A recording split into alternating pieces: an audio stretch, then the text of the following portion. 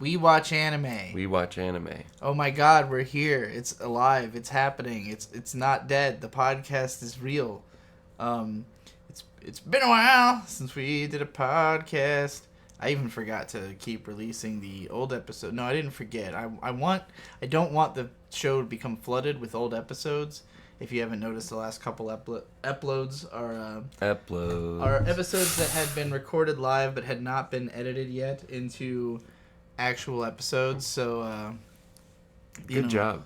We had to I don't want them to be like a bunch of those in a row. So we are back. I wanted to make sure we had real episodes coming out between them. The problem is how long it's taken for us to get to doing a real episodes of this show. But we're here, and we're going to change the format to make this easier. We're just going to go ahead and make it so we don't have this problem anymore. Because most of the issue here is that we keep up with a small handful of current shows along with 7 classics. That is the format of We Watch Anime as of what was last season? Summer? Yeah, we're in the fall season. The summer season, we had 12 episodes. The fall season, we are on our 3rd episode. Fall's almost over. So there will only be 4 fall episodes. And then we're going to change format when we get to the winter. And the way we're going to do it is very simple. And it's going to seem like this is probably obvious. And maybe some of you will say you should have just done this in the first place. We're going to split it between classics and current shows into 2 different shows. And the reason I didn't do this in the first place is that I figured, like Jujutsu Kaisen, or before when we were covering Mushoku Tensei, or whatever popular anime Frieren this season is, like, that's what people are going to click on the show to hear about. And then we're going to kind of trick them, hopefully, into listening to us talk about all these classics.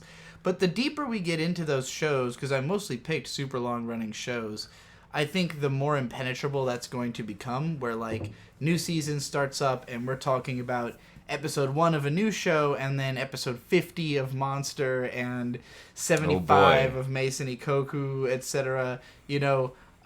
So for that reason, I figured this might not work out long term the way I was first hoping. And also, we can watch ahead with the classic shows. Like, we could record those in such a way where maybe we just sat down, watched Utena all day, and, like, every episode we recorded our reaction to it. And then, once we had that, or whatever way we decided to do it, if we did, like, the episodes in order over and over again all day or something, we could record ahead, schedule them ahead, and guarantee that the show could come out weekly. I don't know what's going to happen to my brain if I hear that Stare song from Utena over and over again. I do know what'll happen to your brain. You'll never, ever forget the lyrics to that song, or the melody at least. So yeah, we're just going to split it in half, and so the big issue we've had, particularly with the current shows, is the popular shows tend to come out, like, on the weekends. They're clustered around the weekend, and that also tends to be the time when we would most likely be able to record. But it keeps being that we get to the weekend, and there's now 3 new episodes of all the shows we were going to talk about. So first we have to, like, catch up on all the shows, and then I have to get screen caps from, like, an ever-increasing number of shows as we, every time we miss our opportunity. But I'll get more into, like, the systemic reasons for why we've been missing the podcast so much that really necessitate us to do something to fix it, because this is a for-profit show, but it's not making us so much money that it's like a wise investment of our time compared to other things that we can do to make, like, a lot more money. And so we have to walk, like, a very careful balance with this show of, like, yeah, we want to do it not only because it's fun and we like engaging with the audience, but also people literally are paying us. There are people who subscribe for a whole year up front. You know, I don't want those people to feel like they're getting gypped. Bonus episodes have been horribly late for months now, especially the manga podcast. So, you know, it comes down to any one of these things takes a lot of time on its own, and I built this podcast idealistically out of it being our full-time job. That, like, and granted, I also planned around us doing way more of it than we ever have done. Like, it was built that we could increase the amount of the podcast we were doing if it was so successful that it seemed like we should just go all in and do nothing but the podcast. But when we started this, we were totally broke. We had no money. We were living, you know, we still, our permanent address is Riley and Mint's house, but we were living in their house and essentially off of their good grace, you know, just living off of Mint's money, basically, and trying to help them out, but not really feeling like we were contributing much to helping them make any money. You know, Mint and Riley pretty much had it figured out, and we didn't really have much to offer. So I started trying to figure out, like, what can I do besides the career I've built before that might be interesting. And I did some more personal projects. I worked on Birds channels, Picnic Adventure and Bird Friends Play. We had a whole bunch of videos that we released towards the end of last year. But basically, when work started picking up at the job that you had been doing and I joined it, it became that that was like the only way we were going to make money to be able to spend, to go out and do things and have fun and, like, you know, not just be sitting around at home in Corbin, Kentucky, which is the middle of nowhere in the mountains. So, you know, we started doing this job, but the job initially was like, you'll get a ton of work for a week and a half and then nothing for months at a time. And I was like, well, what are we going to do during those months at a time? You know, this job doesn't seem sustainable long term. So we started building this podcast basically as a thing we would jump off from the job to go do. Like, and we had a 4-month tour that was supposedly all the work we knew we were going to get, like, for the rest of the year, as far as we knew. There could be nothing after that. It could have been the 4 months that we spent doing this podcast during the pretty much the whole summer season was just us traveling around the country. Most of the spring season and summer season, we've been traveling the country, and it just turned out that we did our job well enough that they kept giving us better work and more work, and so we started making even more money and traveling even more often and finding even less time for the podcast, and that's pretty much been the story for this whole season. It's been, you know, the Laden Gay era. It's always been the Laden Gay era, but this has been the incredibly Laden Gay era.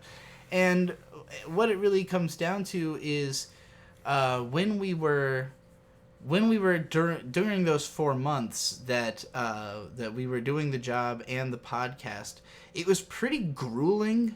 Like, we talked about this a bit, but it was like a pretty difficult period of life. I was having, like, reaching my emotional wit's end pretty regularly, you know, because we were just traveling so much, trying to fit so much into our schedule. But because we had such consistent work, we were also staying in hotels all the time, every weekend, so we always had internet access. We were always able to get online and do the podcast, and we didn't have any money to go do fun things in camp and all that stuff that we love doing.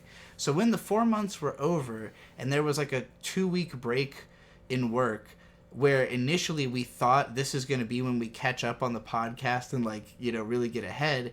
Instead, that was when we really decompressed and got to do fun things because we had money and we had time, and we went to all these national parks. We did a ton of camping. We went and hung out with friends.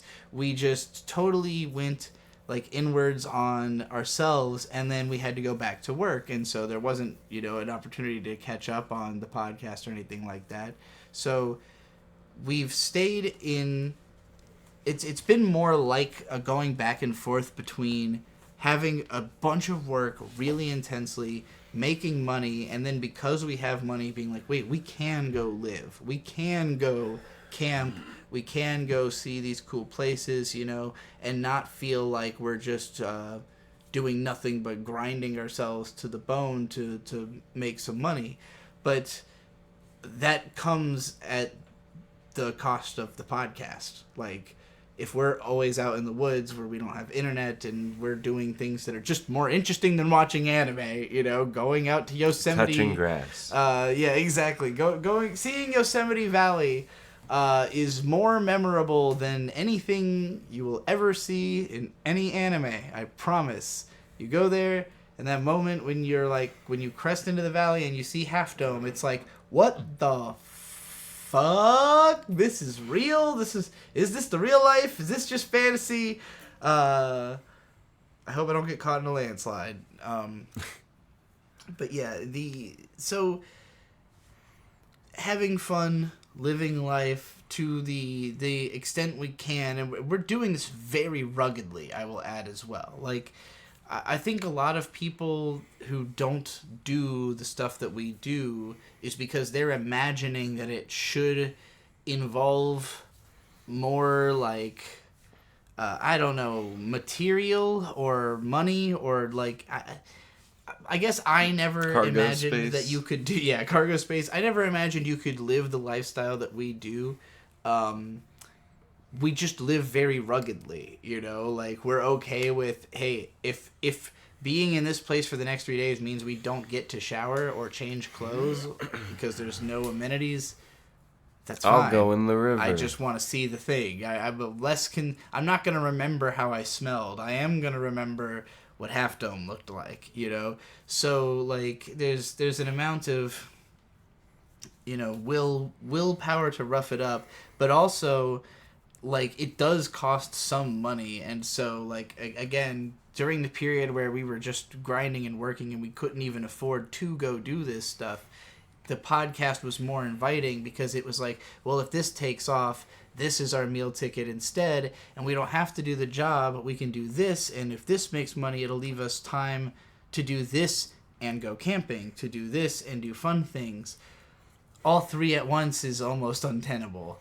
And you know, so again, I don't want this to continue being a show where people can't predict when it's ever going to come out, where it's weeks and weeks pass by, and I keep telling the Discord, probably it's gonna today, be tonight. It's gonna be today. Yeah, it's gonna be and tomorrow. then Bird goes, I'm hungry, and then we go out and we eat, and then Bird passes out, and then that's the end of the day, and there's Speaking no of which, podcast. I'm hungry. Yeah. Well, I am too, but you said we would eat 2 hours into this podcast, so... What if that's all it gets? So, yeah, basically what I'm trying to say is that, you know, life is in the way of the podcast for us, and I would be more inclined to get it out of the way if it wasn't for the fact that the experience is just more valuable. Like, going out and getting... I don't know how much of my life I will ever get to spend in California. You know, like, we've been here for the last couple of weeks, and we've gone to all these incredible places. Well, we were in Oregon before, but we visited... I don't know where we were when we recorded the fucking Attack on Titan podcast, or even if we did. I don't think we really did a Bird and Bee section on that one. But That was in the car, right? It was, but I don't remember where. I know that we spent time in Death Valley, in between... I think Death Valley was before the last podcast. Well, that was where I had to spend all fucking day uploading the last podcast. Yeah, because we were in a... I don't know if we recorded it there, but we were in the bar there, and I spent like 6... This actually is specifically what broke me towards trying to get the podcast up on time, is that I really wanted it to come out that Sunday so that I could release the next, older episode in a timely fashion. None of this ended up mattering because this episode has taken so long to come out. So, like, the schedule I was trying to instigate fell apart. But it fell apart largely because the Wi-Fi in this this bar in Death Valley, while existent, was not very good. And even after like handbraking the file and getting it down small, it still took. It lost like 30 minutes, didn't it? Was that with this upload too? Yeah. Was that okay? God damn, yeah, you're right. So yeah, what ended up happening?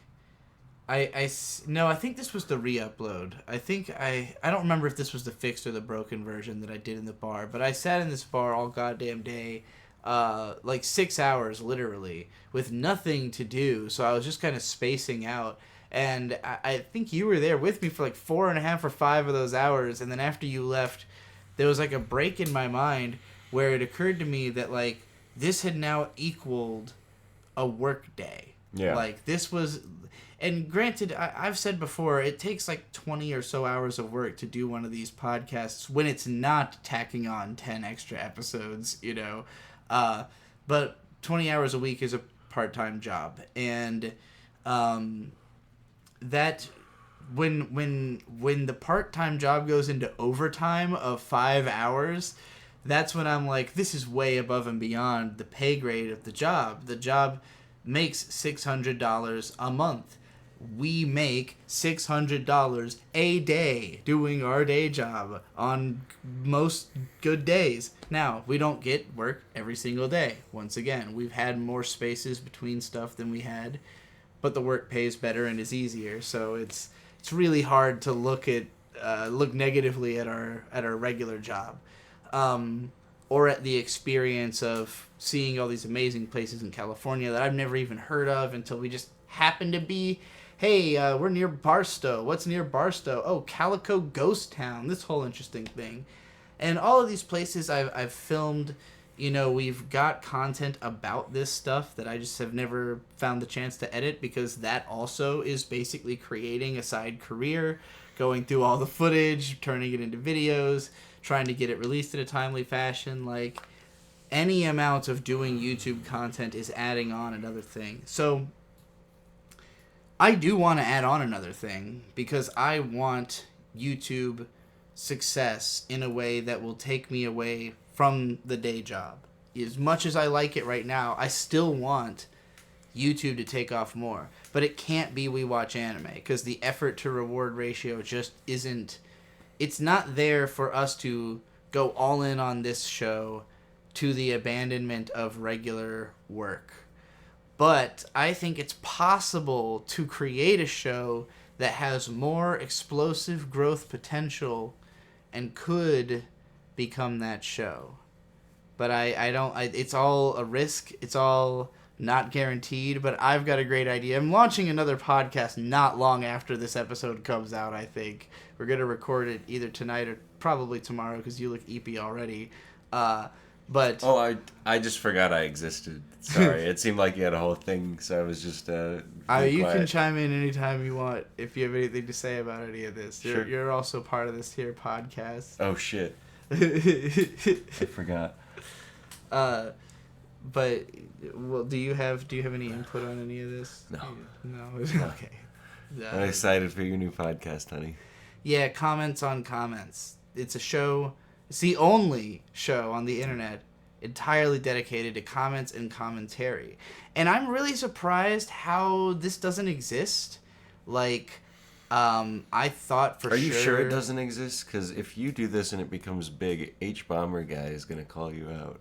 For plagiarism? Like, did you double check? Did you cite your sources? I'm going to be talking about the H-Bomber guy video in comments on comments.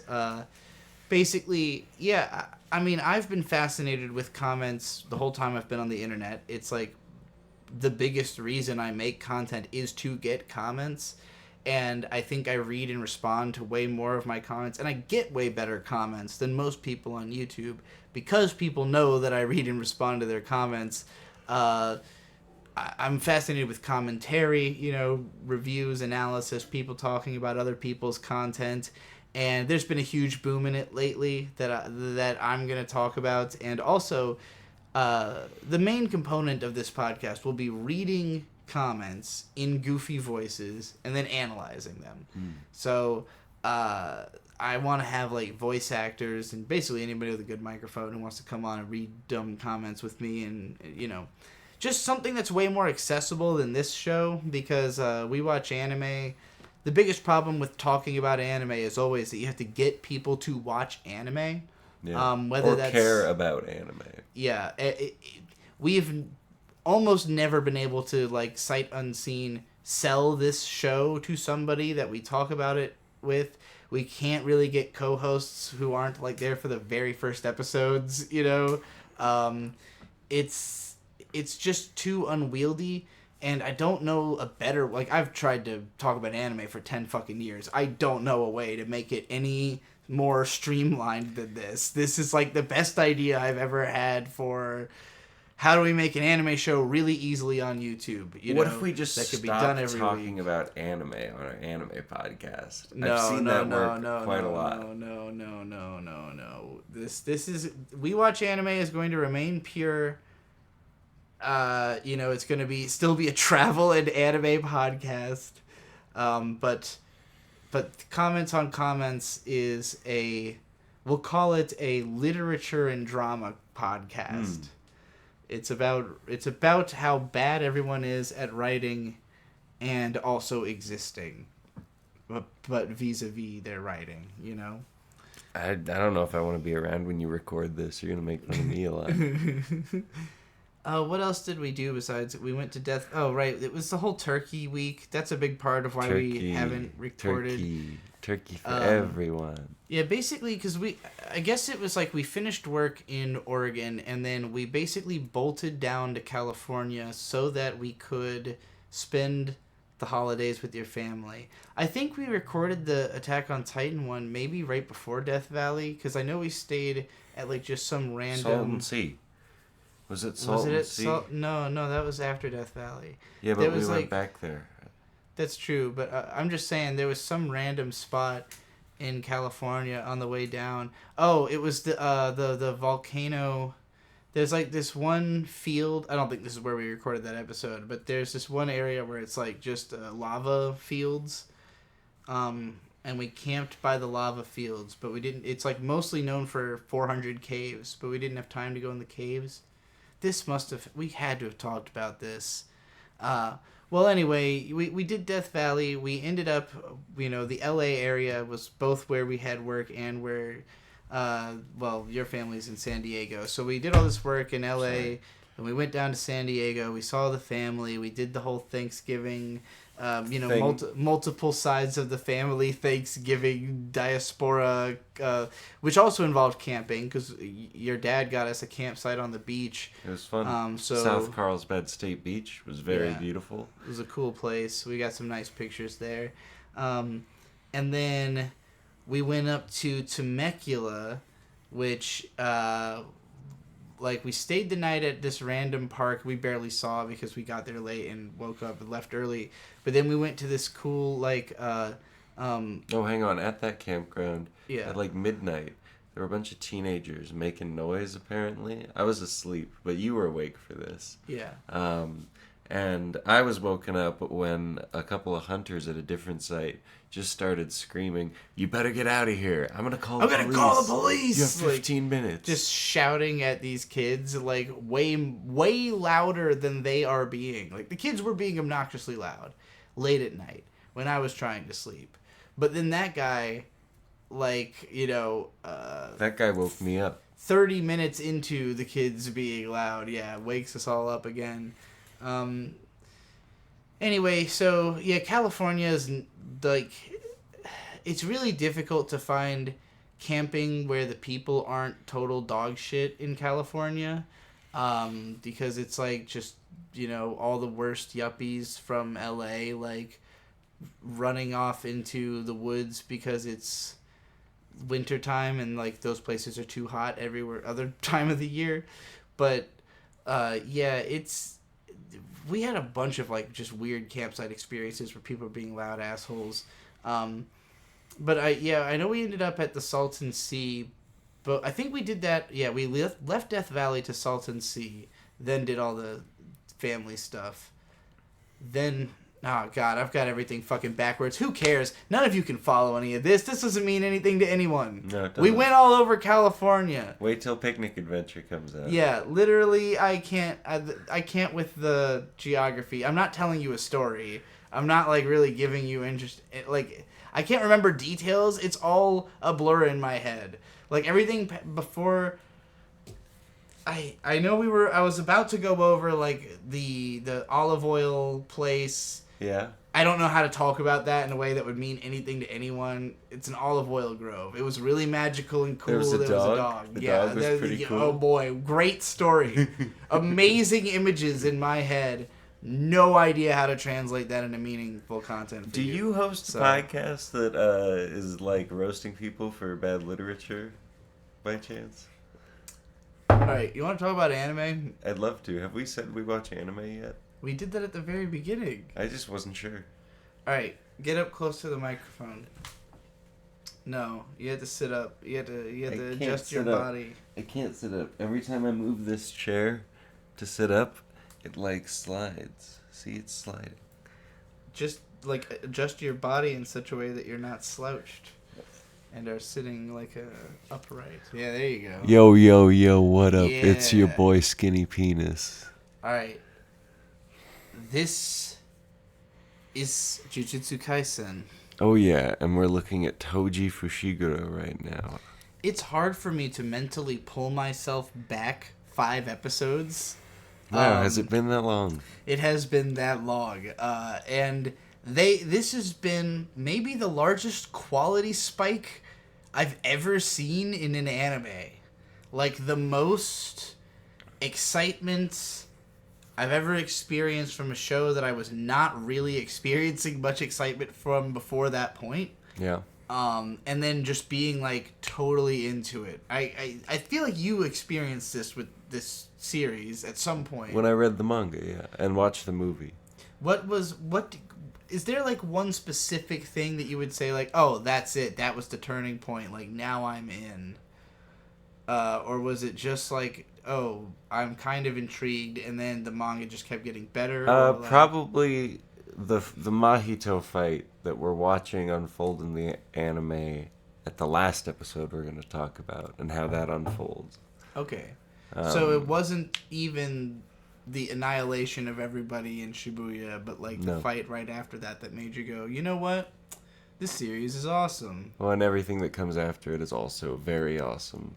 Okay, so it's we're just in the tunnel now, like we're in the awesome series now. It's nothing but sickness from here on out is what you're trying. We're down with the sickness, basically. Yes, get up, get down, come on. I don't know. Get up, come on, get down with the sickness. I don't know what the lyrics I can see inside you. The sickness is rising. Don't try to deny what you feel when you give in to me.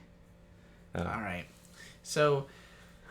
Yeah, this shit gets fucking crazy, and, like, I don't know, Jujutsu Kaisen Season 1, what I watched of it, I remember when we got to the tuning exam arc. Yeah. That was when I was like, oh, this is starting to get entertaining. You know, there was a lot of cool fights. And I remember that what I liked about that so much was that it just became, like, fight after fight after fight for episodes on end. And this is what we're now in a period where I want to say it's probably been like 9 episodes where almost all that's happened is people fighting. And Jujutsu Kaisen is a show with a lot of rules, a lot of deliberation put into why things are happening that I've always struggled to follow or care about.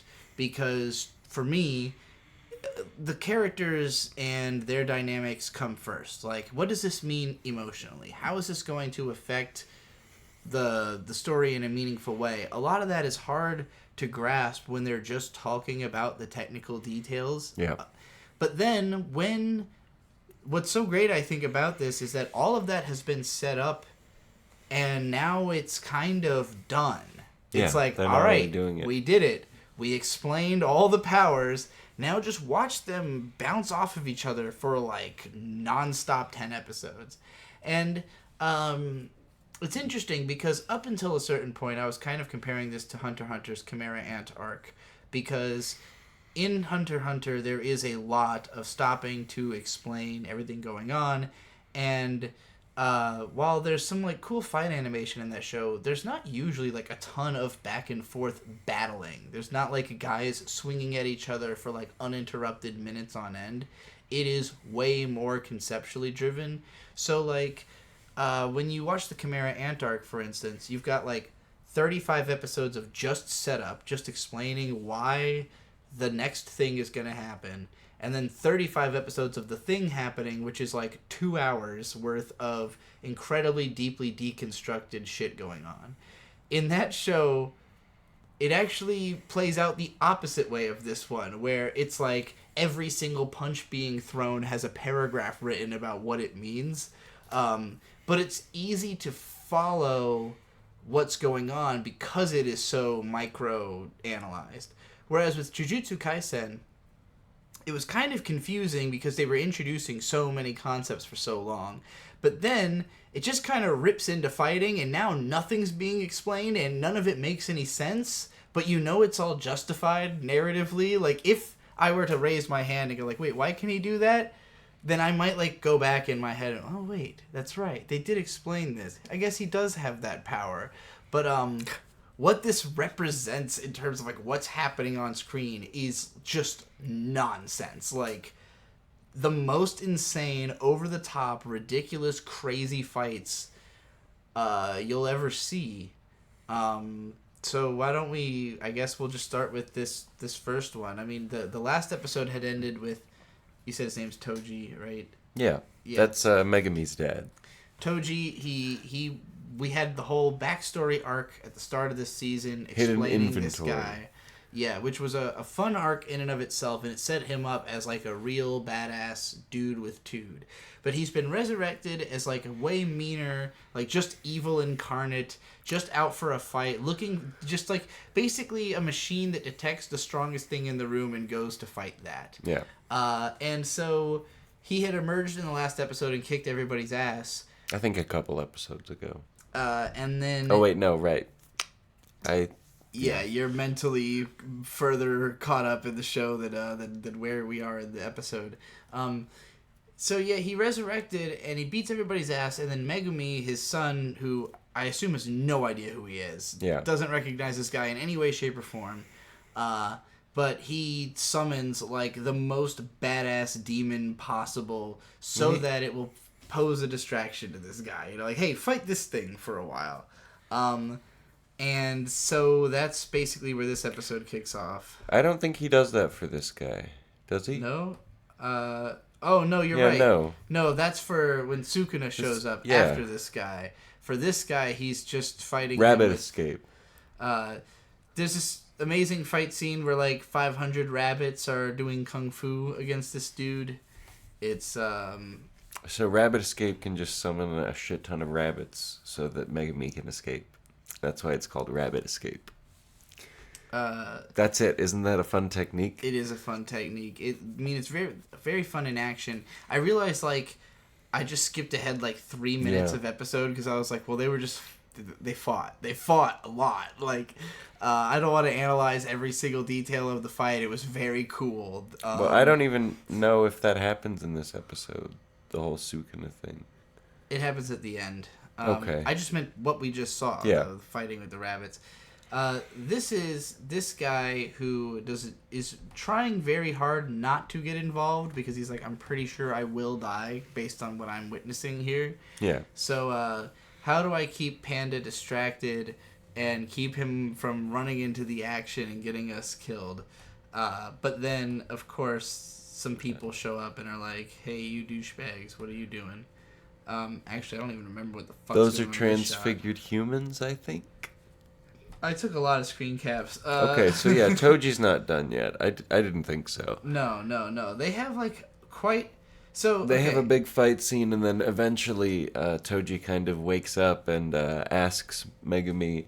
I think Megumi says his name is Fushiguro. And Toji goes, yes, he has a flashback. You're not Zenin? And then he kills himself. Hey, there it is. It's really interesting because, again, Toji was just introduced as, like, the most bad of guy possible. Like, that's all we've really known of him so far. I think he's the coolest of guys. So we learn here, when he hears his son's last name, that he got into the business of, like, I guess, you know, whatever he was doing specifically. He was a sorcerer killer. He got into that business because he was trying to make money to send back to his son or something like that. Or he sent his son off to school and he was like, he'll be able to take care of him better than... Nope. What the fuck was the story with his son? You seem to remember. Just say it instead of telling me no. So, basically, Megumi was a kid. I believe he was just immediately handed off to Gojo. And... then eventually... And he was like, they'll do better than I would, so it's all good. Something like that, I don't remember. But then eventually... Oh, right. That's what it is. So Gojo killed this guy initially. And watched this 5 weeks ago. Yeah. Gojo killed Toji originally, and Toji's last words were like, hey, I got a son, take care of him. But before that, I do believe that Toji had sold Megumi to... fucking Zenins for a lot of money, and then that's how he was just living and chilling. Yeah, I just remember that the sentimental thought behind the scene was like, oh shit, he did care about his son, and so upon realizing that he has awakened in some way, he just brains himself. He's like, proud of you, son. Bam. And Megumi's just like, what the fuck was that? And I really like that this basically, what I think is cool about this scene is that it offers an emotional resolution to the audience, but not to any characters. No, Megumi doesn't know that's his dad. Yeah, this means nothing to Megumi. Toji literally was like what he was trying to do in the backstory arc was meaningful. But him showing up right now, he's just a mindless machine who basically just fucks up this... just tips the scales against the good guys a little bit farther. Like, hey, your situation was already difficult. Now it's a little bit more difficult. But because he ends up killing himself, it's not nearly as big of a deal as it could have been. Megumi's existence prevented much worse catastrophe, and so it kind of feels like a footnote to the overall story, but emotionally it gives closure to who the fuck this guy was. And it also kind of leaves Megumi with this lingering mystery of like, well, will he ever understand what this was about? So, yeah, I thought this was cool. It added some depth to both of these characters while still being like a badass, weird, trippy, and horrifying and graphic scene, which, like, this show has... I mean, I think we're already past in the last episode where the girls got diced to pieces. Cubed. Yeah, I believe we talked about that. And from that moment on, I feel like we really crossed a threshold into, like, no, this is actually scary. Like, I know I talked about in the first season thinking that the show had, like, horror elements, but it felt so much more tonally disconnected because, you know, it'll try to be funny in the middle of a scene, and then, like, the tone kind of floated all over the place. This season has done a way better job of keeping the comedy to flashbacks of, like... we're remembering when we had a good time together. Because one of us is dead. Yeah, and that's not us now. Like, and so you have that contrast. Like, I think that contrast is always what the author wanted. He's like, he wants you to connect with these characters and think that they're like real people that you can kind of hang out with and understand what it's like to spend time with them. But, you know... he wants all this real shit to happen in the story, and I just think the presentation was very clumsy in the first season. But now it's evening out, even in the first half of this season. Actually, I remember complaining about the tone shifts in the first arc. So, like in this one, it just feels so much more well realized. The scenes feel very separated, you know. Even the scene with the detective coat guy who was like, I gotta lay low, like, that was a funny scene. Yeah, because Panda's just searching around. Yeah. He's actually doing a good job. But it's funny in a way that's also, like, relatable, and it doesn't feel it doesn't feel wrong in the situation. Like, yeah, there would be a guy who's afraid and, like, trying to figure out how to get out of it, you know? Like, the comedy is in that this guy is petty, not that in, like, what's happening is unusual or, like, goofy. So, yeah, I guess I would just say the whole tone has improved a lot, but mostly in that it's really figured out how to be legitimately horrifying. Like, legitimately makes you go like, oh my god, like I wouldn't. Can we wanna stop experience looking it. at When They Cry? Yeah. Oh yeah, here's a flashback. See, like this isn't even a funny like or happy flashback, but These like are just the people that Geto were with. I think it's all of them together. Being recruited by Pseudo Geto, probably. I think this show does an interesting job as well of communicating how someone affected the present, even if they're not around anymore. Like, these two girls are dead. We watched them get diced apart. This is like a flashback to establish like what these characters were doing before the other two, you know, ended up wherever they are now. But it's kind of reminding us that like just because those two girls are dead doesn't mean like whatever they were doing is not relevant at all anymore, you know? Like we're still showing them because they're not out of the story. And you know, I feel like with a lot of anime, like a character dies and like they're just kind of gone, you know, unless there's like a sappy moment where they're flashing back to something that already happened in the show. But yeah, this show it likes to play around with its dead a lot.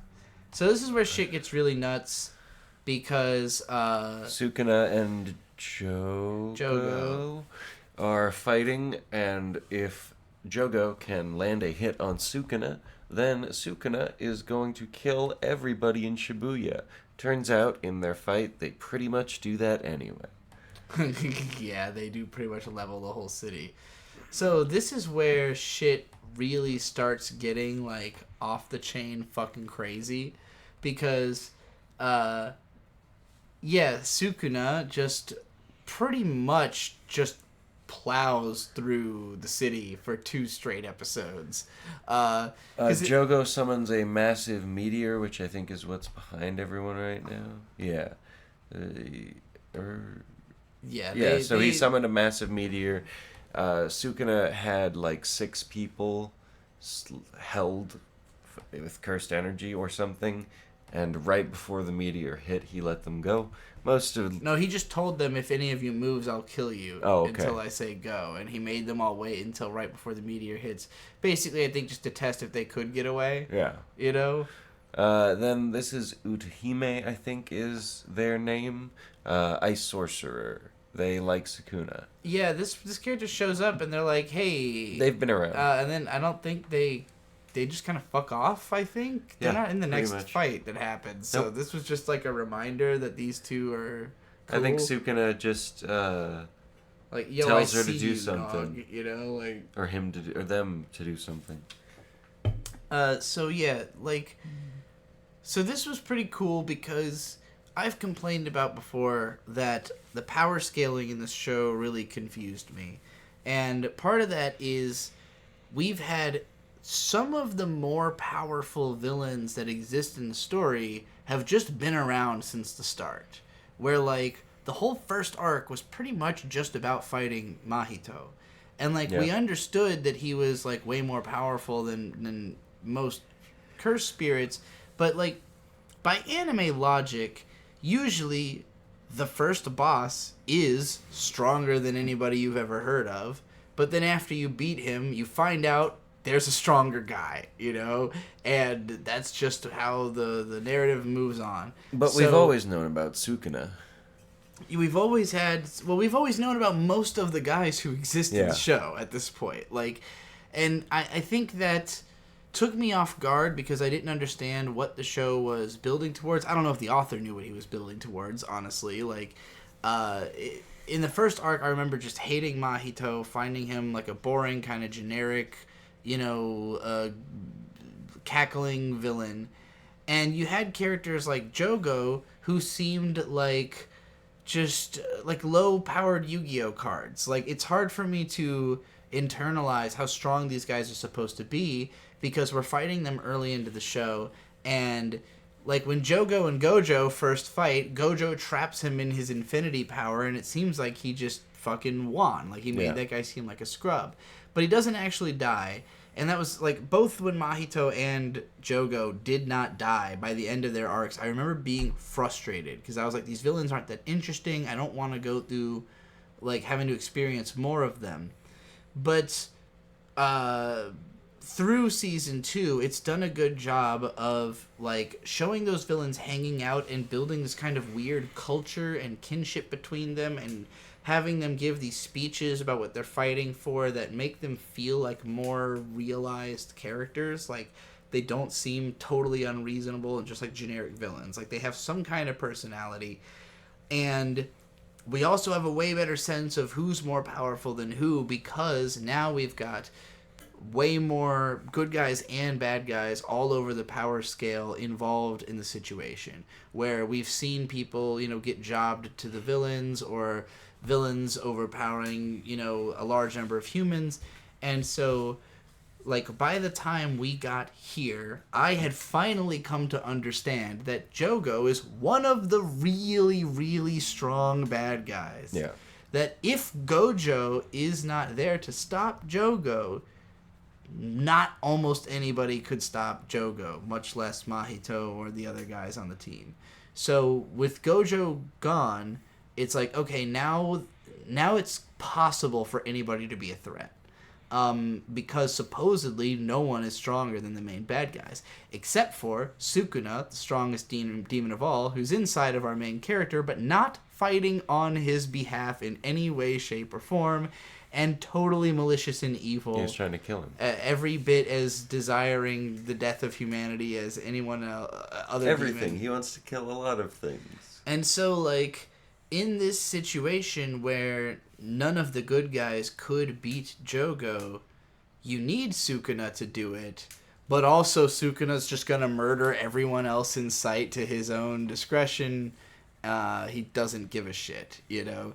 So, yeah, this leads us into, we'll dive right into the next episode.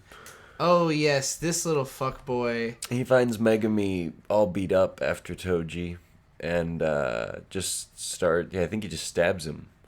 And then Megami says, I'm going to use my big-ass 9-treasure, 8-handled sword, Divine General Mahorga. Yeah. Megami's like, oh, you killed me? Well, don't worry. I will kill you, too. I love using my own death to, you know, summon big monsters. So he summons the biggest fucking monster he can think of. I love that shot where he's standing there with his arms like that. Yeah, this one. Look at that. Badass. This is like a very 90s looking. There's a whole thing explaining Megami's cool technique as well. So, yeah. Bitch boy, look at this fucking thug. Yeah, it's pretty crazy. It looks way cooler than it did in the comics. So, yeah, Sukuna and this thing just start fucking coming to blows. And they just destroy everything, all of Shibuya. And like, I don't know if you can tell through the screen caps I'm showing, there's no way to describe the fight. It's madness. It's just all these weird visuals and trippy crazy shit going on. Mahorga, I think it's called, the beast that Megami summoned, can adapt to anything. Sukuna is just trying to kill it before it can adapt to him, to save Megami's life, because he needs Megami for something. So Makora, I guess they are. So yeah, they throw hands for a long time. I believe Sukuna wins, or something, right? Sukuna wins. It. I think he kills this guy, right? I really hope he kills this guy. Yeah, but we're not at that yet. Oh. That was me going too far ahead and then going back. So let's focus on... Did Sukuna win? Did he beat that big demon thing? Yeah, Sukuna won. He just, he kept hitting it until he understood it, and then also hit a bunch of buildings and people. So this Mob Psycho is the only anime I've ever seen that has like a similar animation thing going on, where like there's these parts, especially in season 2, I haven't seen season 3 yet, where like Mob using his powers is always represented in all these like abstract, crazy shapes and visuals. There's one where he's like destroying a fictional town or something like, or like a delusion town, and it's just like a couple minutes of destruction. This is 10 minutes of It's a lot of destruction. It's great. It's a lot of fun. It's just fucking like mind-numbing, desensitizing insanity. I bet Sukuna could kill Godzilla. You can't really tell what's going on a lot of the time because the powers are deliberately incomprehensible, but they all look awesome. It's just like crazy lights and weird metaphysical looking shit. Birds knocking beers over. It was an empty beer. So, yeah, it was a trip. It was really cool. It reminded me of Akira, the ending of Akira, or in the manga volume 3, where there's like 30 straight pages of just Tokyo getting destroyed. This was the equivalent of like 30 or 40, I don't know, this must have been at least a chapter of just destruction, right? In the manga, like maybe like even that. several. Maybe 2. Yeah, it was madness, and I was like, this is Shonen Jump manga. Like, now granted, like, I've made the case, I have this video called Is There Meaning in Subverting Shonen Tropes, where I basically argue that, like, people always talk about how dark or how serious this or that show gets, how violent, and, like, there's just so many examples going back to the 80s of, like, hyper-violent shonen manga. JoJo's Bizarre Adventure and Fist of the North Star probably being, like, the best examples of, like, consistently hyper-violent manga. I don't even know if those are as violent as Jujutsu Kaisen has gotten. And it's also a difference of presentation where, like, those series you had all these, like, big buff action dudes, like, beating each other senseless and blowing each other's heads up. In Jujutsu Kaisen, it'll be, like, 2 regular teenage girls, like, getting diced into cubes. You know, it's much more Final Destination in that way. Like, it feels more like teen horror, or, you know, M-rated teen horror, if you will. Sure. It's also team horror. There's a lot of team horror, yeah. So I like that aspect of it, and just like from the perspective of knowing that the main character of this show, he's always just kind of been a generic do-gooder. Like, he just literally doesn't want to cause harm to others. He wants His to grandpa save people. died and told him to live a good life. Yeah. And so he's trying to do that. So him having Sukuna inside of him, it never really intrigued me until now, because it's just like, okay, whatever. He's got this ultimate evil in him. It really reminded me a lot of Natsume Yujincho. You remember that show with the book of names, the kid whose grandma? Yeah. And he's got the cat demon that's like, I'm gonna eat you one day and take that goddamn book of names. And like, I was expecting this show to have more like that type of relationship where Sukuna was gonna like come around to him and they would become buddies. I don't think Sukuna's ever gonna be a good guy in any way, shape, or form. He literally nuked Shibuya. Like, there's no forgiveness. He's not like a funny villain. He's just evil. He's just like a really scary, really cruel, really bad guy. And you really have like 3 episodes to sink it in. Where like first he dices those girls to pieces, and that's pretty fucked up. And he's just toying with people's lives the whole time. That's the other thing. He always finds a way to fuck with somebody in the process of murdering everyone. So he's just sadistic and cruel. At this part, he kind of fucks with this guy. Yeah, he cuts his face in half. Also gross, cool, very Ichi the Killer.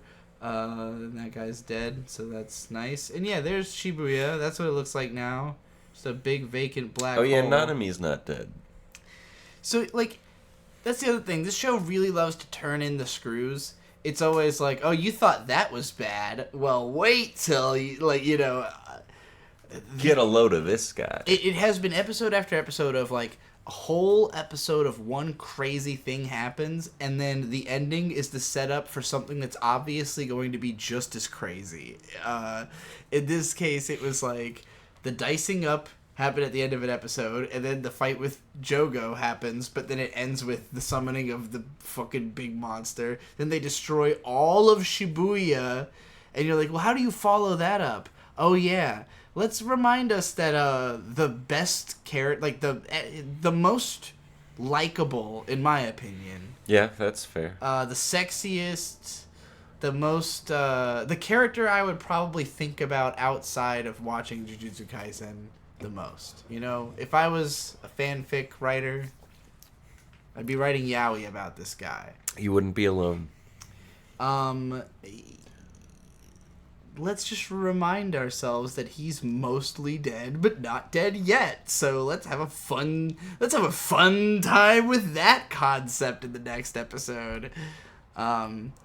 Yeah, so I thought this episode was really well done. Really artsy gimmick that they pulled off pretty well. Nanami is just hallucinating that he's dancing on a beach or something, and he's really killing a bunch of transfigured humans. It's a solid, 8 minutes of him in two worlds, because all this guy wanted to do was retire, and he had retired, he was done with this life, but he felt like he needed to do something, he needed to make some kind of contribution, so he put himself back in the line of work, and, knowing he's going to die at this point, he's just, simultaneously on autopilot doing, the most amazing jujutsu work, while also just mentally not there, mentally in a better place. He's in heaven. Heaven's not real. He made it for himself in these last moments.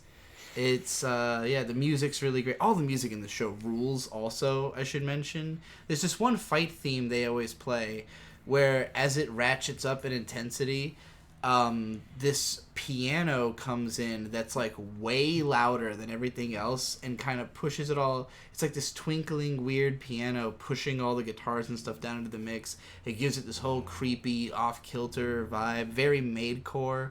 Love that song. But yeah, all the music's great. And then, of course, right after he murders everyone in the room, Mahito touches him, and we know that if Mahito touches you... You explode or something. He'll balloon your ass. He'll psychopath obliterator you.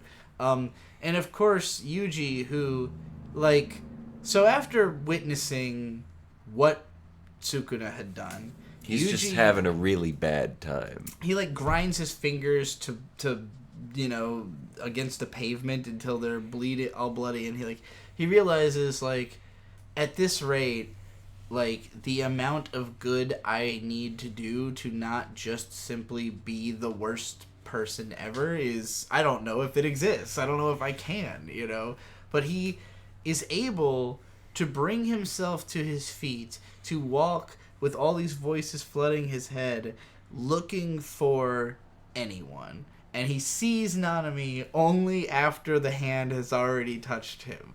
So he knows Nanami's about to die. And Nanami knows he's about to die. And he's trying to think, what do I need to do in this last moment? And he just tells Yuji, hey, man, it's up to you. And then he explodes like a fucking balloon. And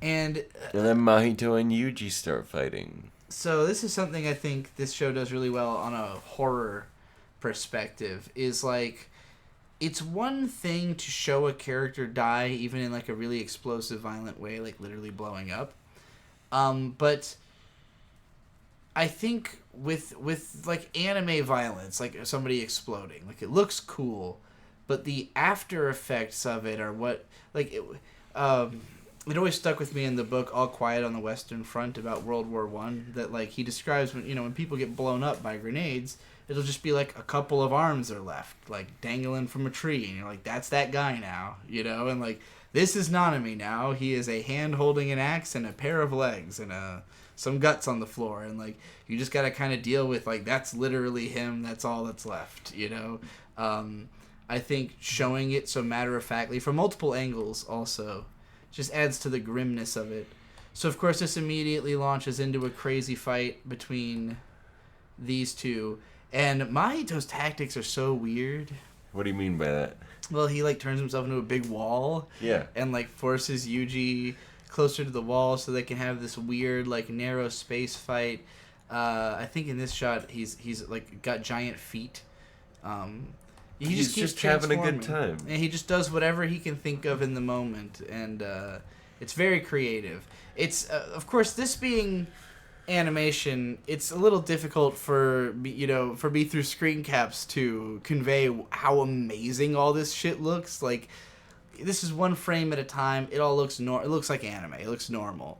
If you saw what it looks like in motion, you're just like, what in the fuck? Like, how did they do this? How did they put this much animation into a show? I know how. They murdered the animators. There's a lot of drama around the production of this show that's come out from other YouTube channels.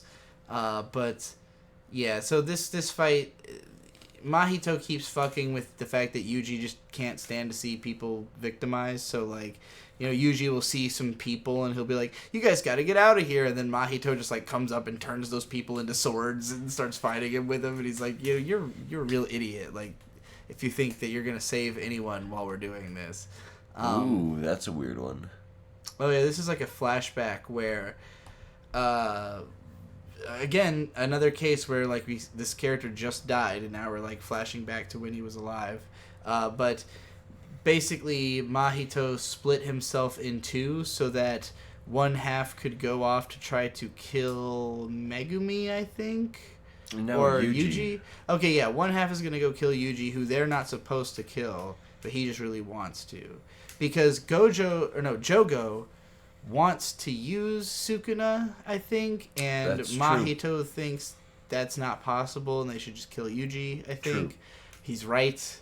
They should have just killed Yuji. It would have made things a lot easier for everybody. But Mahito only cares so much because he is naturally weak to Yuji's powers.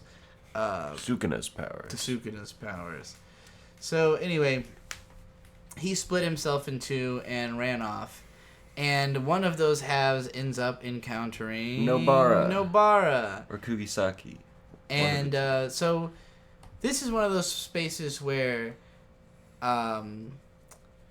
Nobara is a difficult character because I don't feel like we've had a scene that would make her feel like she was anywhere near competitive with a lot of the stronger guys. Yeah. But this scene does a good job of establishing that it just her happens. Her ability is very good against Mahito. Yes, Mahito is specifically weak to her, so it's a type advantage situation. Regardless the power level difference, he's just naturally not adept to fight her, and also doesn't really understand her technique because it's a little bit complicated. Involves all these nails and shit. So yeah, Yuji's still fighting Mahito. That continues to be a totally insane battle. Meanwhile, she's fighting Mahito. A totally insane battle. Also totally insane battle. She uses the nails and stuff, and basically injuring the one that she's fighting ends up injuring the one that he's fighting. Yeah, and the one that Nobara is fighting can't touch her and make her explode. Oh, yes. He doesn't have the same ability. But basically, the fight goes on a while, and then it ends up to a point where Mahito touches Nobara, and you're like, shit. The fights meet each other, Mahito switch places, and Mahito number 1, Mahito Prime, touches Nobara, and explodes her eye socket. Well, we don't see that yet. Oh, oops. We just see him touch her, and then we go into a, 10 minute flashback. This is one of those, I was intrigued. I was just watching Half in the Bag earlier, and they were talking about the movie Beau is Afraid. And apparently in that movie, there will be these sequences that are, incredibly long and feel like a whole movie in and of themselves, and then it ends, and then you realize you're, at the start of another whole movie. Sounds very acid trippy. Yeah. This has kind of that feeling of you just saw, you're in the action. You've been in nothing but action for 5.5 episodes straight. Nobara gets touched. You're like, is she gonna die? And then we jump into backstory, and you're like, okay, we gotta learn about her before she dies. But the pacing of this scene is so slow, and it's so disconnected and give the unclear. animators a break. It just was so what is the point of this, and it takes so long to get there that it really is like you got to settle yourself back in. You got to be like, all right, okay, I guess we're doing this now. I guess we're doing the slice of life scene in the middle of the giant fucking Shibuya Annihilation arc. The flashback is basically Kugisaki had a friend growing up that she protected, and it's a lot of screenshots of their life, but basically they both end up in Tokyo, and right as Nobara gets touched, the friend from the flashback is thinking in Tokyo, I hope Kugisaki's doing okay. It wasn't even that friend either. Are you sure? This is so elaborate, and it's explained in such a backwards way because of the presentation of the scene. Because it starts off just her with two other people sitting in a house playing video games, but all the narration is from the other little girl's perspective. Yeah. So it's like her first person perspective narrating her recollection of growing up with Nobara. And so it's like literally someone else's story entirely. Like it feels like you just started reading a book written by someone else. And so she's just kind of telling you the story of what it was like to grow up with Nobara. And at one point, they met this older girl. They were in elementary school, and I think she was in high school or just graduating or something. And they thought she was super cool, so they started hanging out with her all the time. But then she ended up moving away, and Nobara was super heartbroken about it. And then when Nobara got into high school, she moved away, and the girl... It's kind of implied like the girl she lived with might have had feelings for her or something, but you know they really like each other, and she leaves. And then we cut to the woman that they used to hang out with in Tokyo today, remembering Nobara and being like, oh, I wonder if she would still look up to me if she saw me now because I'm just a boring normie, you know. And then we cut to Nobara's got like a hole in her face. So. It was a really weird, like, I think it effectively did what it's trying to do, which is be a backstory for her that, like, this story in and of itself is fine. Where it happens in the show is weird. It is very weird to go from this character, like, we know she's about to die, to let's now dive into the whole fucking... history of her relationship with these two people you've never heard of, who you'd have no idea if they'll be relevant. Do you know, are either of these two going to be relevant? I have no fucking clue. You've read the manga, so this... I don't remember. Okay. I don't really remember those two. I remember when the scene started, you said this didn't even happen in the manga, but... I don't know. That I could just be bullshitting. You cannot remember if the scene, if any of this was in the manga. So Bird can't remember at all. Somebody let us know. It was just very weird. It was a very, very left turn. I know this is kind of what Jujutsu Kaisen is like, but I don't know. I don't know how I feel about it. Again, the story itself is fine. It was just a tonal whiplash, and then we just cut right back to like, yeah, there she is dead. The episode's over. Oh, and then this is the episode we just watched. Yes, right? Now we're on the most recent episode. This one made more sense to me, because like it has been in the style of Jujutsu Kaisen to cut back to the three of them just hanging out at school, like when they were just friends. Yeah. Which now I'm realizing I'm not even sure when this period was, because there was like a large amount of time early in the show where Yuji was like pretending to be dead. And like not and even Gojo and Nanami were training him. Yeah, like he met these two and then like didn't hang out with them for like 12 episodes or something.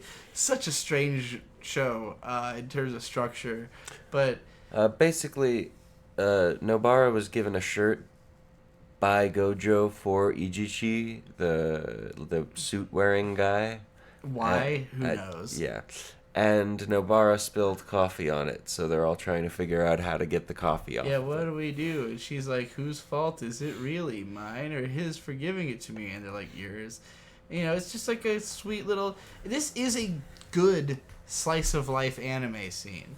He ends up stuffing the shirt in his bra so that, you know, they won't... so that Gojo won't notice. But then it's, of course, obvious he's got tits, so they I think Nobara pulls it out and shows Gojo. And this, I by don't the know. way, also just cuts to her dead on the ground. So now we've had 2 cut away to remind you of something else. So, like, the first one is... like, You're gonna love when something happens about 100 chapters from now. it's just... this one, because it's Yuji reacting to Nobara's death, it makes sense that you cut away to him remembering a good time, or just like showing us a good time they had together that might have flown through his mind when he sees her dying. Was the other one like something she was remembering as she dies? No, because we That cut was a away to that DMT other lady. trip. It was so weird. That would have made so much more sense if they had done the first half of that at the start of the episode. And then when she gets touched on the head, then we cut back to the older lady and her thinking about Nobara, and then we cut to her dead. That would make a lot more sense. It just the pacing would have felt more right. But anyway, yeah, so there she is. She's got a hole in her face. She seems dead. Which, this, like, holy fucking shit, dude. Like, again... it's not that shonen manga has never been dark or crazy or killed a lot of characters before, but I can't remember one that I've ever seen that felt this threatening to its characters. Like, within a very short span of time, we had, that one old dude with the mustache got roasted by Jogo. Now Bito. We got Nanami mostly roasted by Jogo and then finished off. Maki was also roasted by Jogo, but she's alive. Okay, yeah, they haven't shown like what happened to her yet. You've got fucking again, Toji stabbed himself in the head. You have the blonde villain whose face fell off. The main character killed all of Shibuya. Jogo died. Who else was there besides now like one of the main... I mean, I don't know if she's totally going to be dead forever, but she might not be. That comes later. It's just not something you see a lot in shonen manga, that like one of the main characters, like main 3 in the opening theme, dies in such a sudden, like... Yeah, sure, Mahito's like kind of the main villain, but this wasn't like her place to go. And also, we just lost somebody to the same guy, so it's extra shocking in that it's such like a tripling down of like, no, everybody's going. You know what? This really is fucked. And like... Mahito, he's screaming at him, this is war. Like, this is, like, what did you think was going to happen, You don't have time to be a little crybaby. Yeah. Like, this is an ideological struggle we're all putting our lives on the line for. Like, this is what you should be expecting, essentially. And I like this angle as well because, you love war. Oh, I mean drama. Yeah, that'll come up later. One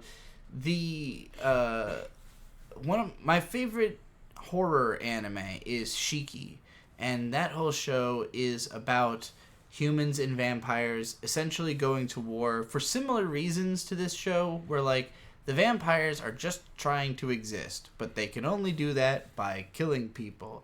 But at the same time, they haven't really tried to have a good relationship with people, like find alternatives or anything. It's just like when the people figure out what's happening, they go to war with them, and it becomes like a genocide, And so the show makes both the people and the vampires feel like fucked up and scary, and I don't think this show quite does that. Like, the good guys still seem like good guys.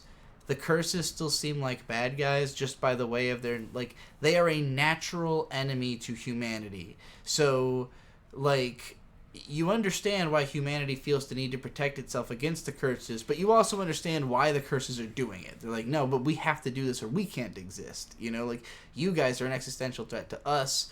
We want our place. And it's just a matter of one side is trying to, gain freedom at someone else's expense, and the other side is trying to protect their freedom from someone else. It's interesting. It is an interesting enough conflict that it feels a little bit deeper, only because so much focus is put on the villains and so much focus is put on like making them sympathetic or even just interesting enough that you'll remember them over some of the heroes who aren't that interesting. But so yeah, so Toto and his brother show up. Toto, is that his? That's just like his. No, that's his brother. That's his real brother. Oh, I thought that guy says he thought Toto was an only child though. The blonde guy? Yeah, the blonde guy hears him say, "We have to go help my brother," and then he says, "Oh, I thought you were an only child." No, I'm pretty sure. I was under the impression Yuji is brother. Like, he calls him brother in English. Oh. I thought Yuji said that the blonde guy was his brother and didn't look or act anything like him. I could be wrong. Well, I don't remember. In any case, yeah, Toto shows up now. Again, I've talked about how this show, we now have a pretty decent sense of power scaling in that, like, because we've just watched Mahito and Yuji basically be evenly matched for, like, an episode and a half. They've just been pounding at each other. But Mahito is getting the upper hand because of the psychological battle he's fighting. We know Toto is stronger than Yuji because he was, like, the stronger guy who just appointed him to be considered a stronger guy, you know? So, in theory, Toto could win this match, or he could just be the 5th straight victim in a row. But how about something in the middle? But he manages to come in and rescue Yuji and really turn the emotional tide of what's going on. Because, again, this has been just horror. It's been like 6 straight episodes of nothing but fucked shit happening for our good guys. Ever since Gojo was captured, it's been hell. So, Yuji, you know, upon finally having someone, like, stronger, reliable around, just breaks down. And it's like, I don't think I can keep doing this. Like, everyone's dying. I've killed so many people. I'm just a monster. I don't know if I can save enough people. And Toto's like, hey, man, we all signed up to do this. As long as any of us are alive, none of us have lost. We all knew we individually could die, but our point is to win the battle, and that's what matters, which I think is a great speech. It makes him, who's already a likable character, makes him even more likable. He is giving, like, the right shonen speech to get the hero back on his feet, you know, fending off the enemy until Yuji's ready to come help, join back into the fray. He's got this crazy ability where when he claps, he switches things. Boogie woogie. So, which is something that fucks with Mahito a lot because he's always trying to keep up this chaotic offensive, but if he literally can't keep up with where you're going, what the hell is he gonna do? So it makes a good counter power, I guess. Even though he's not like naturally able to hurt him. Go back again. No matter how strong of an attack he uses, it won't technically. It was him saying that about Yuji. I got confused. Yeah. So. But anyway, blonde guy has a curse technique that allows wounds to stop bleeding, not get any worse, but any new wounds will still hurt and be bad. Yeah. Then we get a scene with Useless Miwa and Mekamaru being real sad. Yeah, so we've been having this fight go on for a bit, and then we just kind of cut away, I guess, and I don't really know what the necessity of this scene was, because this already happened. Like, Mekamaru died, and then we cut to the blue-haired girl that he liked, and them being, like, sad about how they couldn't have a relationship or whatever. But Mekamaru still has lingered on because he's in the little badge things. So now that he's fully dying, now that he's leaving the badge things, we got to do this again. Yeah. I think sad about him dying. They also just want us to know that Miwa's alive, because a lot of people like Miwa. But, like, this is a gorgeous shot, and I wanted to mention one of the things that I love about this show is even the non-action shots look amazing. Like, it never stops looking awesome. There's some shows, when we get to Dead Mount Deathplay, that one is really chaotic, where, like, some scenes look great, a lot of it looks fucking terrible, you never know why, or what the rhyme or reason is for where they put the effort, or who was assigned what cuts, I guess. Like, it's madness. This show basically never looks shitty. At worst, it looks okay. And, like, there have been fights that don't have crazy animation, but they still have a lot of animation. Sorry, real quick. That blonde guy that Toto had, that is the brother of the blonde girl that was with Nobara, that the hand sword annoying asshole that's face fell off was fighting and torturing. Oh, the one he stabbed. They are both reverse curse technique users, which means they can heal. Yeah, so anyway, this is just like a kind of a really boring, sentimental scene. Looks pretty, I like that, but it went on too long and I didn't really care. Her eyes look goofy. Anyway, they're still fighting, and there's this moment where Toto uses like his Black Flash move, which I guess is like his super special awesome move. And I don't know if the implication is supposed to be that, like... That's, like, the super awesome special move for all of the Jujutsu sorcerers and cursed so it's people. just, like, anybody could potentially learn this. Yeah, Mahito like did it in the last episode also. So, like... But the way they showed this animation-wise, does it always look like this if someone does Black Flash? No, this was a very special Black Flash. I assume what's happening here, based on the visuals, is that he used his clap to teleport himself right in front of Mahito. And that while he's traveling through this, like, pocket dimension where he moves from one space to another, like basically the wormhole he's traveling through. Okay, that's interesting. That, like, while he's in the wormhole, he's doing all the gear up shit for Black Flash, so that as soon as he leaves the wormhole, he uses it, and then that's what it seemed to be implying to me through the visuals, but it looked insane. Not since Gurren Lagann or Space Dandy have I seen such a wild and wacky sequence of a guy, like, flying through space to use a crazy super attack. It was awesome. It looked sick. It didn't do anything because Mahito's not affected by that magic, but... yeah, their sorcery can't hurt his soul, is what it is. But... all of them are so hyped now. They're at 120% of latent potential. That's another thing. Like, I mentioned it already, but this episode is the first one in a while that has felt like a Shonen Jump anime. The whole Chunin exam, maybe it's Toto's presence that really does a lot of it, because he is such a traditional Shonen character. I mean, he looks like a JoJo's character right now. He does. When he's around, he brings this energy to the show that makes it feel more like, I'm watching a fight manga, and, like, everybody's just having a good time and fighting and being, like, badass and over the top.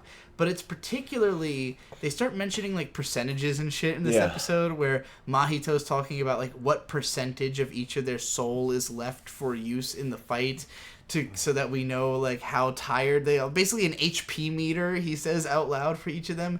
And then we find out they're all drawing 120% of their latent potential. So just like a very autistic way of saying they're all fighting as hard as they could. They're all really getting into it, guys. They're really pumped. But yeah, this was awesome. This was just 5 straight episodes of fucking badass shit happening. I'm, as usual, very much enjoying Jujutsu Kaisen. Jujunko Bunko. You should watch it. Yeah, I gotta say, I've always been a big proponent of dropping anime quickly if it doesn't seem like your thing. And I don't feel any guilt about that, and I don't think anybody should. There's gonna be people who are going to be like, you have to watch Jujutsu Kaisen. You have to. You don't. Nobody has to watch anything. I don't think you even should. I think inevitably, when a show with this much insane fight animation comes out, anybody who cares about fights is going to see these fights, and they're going to watch Jujutsu Kaisen. Like, I would have been sold by this point through Sakuga Mads. Like, back when I was, really, like, trolling the internet for anime content, like, if I see enough GIFs of just the most insane... Now, granted, I might have put it on my to-watch list and never gotten to it. Like, there's an anime called Birdie the Mighty Decode, and I saw the first season, never saw the second one, but I saw these fight scenes that they're kind of like the fights in this show, where it's just like 2 straight minutes of the most insane shit I've ever seen. But eventually I saw like all 3 of the crazy fights in that show, and I knew there was nothing else in it, so why would I watch it? You can't run out of all the crazy fights in this show without watching it. At that point, you're just watching Jujutsu Kaisen. Like, you could fucking just skip through the dialogue scenes and you'll have a quicker time than if you went to YouTube and like tried to individually watch each fight scene. It's mostly fight scenes. So, yeah, I would say that the less dialogue and the more action there is in this show, the better it is for me. But also, like, the heavy-hitting story beats. Yuji is an interesting character now because the demon inside of him killed hundreds of thousands of people, and he has to live with that. Or maybe like tens of thousands of people. Whatever the case is, Tokyo is very dense. And Shibuya is like the most populated part of Tokyo, so I would say probably millions of people. All actually. Right, fine. But yeah, it's crazy. Like, there's not another Shonen Jump character who's got that on their resume. Like, yeah, I murdered a ton of people. Well, there's plenty of Shonen Jump characters that have that on their resume. Like main characters? Yeah, like, Enrico like Pucci, Dio. Oh, heroes. Who did Pucci murder? He reset the entire universe. That's murder. Well, he's the bad guy, though. Yeah. Yeah, no, I'm talking about the good guy. How many shonen heroes, like... Naruto. Sure, he didn't really do it of his own volition. Well, yeah, I guess Naruto as a child, as like a baby. But that's like the whole point of the show, is like, oh no, everybody hates me because of something I had no control over. And like, no, Yuji hates himself over something he had no control over because... I mean, he could kill himself, but I don't know if that would help. I don't know if Sukuna, like, comes out if he dies or something. No, he could just kill himself, probably. So yeah, like, that's the moral conundrum he has to deal with now, is like, how do I do enough good to justify not having killed myself because of the, horrible demon that's inside of me? And the answer is, like, the good guys are still telling me they need me, Otherwise, I would probably kill myself, so... So I'll kill Mahito. Woohoo. Yeah. Yeah, it's been good. It's been very good. I like it now. Oh yeah. This wasn't the end. They're still fighting, but then there's like the next episode preview. Hey, is that Monster? Yeah, we're gonna talk about a way less good anime now, and I know this is gonna be a controversial statement because, like, Monster's one of the most beloved and respected anime of all time, and Jujutsu Kaisen is seen by many people as like flavor of the week. Oh, it's the big shonen. Oh, whatever. It's trash. No, it's very it's good. A lot better than Monster. I'm glad you've come around to the dark side. It's because I like anime that has something interesting going on. I don't need it to be like amazing. I don't need it to be like the tightest woven story or anything like that. And Monster I would put into a similar category to Jujutsu Kaisen. It's just way less good. It's way less fun to watch or interesting. Now, granted, we're not as far in. Jujutsu Kaisen's like 30-something episodes. It's really had time to like stew and figure shit out. And, Monster, we're still relatively early. We're like 16, something like that episodes in. I don't even remember. That's not enough episodes. But this episode is stupid. Like, this show is... What happens here? It's just stupid. Is this when the rat boy, Rat Man, and Dieter team up? It's just... This has become so, like, television, and it's... Maybe I wouldn't feel as harsh on it if the fans of this show didn't talk about it the way they do, where, like, especially when we were being critical of it early on, and people were saying, like, oh, this show's like a novel, while Steins Gate is like a garbage or whatever, and I just don't know where it's coming from. Like, what about this show do people think is so, like, artful or, like, I don't know, above, like elevated. What elevates this? Because to me, it's like as cheesy, as ridiculous, as like. Well, you see, the bad guy, he's like really bad. He's like so bad. I mean, evil. they're all really bad. Nothing Johan has done is anywhere in the realm of being as shocking as what Sukuna did in that last episode. And I really think... So I would say like Johan is Sukuna, but with less power.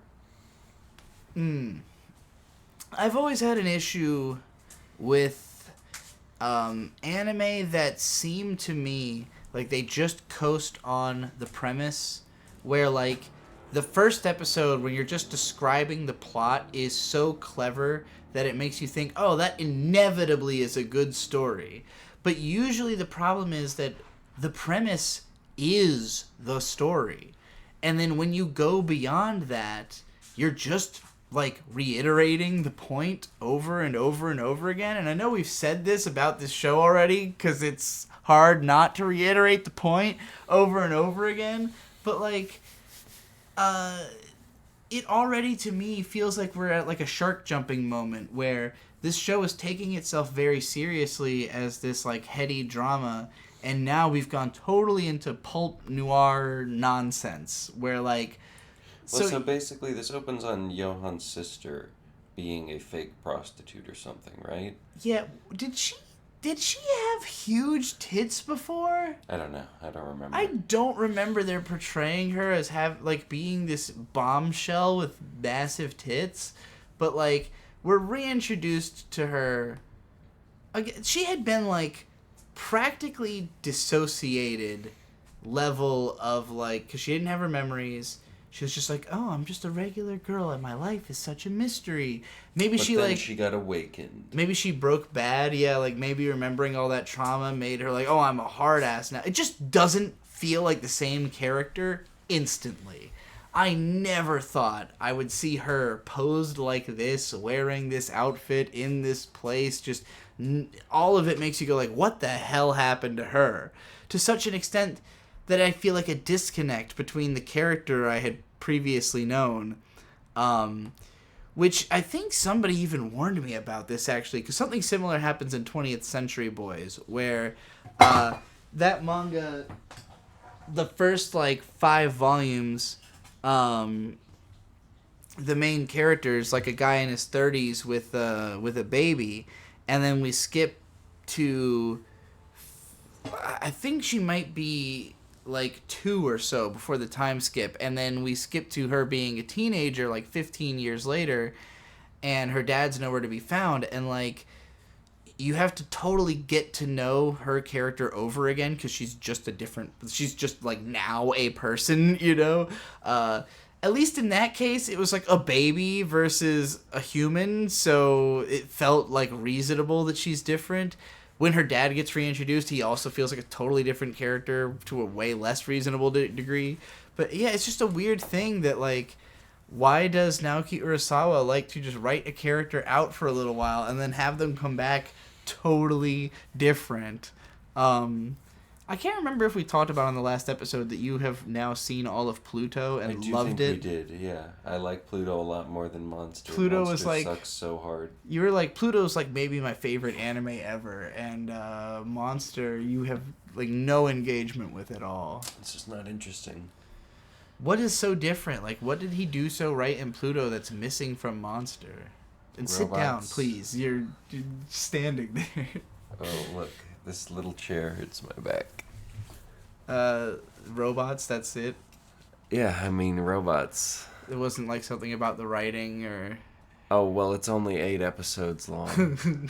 They're like an hour long each. Yeah, but it's all interesting. So it's like 24 episodes long. The perspective shifts a lot through all of the different that probably helps people going on, so that the grand situation makes a lot more sense. I mean, this show has started switching perspectives now, but the problem is that none of the characters are interesting enough to, like, carry the show. Like, when we start following, again, new version of an old character, so she immediately, I don't care. I'm like, okay, what's her deal? What's she doing? Like, why? I don't care about her because she's not a character. And then, yeah, this... I don't know if we missed something in the last episode or forgot or no, what I think the logic... this just shows up in Why this episode. did Dieter run into the Rat Man? Why did this happen?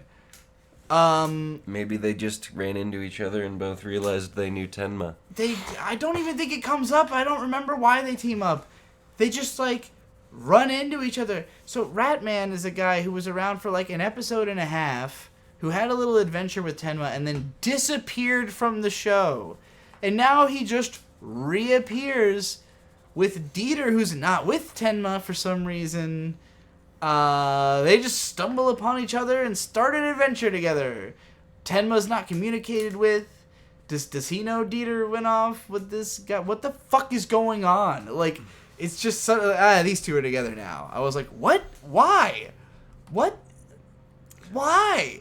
So this this man is a police addict. officer or an ex-police officer who is a heroin addict that Tenma sets up. Some kind of... This man's a junkie. And I don't know if you've ever seen a junkie before. Does this man look like a junkie to you? He looks like he might have just committed murder.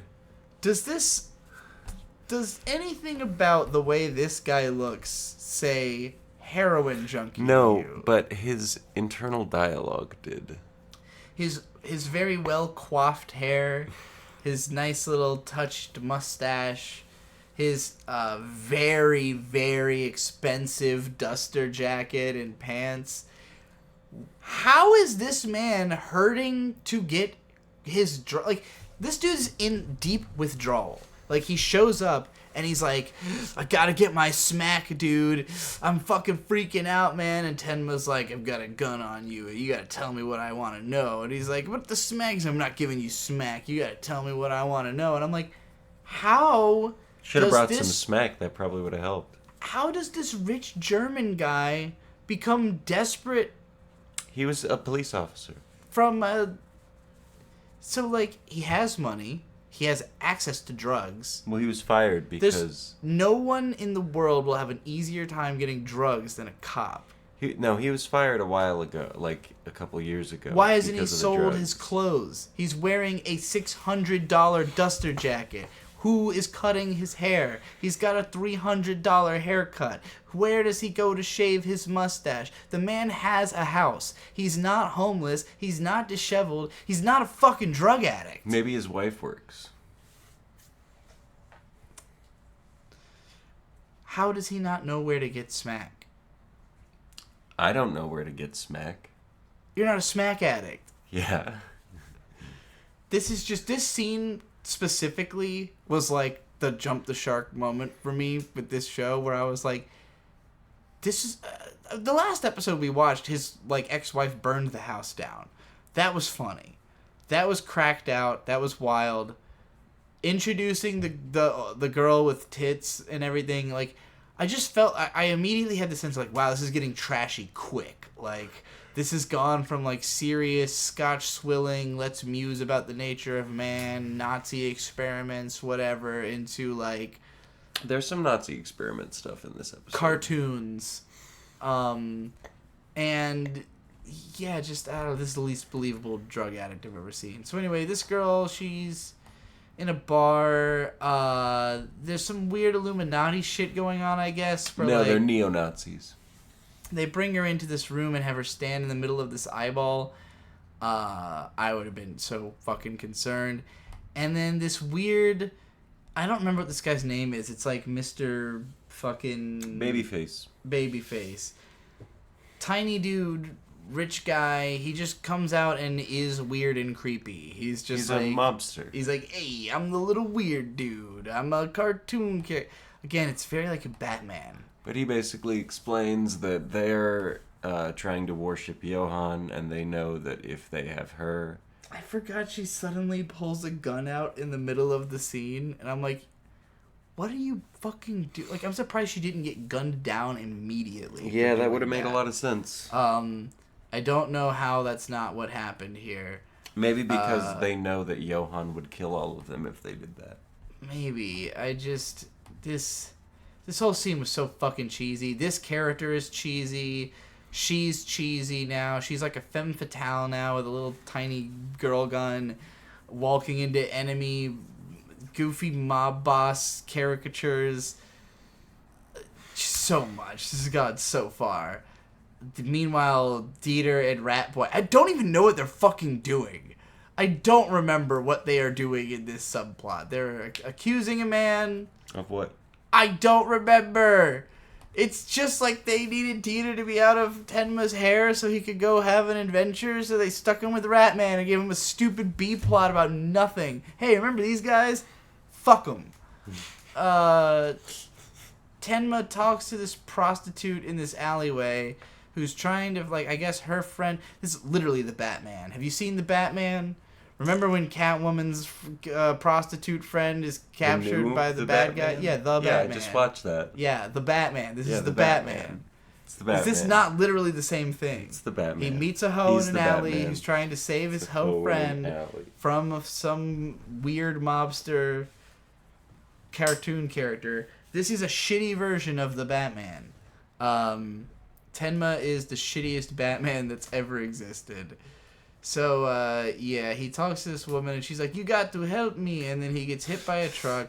I don't think she says that. This was really funny, though. I audibly laughed when he runs out into the street, and then you just see headlights and hear a thunk, and then he's on the ground, and I'm like, oh my god. And it turns out Babyface was driving that, and he goes, hey, I know you, you're Tenma. What a lucky day I'm having. And then there's this guy who's not Babyface, no, which confused me. This is the leader of the neo-Nazis. Okay, so Babyface works for this guy. Something like that. And then he has a whole, like, spiel to her about the superior genes, and they're gonna do it, you know, whatever. Johan's the ultimate. We gotta make him God. Ultimate.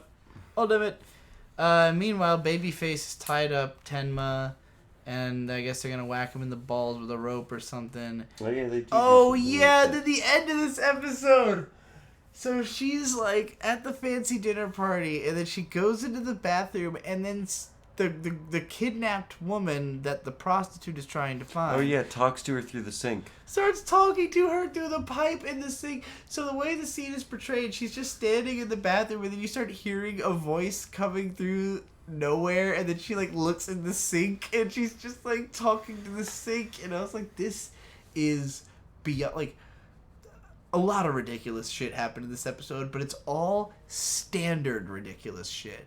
None of it's, like, inventive or crazy or weird or like, oh wow, I can't believe they had this is pretty inventive. I can't believe a weird. chick with big tits brought a gun into a mafia establishment, and a guy with a hooker is trying to save her friend. It's the Batman. It's just the fucking Batman without anything that makes the Batman cool.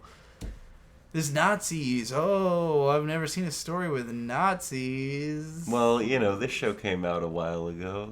2003 or whatever. 6, maybe even 5, somewhere 8. around there. Yeah, I don't know. I just think this episode is cheesy and in a bad way. I'm not, like, I don't hate it. I'm not enjoying it. It's just very, I'm enjoying like, making fun of it. To me, this is very, like, 6 out of 10. You know, like, yeah, everything about it is competent, but nothing is exceptional. Like, the character designs look good and they're realistic. I think a lot of it is just that the faces are realistic is what, like, gets people, but there's so many examples of this if you actually know anime. Monster is a show that gets mentioned next to The Legend of the Galactic Heroes. It is nowhere near as good as The Legend of the Galactic Heroes. Something's always happening that's interesting in that show. Close. That show is written like, the dialogue in that show makes you weep. There are lines in Legend of Galactic Heroes that you will quote forever. You know, alcohol's been humanity's friend for thousands of years. Can I abandon a friend? Never. There's nothing in Monster comparable to that. He really is a monster. Like, they should have fucking rolled credits right then and there. Alright. Well, we're going to take a little break before we get into Dead Mount Deathcore.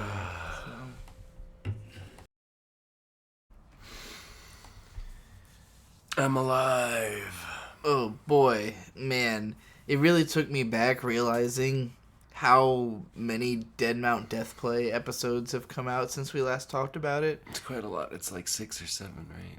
I think it's just 5, but Oh, okay. This episode, when we first watched it, you were not paying attention, and so I had to explain what happened in it to you and kind of go back through it so we understood it together. And so when I went back to get screen caps of it, I was like, this feels like a lifetime ago. Like, I really remember this episode since I re-experienced it already. But this is also... It's funny you weren't paying attention to it because it's like the most eventful episode of the show so far. Like, I feel like Ryogo Narita as a writer, he has a tendency to write really chaotically and then kind of bring it all together in these occasional lucid moments where it feels like everything clicks and it all comes together. And this isn't quite on the level of like a big thing, like Something's coming together. but it felt like there's at least a moment where you feel like you understand why all the characters are there and that all of them just accomplished something. They managed to do something, and so it feels like, hey, that was like a little climactic moment. And immediately after this, the next like 4 episodes are almost incomprehensible. Yeah. And I don't know if it's just like there's a few light novels that I would consider like the ADHD autism like diagnosis that comes through in the writing style. Like a certain magical index is a similar one. And with Baccano in particular, which is the first one of this guy's stories that got adapted to anime, even though in the anime adaptation, it's jumping all over the timeline and jumping between all these different characters and stuff, but each scene is very constructed. There are individual scenes, and the original light novels weren't quite like that. They were more like this, where it just jumps all the fuck over the place, coming back to scenes that you already had before. Like, Durarara had more of that because sometimes it would show a scene and then it would do it from a different perspective because now we need to learn a little bit more information or whatever. But this one's just like 2 characters are talking, then we cut to something else, and then we cut back to those 2 characters talking, and that conversation might take several episodes because of how much they keep cutting around. I'm front loading talking about these episodes just because it's gonna get so chaotic. I'm not gonna know what I'm looking at. But you know, we'll try our best. The end of the last episode, basically, they found out that this like generic businessman looking dude is the bad guy working inside the police, leaking information. He's the problem. Whatever everything was building up to for the last fucking stretch of this arc, it seems to be this guy. He's a problem. not good. He's a like bad him. man. What's his name? We don't know. I don't remember. This is a flashback where when blonde edgy cop, back before he was blonde and edgy, met this guy told him like, hey, I am doing this hard ass job because I've got this daughter that I want to protect. And so that's the impression this dude has always had of this guy. But it the turns guy out he wasn't protecting his daughter. He's a total asshole and a liar. So like he gets mind controlled, and basically what blonde guy is trying to do. This is the problem with writers who aren't really good at understanding like the reader's perspective or like what's relatable, is they'll often write from tropes with the assumption that everyone understands those tropes. Like, they're jumping over... but you can do this in a funny way. Like, I mean, a lot of my writing is deliberately, like, addressing this. It's like, hey, I'm using tropes, and I'm telling you what the trope is while I do it to make sure you understand I'm doing a trope. In this scene, my read on this is that blonde guy is trying to, like, snap the guy out of the mind control. Yeah. And he doesn't, like, say that. He just kind of shouts at him, About his daughter. "What about your daughter?" You know? And the guy shouts back, I sold my daughter or something like that. "Yeah, I actually sold my daughter to some people, so I don't care about her at all." Now, it's weird that the guy even is lucid enough to speak. So, like, I was so thrown by this, because we had not learned anything about this guy or his daughter at all. He'd been around, but yeah. Like, back to back, our reveals are a flashback scene where he's talking about how he loves his daughter so much. And then he actually sold his daughter and is a terrible person. But is that because of the mind control he's saying that? Is he just like... It's such a weird reveal. Well, based on what's going to happen later, I think he did sell his daughter. Yeah, he did. So it's... But this in the moment, I was just like, wait a minute, what the fuck is going on? Like, this guy... We met this guy under the context of he's been selling out the company, but then he immediately becomes mind controlled. Then police. We jump back to finding out he has a daughter he was doing everything for. Then we find out he sold his daughter. All of this is information we get one after another. What in the fuck? It's just such a weird plot. It's good to know, I guess. But, now we know who this guy is and what his deal is, I guess. Sunglasses Man... He's around. He shows up, he rescues them, and basically they're, like, subduing all the fire-breathing bug zombies is, I think, what they are. Right? Is that what they're who's doing? mind-controlling everybody? No, the Sobreramond people are, or... Who the fuck is... We don't know what Sobreramond is exactly. We don't know what's going on. Yeah, there's just so many threads this show is juggling, and again, it never pays anything off until, like, it'll just be, like, cutting back and forth between the same conversations for 3 straight episodes, and they still haven't gotten to the point of what the fuck the conversation's about. But soon they will, I hope. So, basically, everybody escapes from the building, and this guy runs up to the roof. I think he's not under the mind control anymore, but he's, like, supposedly, I think he made some kind of deal with this girl who or the guy, this gender ambiguous person. Civil is their name. Who showed up at the end of the previous episode, and, like, the implication seemed to be, because they were having a conversation about elementals, and about how hard it is to control lightning. And then there's, like, a lightning bolt, and then it cuts to her, and I think she's doing lightning magic. Elemental magics, yeah. But I'm still unclear on if this character is an elemental or not, because there's another character she travels with who that is objectively... possessed by an elemental. Yeah, possessed by an elemental. So... Because we haven't seen the lightning powers again, we haven't seen this character We've seen really... the lightning powers a little bit. Did we? Who did she use them on? It was in the episode we most recently watched. Okay.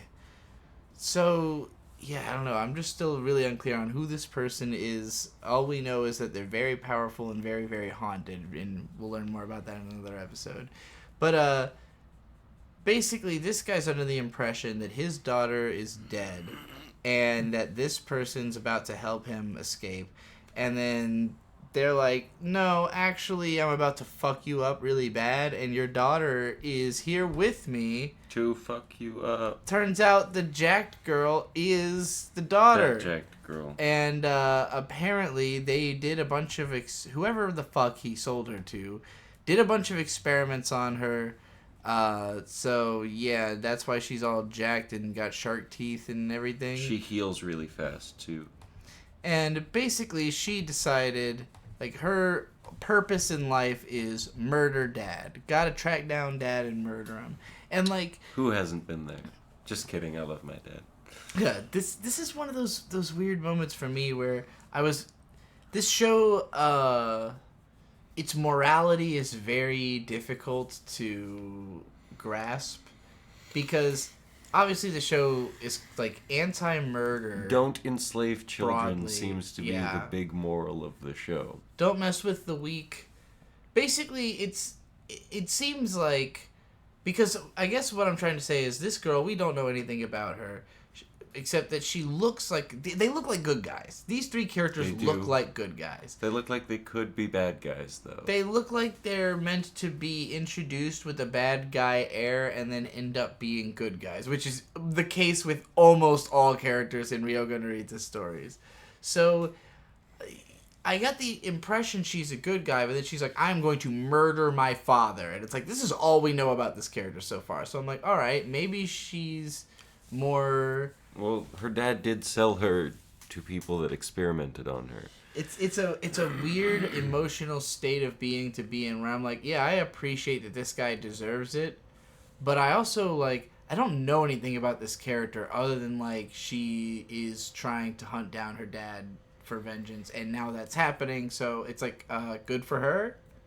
That's like the overall feeling. Like, wow, okay, good for her, you know? But then, cool.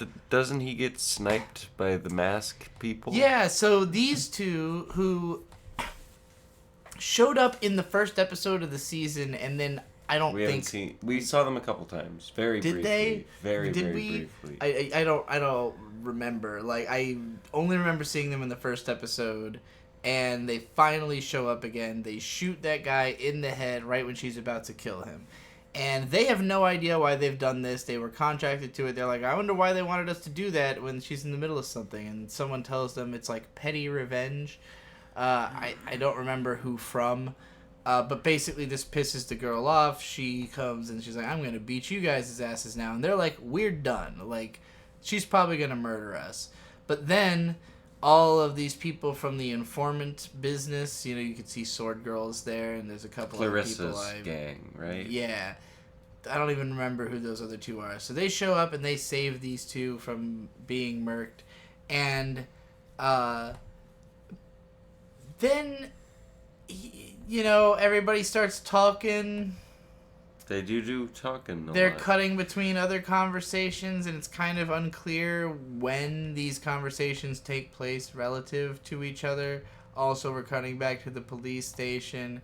There's a lot of explaining shit, but long story short, Corpse God brings the guy, you know, he's a necromancer, so he, like, brings his spirit back so they can keep torturing him. Like, they're gonna get some information, but they're gonna just gleefully kind of, hey, you know, you still wanted your dad to get extra fucked up, right? Rock and roll. And then, like, thinking about what this guy did, Corpse God, who, you know, yeah, like you said, he's the patron saint of abused children, is just like, he goes into a whole flashback where apparently, you know, because we knew he was this kid, and they've never shown even this much of his face in the flashbacks. They've only ever shown him, like, as, like, a ghost face with underneath the thing. So this is the first time that we've really seen him as just human, like, very evidently just a human kid. Well, right now he's just like a cloak.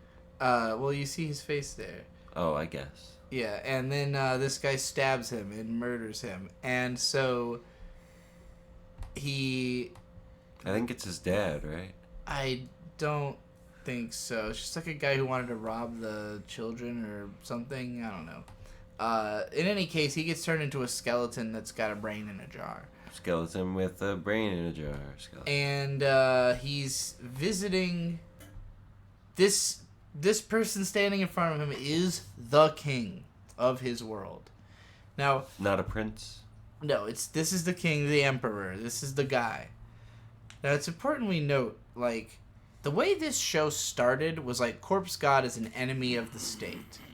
Corpse God, it's really weird how unrevealing the show is about Corpse God's perspective. It's kind of like when stuff comes up in the plot, he'll be like, oh yeah, this is like what that was about. But like we never really learned much about what went on to make him the way he is. It's been fed to us very piecemeal over time. How did he become a giant skeleton? Yeah, exactly.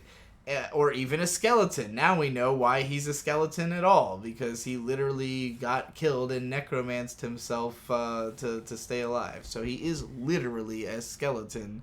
And, like, but more importantly, we knew he was in the Emperor's court or whatever. We knew that like the head magician was his friend. We knew that the witch was like a powerful person. Like we knew he was friendly with the state, but we didn't know he was literally close, with the king. personal friends with the king until just now, when the king and his bodyguard are introduced, and they're like super bromantic. Where Emperor is like immediately, he's expecting the Emperor to like exile him because he's a skeleton. Yeah. And the Emperor is like, no, dude, it's amazing that you were able to do this. It just speaks to your ability, and I will have your back forever. He tells him. So now you're really That's like a pretty big commitment from a king. And also, what happened? If he had his back forever, why is he an enemy of the state? And moreover, he like shows up and still has his back. That's pretty cool. Maybe the Empire fell. Maybe.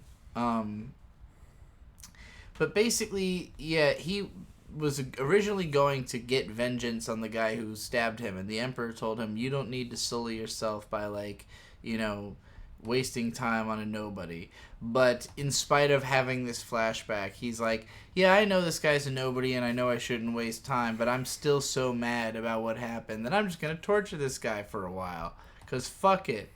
And the cops are like putting a team together of all their top autists. And then, yeah, here we go. The Emperor just kind of like shows up in the real world and is like, hey, we just came here to be like checking in on you, bro, because I noticed you're doing some stuff I advised you shouldn't. And but I still like you, dog, or whatever. He just kind of shows up and says some shit and leaves. What is the deal? This hasn't been touched on since, by the way. Not really, no. It hasn't come up again. They really, really, really don't feed you much of the isekai shit. I think that's the main, like, mystery draw to this show is, like, just drip feeding you tiny, weird details, none of which ever feel connected. We've never seen the fucking hero again. He came up in, like, episode 2 and 3. Oh, yeah, he was doing since. stuff. I forgot about him. I wonder if we'll ever see him again. A line like, this city seems full of troublesome residents is just do-da-da-da. It's just the same thing. Alright, so we're gonna... that was all one episode, pretty much, but we're not gonna have nearly as much to say about the other ones. Shark Girl. Legitimately, for a lot of this, I didn't know what the fuck was going on or care. There's just so many characters talking about, like, nothing. There's so much tangent. It's too much noise. You can't tell where the signal is. Phantom Solitaire is with Psycho Killer Guy, because Psycho Killer Guy was kidnapped by the fire-breathing bugs.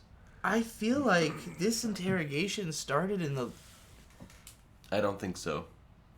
Okay, so if he started this here, this is still going. Yeah. This scene, this is the most of what I was talking about of, like, cutting back and forth. We did this with Phantom Solitaire talking to, like, the president of that company, where it was, like, that 2 was episodes. Police officer guy. He was talking to that cop who had the direct line to the grocer or whatever. Yeah. For, like, 2 whole episodes. And, like, most of it was just teasing to that moment. This one, I have no idea what this is teasing to. He's been torturing this man and making fun of him. For and like 3 episodes, right? Mostly just, like, talking about what kind of person he is. That's what a lot of his dialogue is. It's like it's as if Phantom Solitaire... Okay, my read on Phantom Solitaire, this is the author self-insert character. This is Ryogo Narita. He just says... He just wants to make people better. And confuse the hell out of them. He's the one who is compelling the story to happen because he wants a story to happen.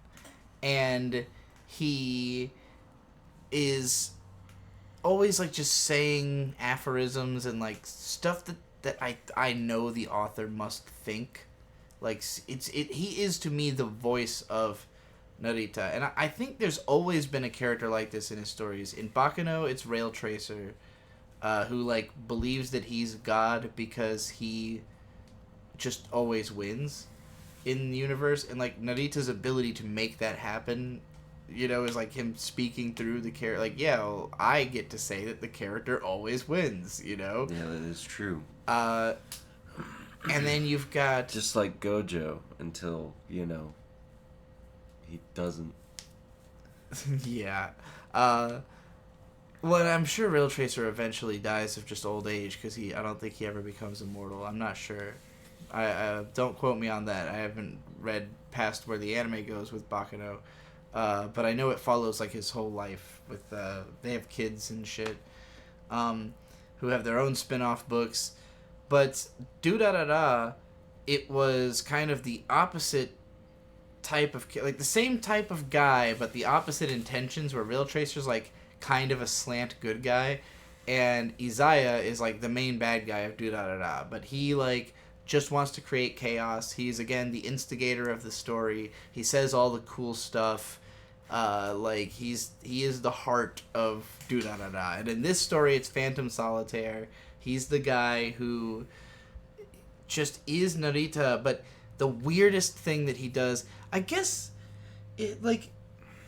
all of these characters actually have a lot of scenes where they just kind of interrogate people, but in the other two shows, it's usually, like, side characters up until, or like, literally non-characters. In this show, it's like a character who has been around but hasn't really been established that well. He interrogates them. He just brings them aside and is like, what is it about you? What kind of character are you? I'm going to tell you what kind of character you are. They're like, I'm not that kind of character. I'm this kind of character. It really feels like he's trying to figure out who his characters are, like, through this mechanism.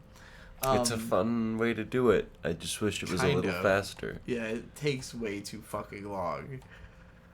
So yeah, he's just going on about shit. Those are some of Polka's older brother's assassins. These guys all got out of the situation they was in, before in the previous set of episodes. So now there's all kinds of setup about whatever's going to go on with them. None of this has mattered really yet. But we get boy service. Boy assassin service. Some real Shota service going on in this show. Oh, right. He had lost an arm, and so Polka, or Corpse God, gave him the arm of a dragon. Yeah, so this was a cool scene. This is to me the most, like, anime. Yeah, pretty anime, yeah. Because you've got, first of all, this kid. If I was 14 reading this, which is the only age I ever could have been, like, a big fan of Dead Mount Death Play, and I'm sure I would have been thirsty for this fucking kid. This little androgynous thing, like, because I would have thought it was a girl at first, then I would have found out it was a boy, and then I would have saw them shirtless and all ripped, and I would have been like, I'm gay. I'm afraid that's the end of the line for me. And yeah, so I understand. As soon as I saw this scene, I was like, I get who the audience for this show is. I get how this show can be popular, because it is somebody who cannot write, but who's really good at stuffing stories with as many things as teenagers think are awesome. And which, I mean, adults think they're awesome too, but we want there to be a good story incorporating all these things. Like, Narita coasts on, yeah, there will always be people who just want to see all this sick shit that I can come up with. And it's pretty much every cool thing he's ever seen in a blender. So this scene, like, dramatically, this is almost meaningless. I mean, it's a bonding moment between Corpse God and Ninja Kid, I guess, because Ninja Kid didn't trust him up until this point. But now that he's kind of, I don't know, I guess recognized him as someone he can trust to some degree, Corpse God at some point met a dragon, beat them, tamed them, got their permission. Basically, they were like, hey, you can do whatever you want with my power. You can give it to other people. Just call on me. I owe you debts and shit. And so, he gave the arm to the kid. Yeah, it's just a badass thing. It's just a cool thing. A dragon arm now. There's not, like, we haven't seen what this does yet. There has not been a fight with it. Like, normal storytelling dictates that, like, you get the cool power-up because... And then you show it off. you're gonna do something with it, like that episode. But no, this is like the climax, is like getting the dragon arm, and then having it explained. But, whoa, go back. Hang on. Yeah, those fucking tits. Very nice. Very nice. Very nice. All right. But yeah, that's the dragon, isn't it? Yeah. That's the dragon as a lady. Yeah, and then I think there's like a scene where she gives this whole explanation about how like... Oh, Corpse God did just ask Dragon Arm to be friends. Yes, they're homies now. Okay, maybe we're not at the scene I was thinking of yet. Basically, most of the start of this episode is about these people show up at the place because they're trying to figure out what's the deal with Polka. Why does he have... What is going on? And he's trying to figure out what's going on with them, too. And he basically finds out that this person is just... cluttered with ghosts. Yeah, like thousands of years worth of people that they have killed, but all of them are obsessed with them. So, like, all these ghosts, like, agree with everything that they say, and it's all, like, weird, sadistic, like, self-righteous reasoning for murdering people. So Polka's really off-put by this, and the tension, the counteraction's rising, and just when we are ready for the punchline, I think somebody steps in and, like, interrupts. Yeah. And this is the latest episode, I think. Yeah.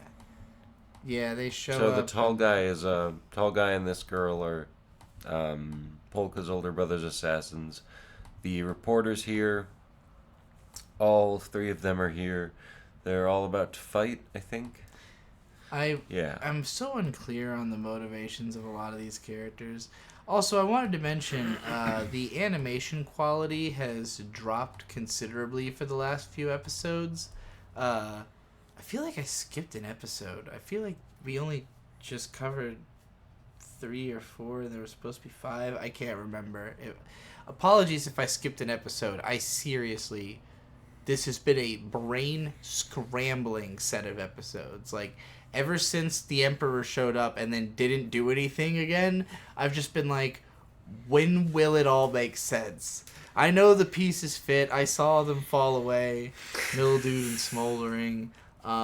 Make it make sense. But, yeah, this episode continued to not really... This is Sabreramond, the court sorcerer, explaining how he uses lightning elementals. There's Gray Tooth Girl. I don't know. People are hiding to make sure they live.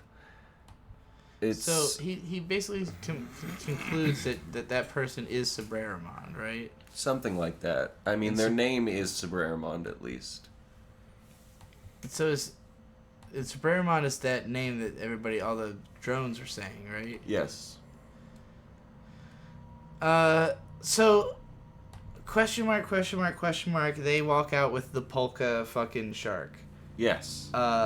Because the elemental was screaming about it. I think I missed it in my screen caps but it was the scene where the shark girl was explaining, like, in genre fiction, there's always, like, a billion skews of the same idea. So they have to figure out what skew of a vampire the one girl, Misaki, is. Sure. They're like, we have to figure out what kind of vampire does she glow in the sunlight, or does she turn on fire? Yeah, it's like this happens a lot in modern zombie movies that are self-aware about zombies. Like, what kind of zombies are they? We gotta study. Zom 100 actually did that, where she studied zombie movies to find out the zombie types. So, yeah, I guess that's becoming like a big trope for meta-textual genre fiction.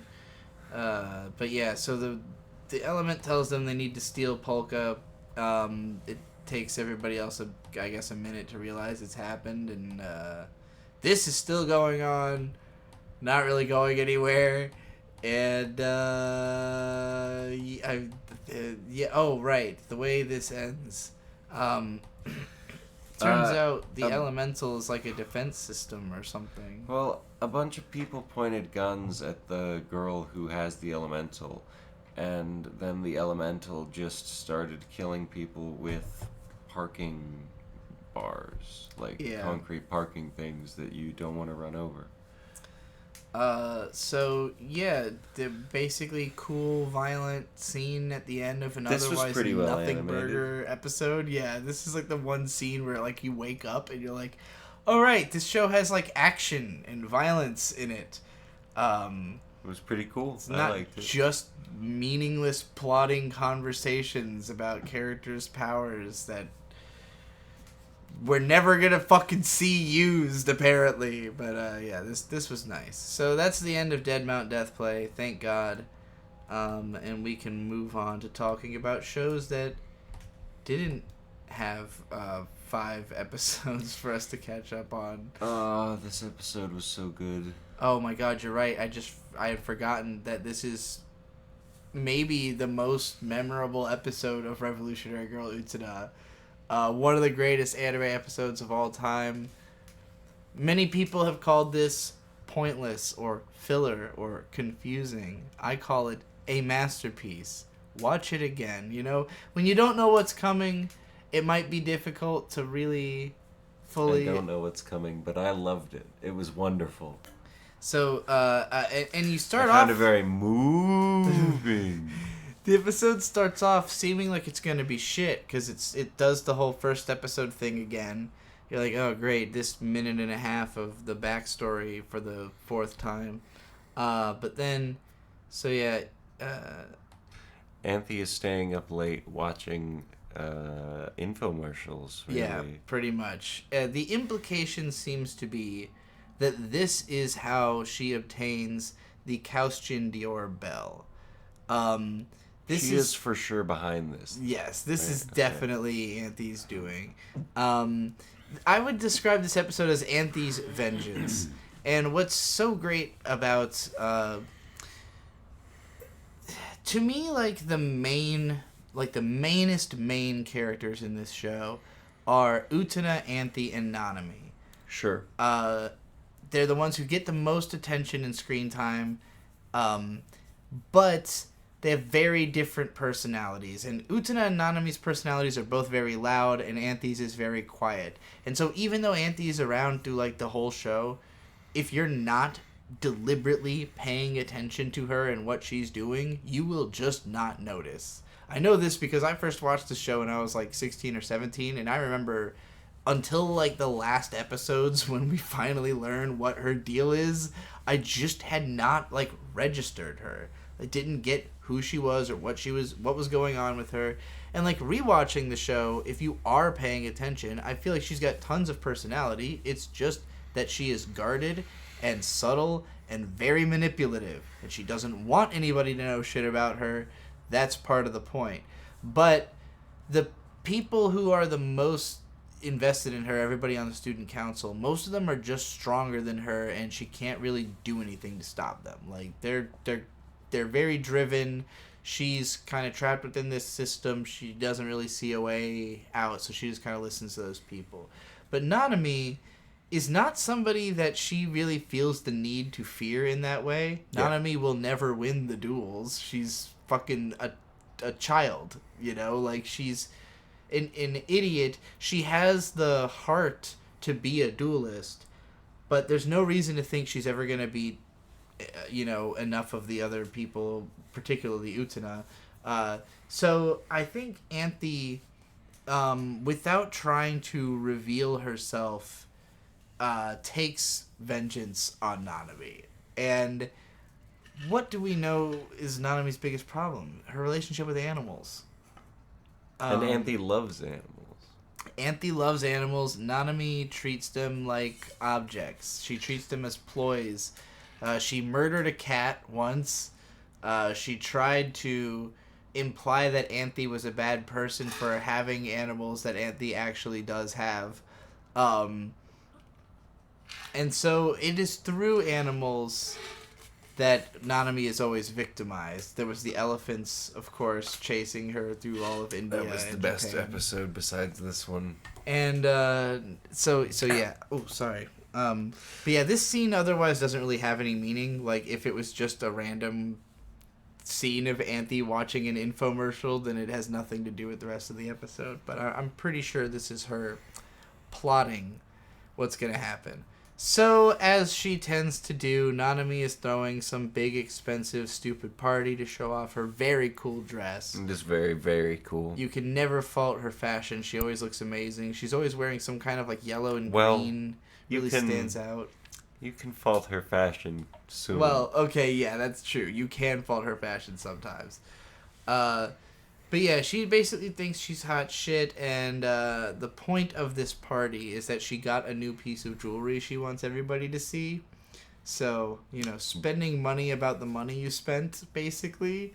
But then Jury shows up and has a way cooler piece of jewelry and a great outfit. Well, because Jury is just perfect.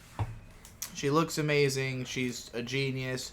She's always involved in everything. She's a model. And so, of course, she has been given an exquisite, unique necklace. So what Nanami, is striving to achieve with money, Jury just simply can walk through the door and have, with no effort. So, of course, Nanami is pissed. But then someone shows up with a chest. Nanami didn't order this. She has no idea how this happened. What is going on? But she's told it's by Christian Dior.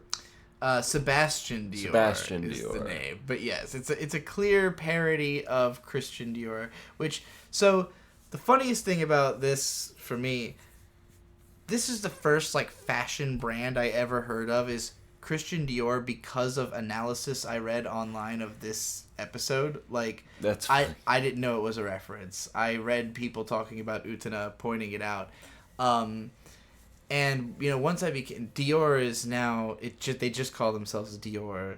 There's a Dior store in Washington D.C. and there was a time that I was I was really trying to goon out because Riley had bought a Versace hoodie and I wanted to be cool and fancy like Riley, so I was I'm gonna get a fucking Dior thing. So we went to the Dior store, and granted we were dressed kind of funny, and we had cameras. We were planning to film outside of the store, because I had written a song called "On That Dior Shit" right outside the store shit. As we were walking up, they locked the door. The bouncer saw us coming towards the store and very quickly turned the lock, and we were just oh, I see. And then we were asked to leave that pavilion by the security guards. So yeah, we were not around there for very long. It was pretty funny. So that's the kind of place that Dior is. If you were wondering what it's like to try to shop there as a poor person.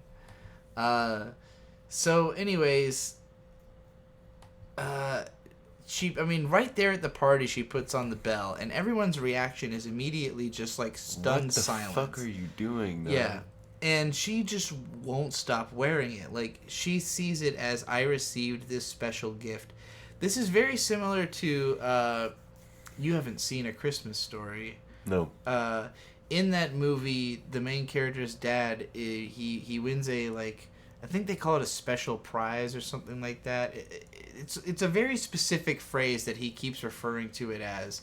And basically it's this crate that they receive, and they open up, and it's a lamp that is in the shape of a woman's leg. Okay, yeah, I'm aware of the leg lamp. Yeah, wearing a fishnet. And it's a Sounds very great. Yeah, it's a very obviously sexual thing. But the mom immediately is what the fuck, because they just got a very normal house, and the dad is so proud of it, as he thinks it is a special, he thinks this is some kind of prize he's won, that he puts it directly in the front window of the house. Amazing. And then in a later scene, the mom finds an excuse to break the lamp while vacuuming or something. But it's very much the same vibe here of like she just thinks she's won a prize. It doesn't matter what it is or that like nobody understands. Well, it's fancy. It does. It's fancy. And like nobody wants to call her out on it because, I mean, what are you gonna say? Like she's fucking proudly wearing it. More power to her, I guess. But like nobody. It's a cool cowbell. It looks hilarious. It's like a Kingdom Hearts I cowbell. love all the shots of her just going about her daily life wearing the cowbell. This outfit is so fucking adorable. She has cows on her kimono. She's doing flower arrangement. Yeah. Like, the implication that Nanami, like, is in every club, like, she just does every type of thing that you can do because she's trying to do it with the bell, you know? Like, there's no way she does all this all the time. This is just like, hey, everybody, look at my fucking bell. She's even in the duelist outfit with the bell. So of course Utena confronts her and is like, "That's a fucking cowbell. Like, what are you doing?" And she's just like, "No, it's from Sebastian Dior. It's perfect." So nobody can get through to her. She has this weird nightmare about waking up in a cow house and a barn. Yes, her brother like sells her off, and then it shows him eating steak. And this is one of 2 scenes that have this song called Donna Donna Donna. There was a post written by this anime blogger called Anime Critique who went through this whole show. There's a lot of good old anime blog writing about this show that I'm proud to say I instigated because I tried to create a let's all simultaneously episodically blog Utena and make it popular, and I made it through 3 episodes and didn't continue. But a bunch of other people did. So, Ghost Lightning, Anime Critique, that's Kritik. I think Otosan might have written about it, but I don't think his website's up anymore. So, like, yeah, a bunch of people. AJ the Fourth, I'm sure, has written about Utena a bunch. And all of Ikuhara's other work. She's written a ton about it. So, yeah, if you look into old anime blog writing, a lot of people have gone into it. Anime Critique wrote about this song and, like, the band and a bunch of other stuff. It led to me investigating some and learning about some other music, but I'm not going to go down the rabbit hole of all that. She's got the cowbell, and as time goes on... She's acting more and more like a cow. Yeah, she keeps saying moo in her phrases. She wants to go to sleep. She says moo a lot. It's crazy how much she says moo. On our Discord server, there was going around a Revolutionary Girl Utena What Character Are You quiz. It was a pretty, like, unpredictable one. It was one where it was hard to tell what I was going to get. And, of course, I got Nanami. And I understood why, because I want to be a cow. I got Utena because I want to be a car. Exactly. It all makes sense. Bird shows me YouTube shorts of little miniature Highland baby cows. They are wonderful. And, like, sometimes I just get psychic flashes where I'm like, what if I was one of those little baby cows? Imagine being a cute little Highland baby cow. What would you do? Be happy all the time. They're so cute and happy all the time. Like Petunia and Poppy. Yeah. Go watch those Petunia and Poppy videos if you want to. If you want to squee very hard. Anyway, I've got the Donna Donna song stuck in my head. Yeah. Are these reading? She was like doing knitting or something. And then she gets called to say something's wrong with Nanami. Yeah. And then they go to see Nanami, but I don't remember quite. I think. She's like out in the Himalayas or something, or the Alps. I don't know. She's no longer in Japan. Of cows. They're very cute. She's grazing with the most adorable. Look at their fat butts. There's these cows are the cutest thing that has happened in this show. Very good cow design.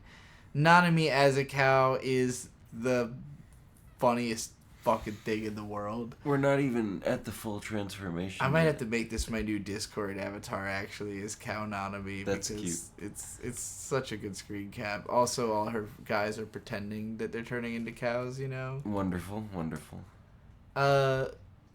Yeah, she fully transforms. Oh, I didn't really get a good shot of her as a cow. Damn.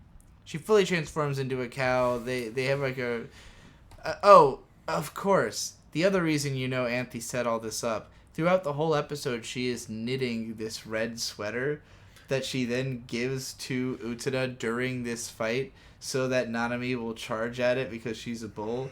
So I think that ultimately what Anthe wanted to communicate, I think, to herself or to see for herself is that not only is Nanami not a threat, but she is such a joke that Utena couldn't just beat her in a duel. She could humiliate her as a cow. She was a bull. Yeah, like, she could be turned into a bull and bull fought.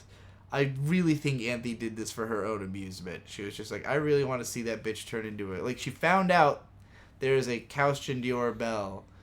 Now, Why did it turn her into a cow? Because it's for a cow. It is a bell for cows.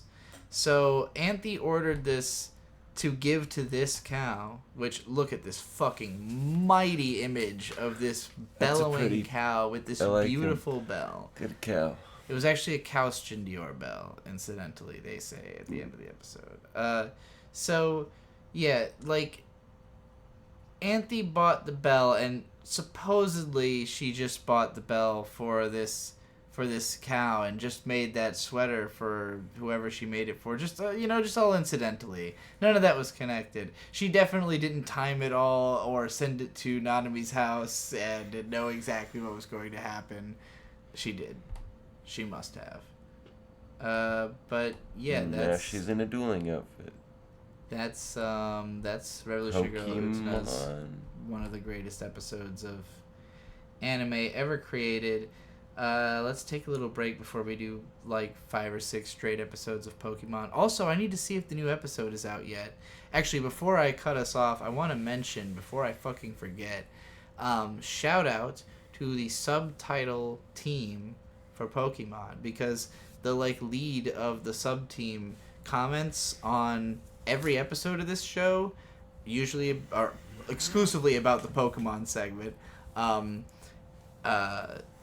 I really appreciate the hard work you guys do getting these episodes out in a timely fashion when no streaming sites are doing it. Like, Pokemon is one of those, like, it's usually the kids shows that really rely on fan effort to keep them alive, and you're usually doing it for a very small audience.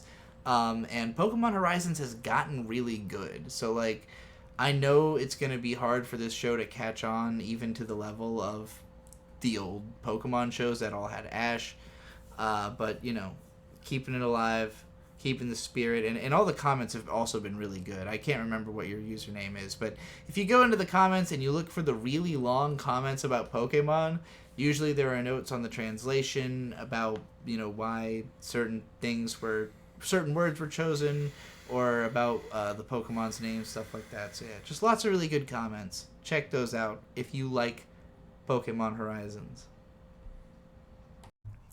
Pokemon, there's a new trailer out for the new DLC for Scarlet and Violet. Scarlet, I think those are the new ones. I always DLC. forget, because it's Orange Academy and Violet Academy. Couldn't they call it Scarlet Academy? Yeah, that's weird. Anyway. Or Orange. I don't know. Find a fancy word for orange. Anyway, there's a new trailer for the new DLC, and it has the turtle, guys. We're getting to the turtle. I'm impressed, because you blasted off into this Pokemon section like we didn't have a 12-hour break just now between segments, and I don't know what you're talking about. Yeah. I was EP. Lampler. So this stretch of Pokemon episodes... Oh, right. I forgot about the Lampler. He's a good one. Well, he's actually evil, or at least a little nefarious, but he's a good guy. I think it's just that his owner is nefarious, because in the end, the Pokemon all encourage him to become a good guy. Again, because he's Diana's old friend, the grandmother's old friend, but he's honestly, turned we to a pretty life much of just thievery. described the whole episode. They run into a guy. He's using his Pokemon to rob people in this bazaar. Well, he steals, I think, the Monster Ball. Yeah. He steals something. These are his guys. He's got a bunch of cool... He's got a Bronzong and... Ghost guys. I forget what the coin is Steel called. guys? Steel Ghost. Steel Ghost variety pack. Well, and Fire Ghost, because Lampler. And yeah, in the end of the episode, the grandma who knows this guy, she used to travel with him, she shows him the Bronzong mirror, which apparently... Oh, no, that's not Bronzong. No, it's, no. It's a mirror Pokemon. Well, right? It's just a coin. It's like a... Fuck. But anyway, yeah, so apparently this Pokemon has the ability to show a reflection of who you want to be? Is that what it is? Well, who you, like, really are in your soul, basically. And he is still that adventurer he used to be before he, I don't know, fell on hard times and became a bad guy. And so she's like, you could still be that, and all the Pokemon agree. And so he's like, I'm going to turn my life around. This is like... So, I'm not going to use the word filler because I hate when people do that. Like, filler traditionally means when you have a manga adaptation that adds in extra content that's not part of the story. And inevitably it never can affect the story because it's not actually a part of it was not planned by the original author. So like a filler arc will always have to have like an open and shut story that has nothing to do with the main one. This is not that. This is just more like fluff, I guess, is what I would call it. Fluff episodes where like the show has to be a certain length. This one's definitely going to be like 100 episodes at least. Yeah. I would say it's the stuff, the fluff. It's the stuff with the Build-A-Bear workshop. They have in a big box that they stuff the animals with. That's fluff. It's not filler. It's different. So, like, the fluff is stuff that you need it there to have the full structure of the story. But, like, not every story really needs 24 minutes. And so, like, something like this that feels like a 10-paragraph short story, you know? Like, this is a story that could be told in as quickly as we just did. And without really losing any information that is relevant to the story. Like, it's mostly just a way to immediately incorporate Liko's grandmother, because she just joined the crew, I think, in like the last episode or two. No, it's been a couple episodes. Ever since her mansion burned down. That was like right before this. Wasn't it? Been like 2 or 3 episodes, I think. What episodes are you thinking of? Are you sure they're not the ones we're about to talk about? Because we're talking about like 4 episodes of Pokemon today. Maybe I'm just getting confused. There was a lot of plot events like right before this, so the show was feeling like it was, it really ramped up the storyline. And then they said psych. Well, not really. It's not that they said psych. It's that we got, like, the point of it was to get the new party member. I actually think the structure of the show is very comparable to an RPG, like a Japanese RPG, where, you started off in the party. Exactly. You have this little starting town, and then you get whisked off into this adventure party in an airship, traveling around the world, doing little side quests and stuff. So I guess this would just be like a really low tier side quest. Like, if we're talking in RPG terms, this is one of those that, like, you happen to be in town and there's a little 15-minute knock this out, it's a short story about one of your crew members kind of, thing. So, yeah, it's not that, like, I think this is a bad episode or anything. It's just not very eventful, and in the grand scheme of things, doesn't matter that much. The coin is called Bronze Ore. So there's not much to say about it. And I feel the same way about this episode. This is we finally get the Fire Pokemon Lady episode, right? And there's what's Booby, right? It's called Booby or something, yeah, it right? is literally, like, named Booby, Magby in Japanese. This girl's mad cute. Puts off the most lesbian vibes I think they could get away with in Pokemon. Like, I don't know how to read the encoding here other than she's really into the mechanic girl. Like, and they of course, dialogue-wise, it's all, like, interest she scientifically. Makes Pokeballs. But I remember this episode now. So she makes, like, all kinds of experimental Pokeballs for catching different kinds of Pokemon. And Roy, his, like, B or C plot, is taking this big box of balls and going out and testing them. Go figure out which ones work. Most of them are very low concept and don't really do anything. And so he's like, why did you even make this? But she's just trying to... But yeah, so... this is a what is it? Is it Archer who says phrasing? No, it's the guy from... Archer is phrasing. Okay, yeah, Archer. Phrasing. I mean, I'm sure we could make something amazing together, she says to the other girl. It's just very flirty. I don't know. My Yuri goggles are powerful. I don't know that that's a phrasing thing. I think she just wants to build cool machines. I'm just saying... Oh, and then Roy threw one of the Pokeballs. I think with the idea of the one he throws that pisses off this Weezing. It's also cut to, before this happens, that a bunch of Weezing are just like hiding in the forest watching Roy kind of throw a bunch of balls and fail. And so Roy throws a ball that has wheels and like a little radar antenna on it. Yeah. And it just finds the nearest Pokemon and goes at it. Since I remembered to shout out the Pokemon translator in this episode, let us know what the hell Matadogus means. Why is he called that? What does it mean? Anyway, yeah, so she tells this story about how she's like, my life was fine. I thought things were cool, but I just wasn't sure if it's really what I wanted to do. And then someone asked me to build an airship and travel the world, and I was like, you know what? That sounds like a fucking awesome idea. I'm going to do that. And then she did, and she has been. And she's still doing it. I mean, look, she's definitely checking her out, right? Like, Probably, she's looking yeah. at something else. She's looking at her. It's...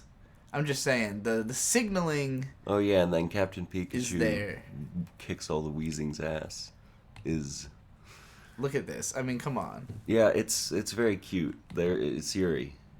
It's definitely Yuri, but ultimately she does not stay with her, which there was a part of me that thought she actually might. Well, and that was the point of this episode, I think, is because Liko and Roy spent the whole episode watching Freed and can't remember Fire Girl's name, fight and go, oh no, is she going to leave? And then she finds a place that she might potentially leave to. I think if she was a more replaceable crew member, I would have maybe been more anxious that she was engine. Yeah, like she kind of, I don't know if anybody else could do she her built job. The ship. Yeah.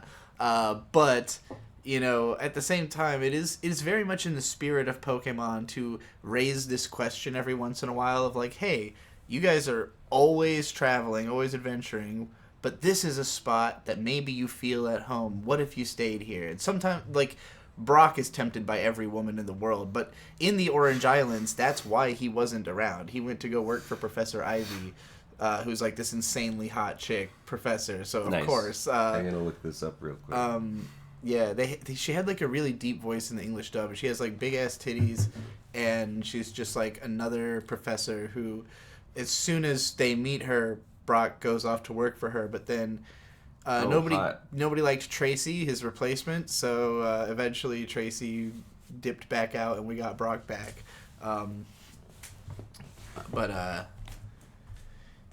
Yeah. So I don't know. I guess I wouldn't say I was like convinced she was going to leave or anything. But the next episode is really, really, really good. Those two were fine. The second one was better than the first, but this is like a legendary Pokemon episode in my book. It's the one about the coffee pot, the awfully hot coffee pot. It's a Sinistee. Sinistee. It's a teapot. This teapot. So, like, they're all kind of just adorable. Training on the ship, and then they realize they keep hearing, like, noises. Like clinking noises. Catching glimpses, and like, what is going on? Something is on the boat. But the episode shifts perspective, and mostly... Sinistee is its pre-evolution, the little cup. And at the beginning of this episode, Liko is cleaning up her grandma's room, and she sees a teacup with a chip in it, and it starts to move it, and the grandma goes, no, I'm trying to test something. Leave that there. No, I'm doing something! Basically. And we'll find out what that is at the end of the episode. But the evolved form, the teapot, a lot of this episode is from its perspective. And Poltergeist is what this guy's called. One of my favorite things that happens in Pokemon is when they do episodes that are just focused on the Pokemon themselves. The first one of these was the Island of Giant Pokemon episode in the original show, which I think is like 15 or 16. And it's like all of the main characters' Pokemon get trapped on an island without them. And in that one, they did subtitles so that it was like they're literally talking to each other and we understand what they're saying, even though they're just saying awesome. like Charmander, Squirtle, but it's got subs. Oh my god. Most of the ones since then have not taken that approach, and I actually kind of prefer it because when they force you to interpret what's happening, it's a lot more fun. Because it feels like you're instead of like watching it's like, wildlife. It's a lot more comparable to watching the Despicable Me movies without the Minion translator, as opposed to being one of those freaks, those absolute psychos that for some reason in your sick, twisted mind needs to understand what the Minions are saying. I've never heard of any of that. Oh no, it was a big thing in all three movies. They would seen release like a thing that you could print out that you could read see. along With in the real movie, time if you with wanna the know what they're movie saying. to know what the Minions are saying. It's fucking terrible. I can't I believe mean, I it. assume that's for adults to keep themselves occupied while the child is fucking watching the incomprehensible. The Minions aren't saying anything funny. Well, that's unfortunate. Yeah, in this case, I don't actually know that, but I keep they're flashing Minions. back. I know there's an episode of Best Wishes or Black and White where there's like an Emolga. It was like Emolga falls in love with another Pokemon. I can't remember which, but it was like a whole Romeo and Juliet story like plays out with no dialogue. It's just Pokemon interactions. Nice. And I know there was one in Pokemon Journeys as well, but I can't remember what it was. But yeah, like every once in a while they do this, and it's always special because they always knock it out of the park. It's always like weird and funny. I mean, for starters, he gets stuck to Muck. So He does get stuck to Muck. Yeah, Muck's just walking around and just gets stuck and is like trying to get off, can't. Like nobody sees this is happening. There's no recourse. It's a little bit Oh, don't fuckle with Shuckle. perilous. Yeah. All right. So this scene's amazing. No, it's not. It's terrifying. By the way, I think there's something weird. I don't know if they like animated Shuckle on ones or if he's like a 3D object or something. He moves weird in this scene. He's just a weird dude. He's really adorable. But Dot goes to the fridge, can't find juice, and then starts drinking the juice straight out of Shuckle, and I can't tell if Shuckle is okay or distressed with by it. this. Obviously, the There's a Pokemon are reaction not going okay. on. Like, well, yeah, the Kawasu is Kawasu confused. is like, what the hell? And she's like, well, what's wrong with drinking right from the tap? And so What if you drink some of Shuckle? this and Shuckle pours them juice. Just looks like Shuckle, like they're drinking Shuckle's piss, right? Like A little bit, yeah. But okay, Pot Death sees all of this. so yeah, Pot Death, and this is where we jump into the interpretive part of the episode because none of this is explained in any dialogue. It's just watching how There's the some Pokemon dialogue. react and interpreting for ourselves. What seems to be happening is Pot Death is like offended or really disturbed or shocked at the sight of this. No, I don't think so. I think it's that Pot Death also makes drinks. Yes. And that it wants to fight Shuckle to be the drink maker. I think that's where this ends up going. I'm not sure if he's shocked just at the existence of someone else who maybe makes drinks. he was scared that Dot might like drink him. That's what I was. That was how I first interpreted this scene. It's like if I saw like a person drinking a Pokemon and I was a drinkable Pokemon, I would definitely be concerned. And like, but what I found fascinating about, because that's the initial reaction is like, oh, it's reacting to the fact that they're drinking a Pokemon, but that doesn't seem to be the case because it doesn't get upset with the human, it gets upset with Shuckle.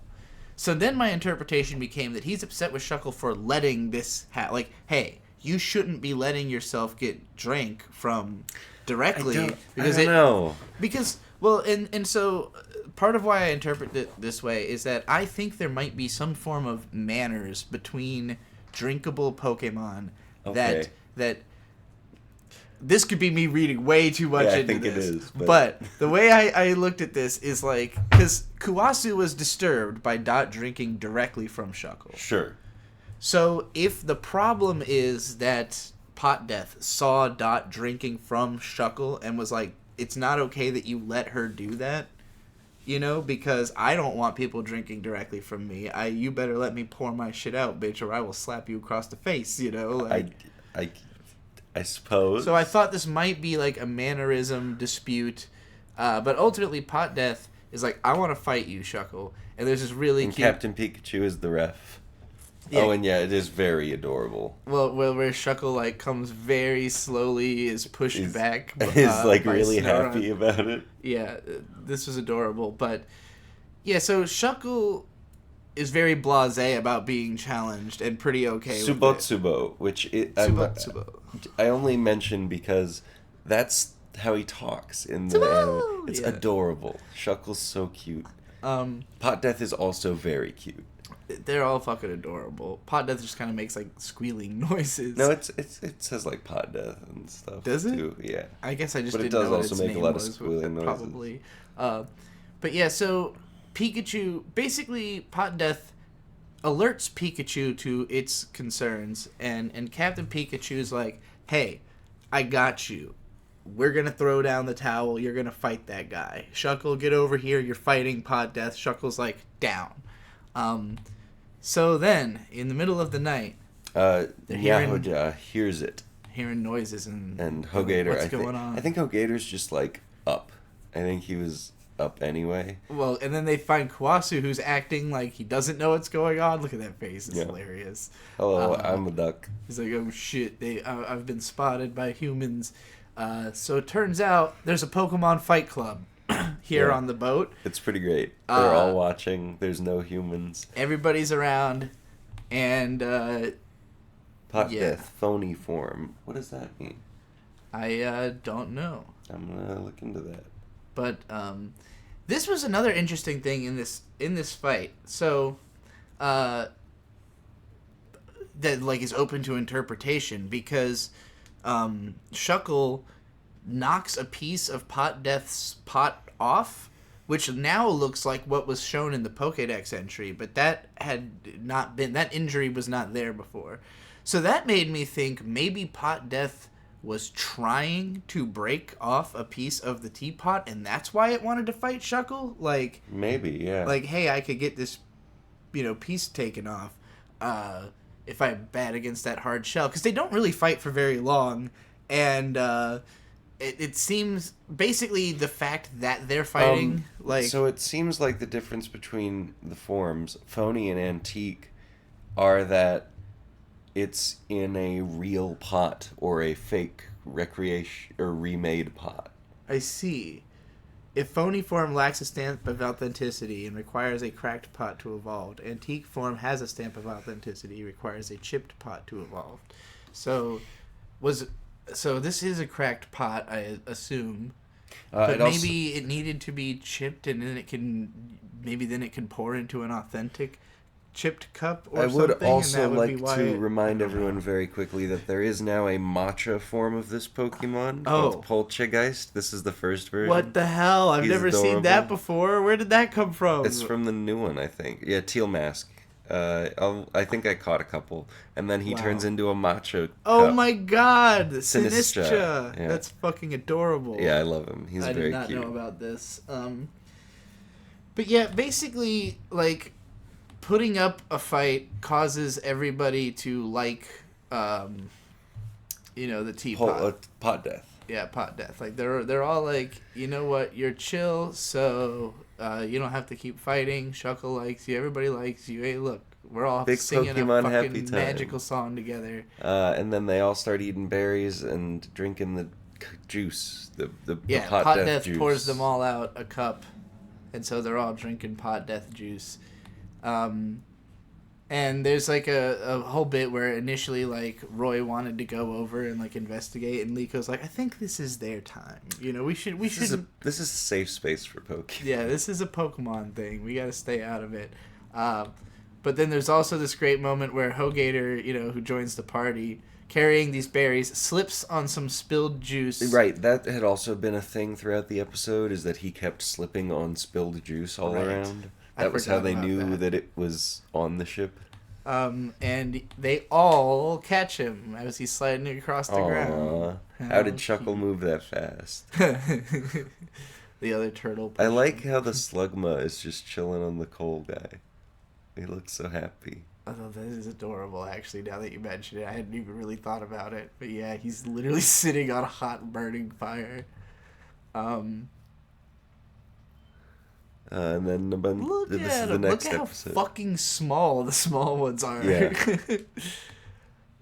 Yeah, this is one of the cutest fucking episodes I've ever goddamn seen. Okay, this is... What is this one? No, this is still the same this one. is the same episode. They're having a big party, like a tea party at the end, and the grandma... right, and then the cup comes alive. Yeah, the grandma reveals that her little teacup she was leaving out is because she was hoping that it would get turned into a Pokemon by Pot Death. By Pot Death. So she pretty much summoned Pot Death to the ship by leaving this teacup out.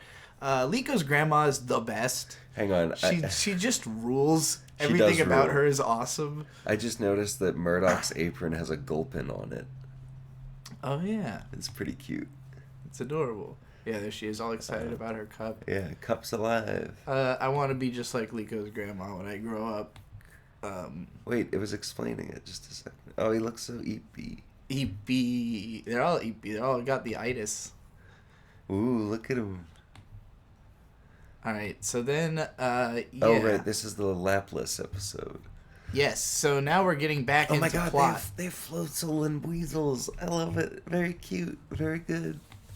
Yeah, so we learn that apparently one of the hero, the big hero, they've been, trying to find all his Pokemon. What's his fucking name? Lucius? Something like that.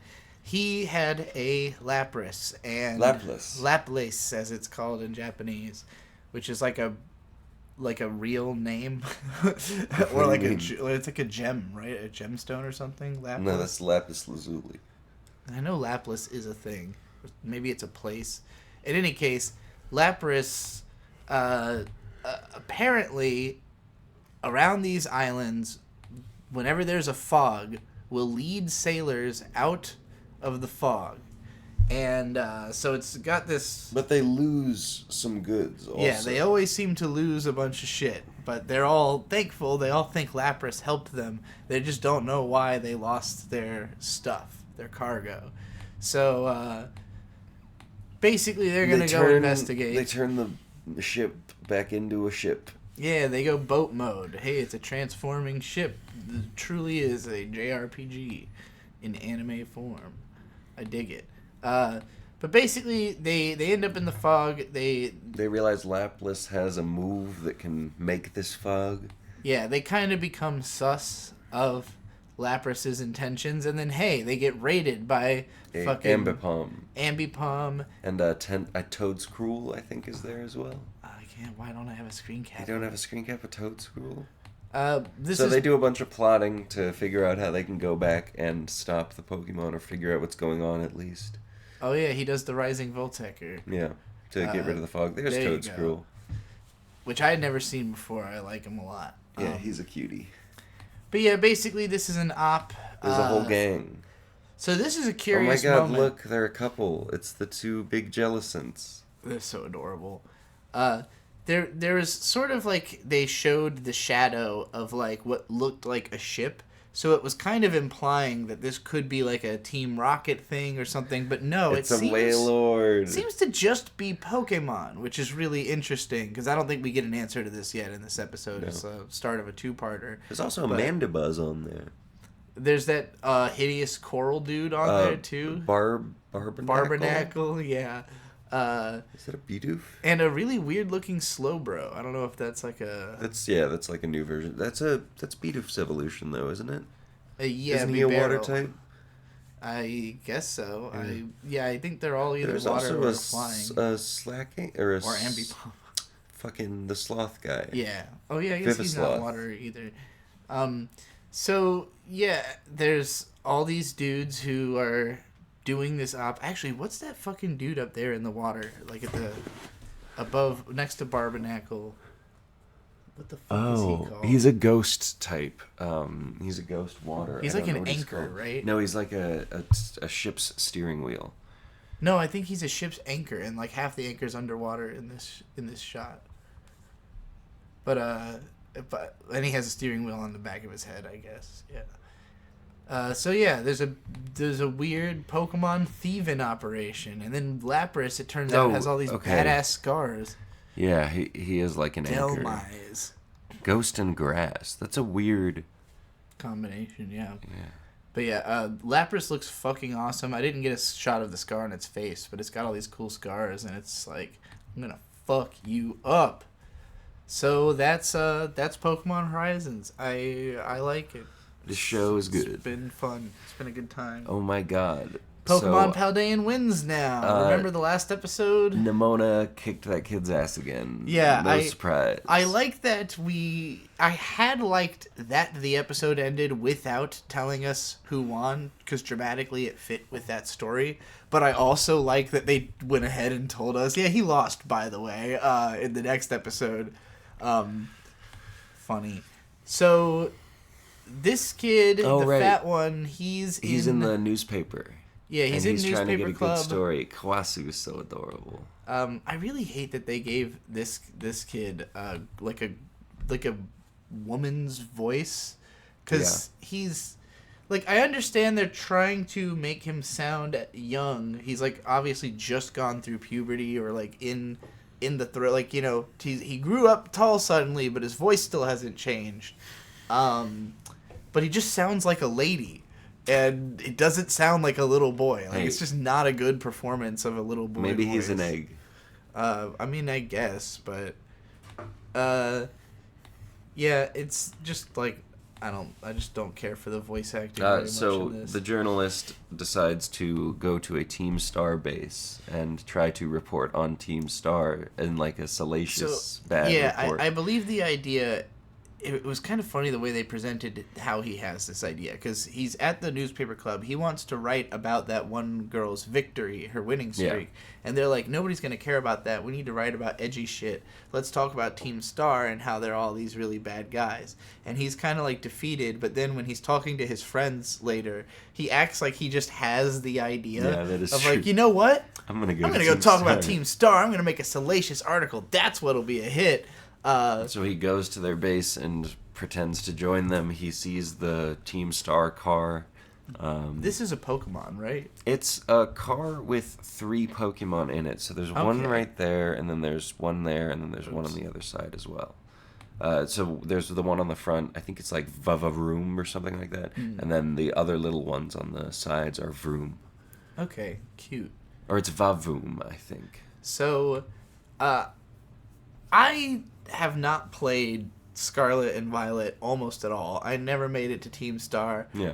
So I was very entertained by this episode because it's really fun. Team Star are wacky, bizarre characters, and like the point of this episode is that in doing the Team Star initiation, this is the fighting variation of Team Star, by the way. It very quickly becomes apparent that these people are just kooky. They're not evil. They're not doing anything nefarious. They're fun. They're weird. They're just having a good time.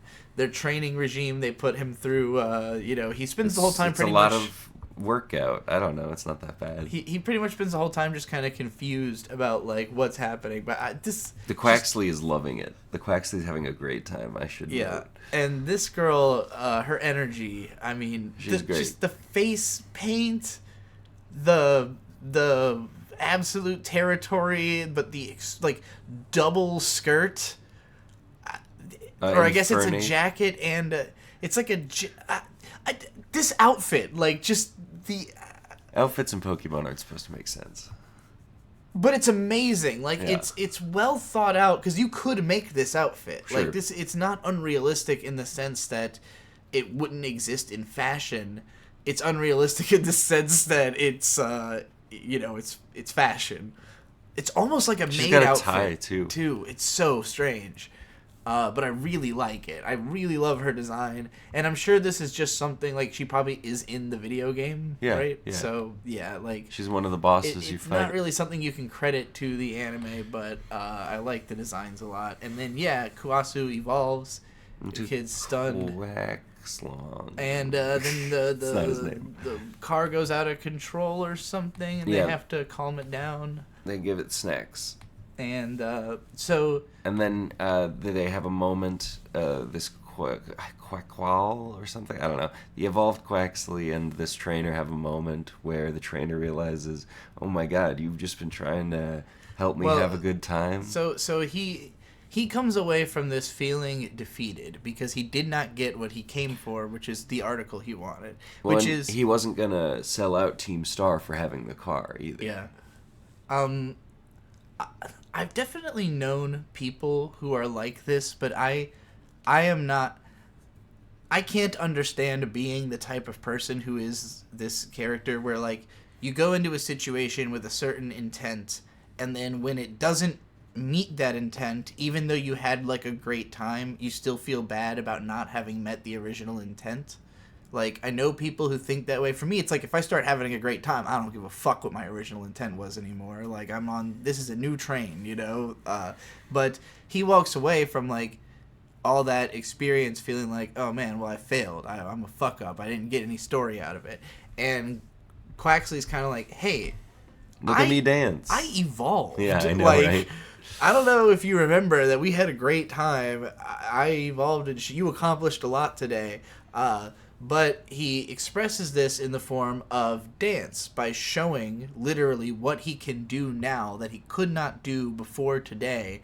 And, you know, he's shocked to realize, like, this is what Quaxley had been trying to express to him. Like, it wanted to be able to cheer him up and show him its feelings, and the only way it knew how to do that is just kind of flap around and dance and jump around and flap its wings, you know? Pokemon. But, like, through learning physical movement and adaptation, it figured out, like, it evolved, and that's why it can now do these things. So, you know, the implication is literally it gained experience and evolved. You know, this is the experience is represented in now having ability. Man, for Pokemon that's previous evolution cared a lot about its hair, this is a goofy ass hairstyle.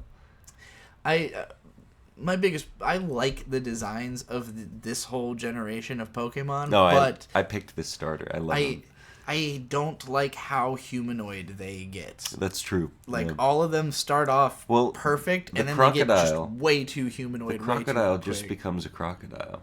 Well, that's all right. I don't know if I've seen his final form. It's called Skeledurge, and it's like a big fire crocodile with a ghost face. Well, that sounds cool. It's pretty cool, yeah. The other two are, like, way too humanoid. I liked... Like, this... Quaxley reminds me a lot of the owl guy from the previous generation. And, Rowlet. Yeah, Rowlet. He also I really liked him. But he was just not... Yeah, because his wings were just too like humanoid. I would even say, like, Lucario is, like, a little... Even at the time, Mewtwo. I was, like, uncomfortable with how humanoid Lucario... Well, why it made me uncomfortable was Mewtwo was so humanoid because he was the ultimate life form. You know? Like, that was the point. He wasn't just some Pokemon. And particularly when I first found out about Lucario, it was through the one that could, like, talk in one of the movies. So I was like, what the fuck? Why can this random Pokemon talk? What about Mr. Mime? Mr. Mime is a freak. I've seen people that look like Mr. Mime. Anyway. Yeah, I don't know.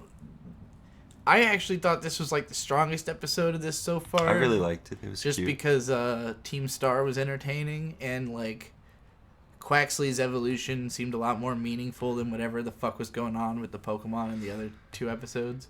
The Island of Cube-shaped Pokemon. Yeah, Island of Cube-shaped Pokemon. Let's go. We're just doing a huge Pokemon block. We've been doing this lately, you know. We've been so far behind that there's new episodes of even the rarest Pokemon shows. So it's dark and our heroes are scared. Yeah, they're Jigglypuff not right. is very scared. They found a glowy mushroom. Glow mushroom. Look at that face on Pikachu. He's just like fucking over it. Yeah.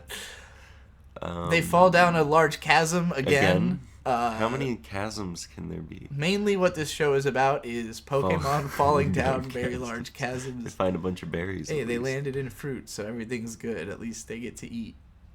There you go. Is That that was it? the Island Oh. of Cube-Shaped Pokemon, episode 3.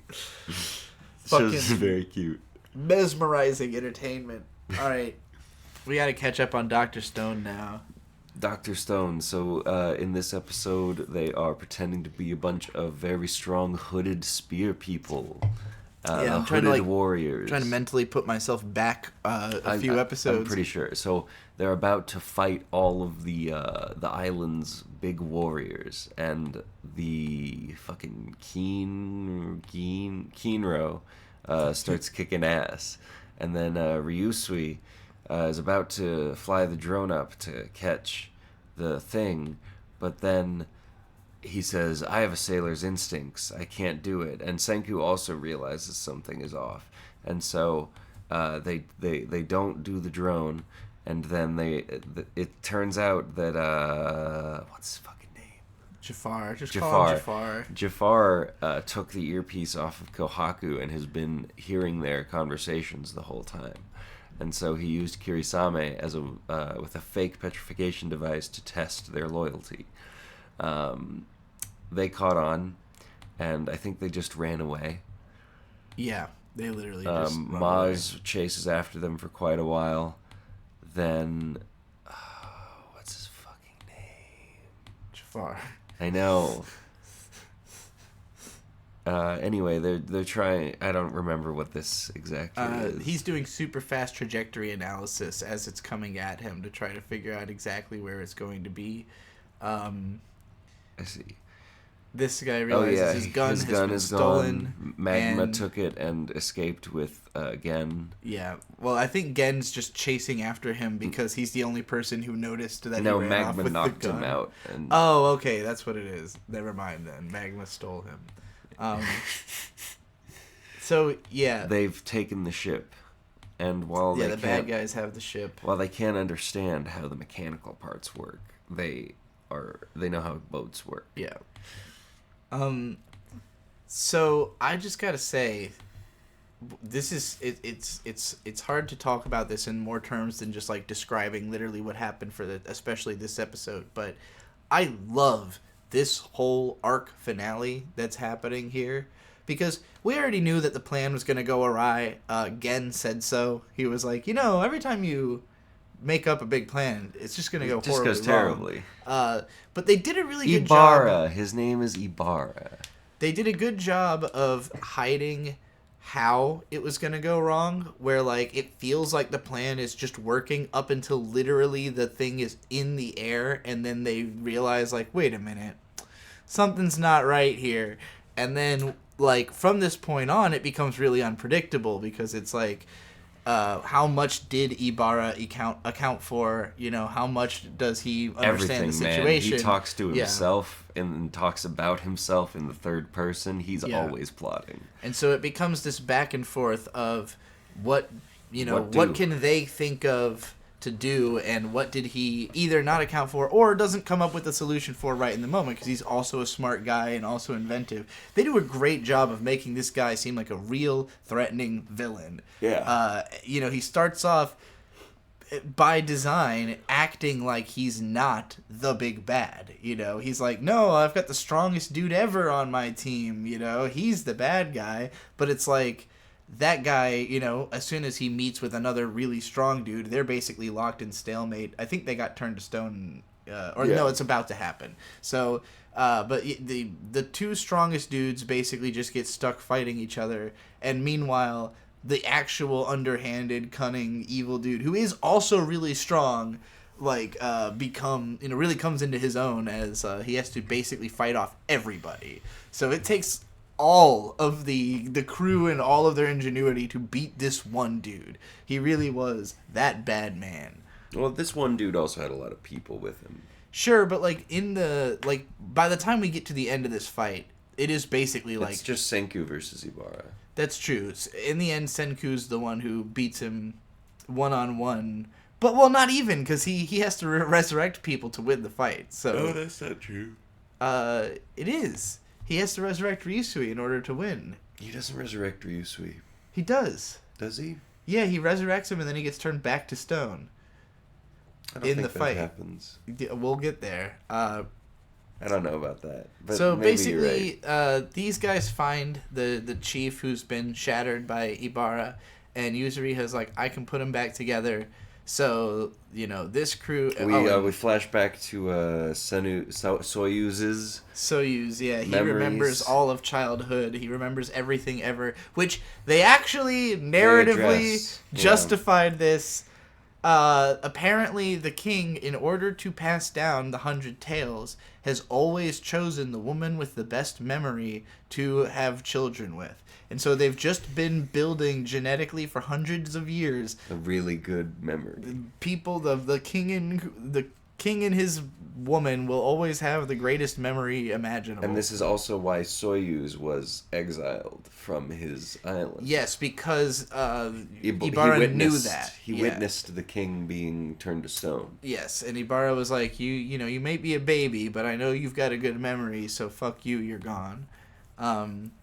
But yeah, this is a fun moment of him. Yeah, he's talking to his daddy. Spirit meeting his dad. So this is the next episode. It was Magma's interesting... gung-ho, just trying to shoot everyone. He's wasting all kinds of ammo.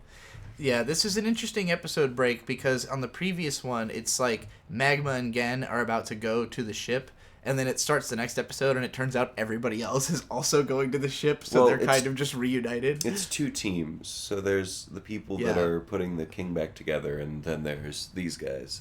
Yeah, and the guys headed to the ship. I guess it's just like the whole Magma situation. As it happens, you're like, what kind of chaos is this gonna cause? Mostly it was just to get the gun out of the situation. Like how do we immediately nullify the effectiveness of this amazing weapon? Have a dumbass take it and lose it. So yeah, there's like a sort of a battle on the ship. Everybody's kicking everybody else's ass. Yo gets his gun back. He's like, I've got one bullet. So, what can I do? Or maybe he has 3 bullets? Something like that. He does... no, he doesn't shoot Ibara yet, but Senku packs a bunch of magnesium into the barrel, and they shoot a bunch of stuff into the air to say, hey, we're sorcerers. Oh, yes. So, here's where... Okay, I forgot they hadn't already done this, but yeah, this is where they resurrect Badass Spearman. Hyoga. So, yeah, previously in this episode it starts raising one of the most interesting things that this show has with the stone stuff, which is you can tactically freeze and unfreeze people at your leisure. And like so far it's mostly been, somebody gets turned to stone, we got to turn them back from stone. But we've had several villains that are currently stone that Senku's like, I'm not killing anybody. Eventually we will have a prison system we can intern these people in, but for now we're just keeping them turned to stone. And so Hyoga has been stone for a long time because they think he's too dangerous. He could literally kill everybody because he's so strong. So in this situation, they unfreeze him to fight this guy, and like in that moment, it's like, well, is he going to team up with them? What if he decides to join the other dude? What if he, what's this guy gonna do? But Senku trusts, based on his understanding of this guy, that he's gonna want to kill this guy, fight the other dude. And then there's a whole episode of this guy discussing whether he's going to actually fight this guy or not. Gen's trying to convince her to flirt with him. Oh yeah, that was really funny. But she's like too serious about romance, I think. I think she does flirt with him. Well, no, he says something to her like, you're fine and all, but you don't need to do this. I will fight that guy. Well, that guy. I think he talks to him, and he based on his answer decides he's gonna fight him. And so yeah, they start. Oh, he also shows off his fucking DSL. So yeah, they start fighting, and that allows everybody else the chance to get the fuck out of there. Meanwhile, the suspiciousness going on between these two, I guess. I don't remember what was her story. So she was raised by the master, kind of, as a lot of the people in her village were. Oh, yes. And the master said something to the effect of, like, you should never use the petrification weapon on a large scale. And Ibara had just told Kirisame to go to the middle of the island and activate it on a very large scale. I see. This outfit is the hottest outfit maybe in the whole show. Ibara looks great. Yeah, I see-through, her see-through dress. It's see-through? Yeah, look, there's a layer. Oh, okay. That's just her body, and then there's like a light fabric over it, and like there's no implication that she's wearing any underwear. It's just like her hair is the only thing keeping her ass and crotch from being completely Her hair's visible. not that long. That's her hair, isn't it? That's her hair? No, that's part of her dress, I think. No, it's like a hair extension bit, like.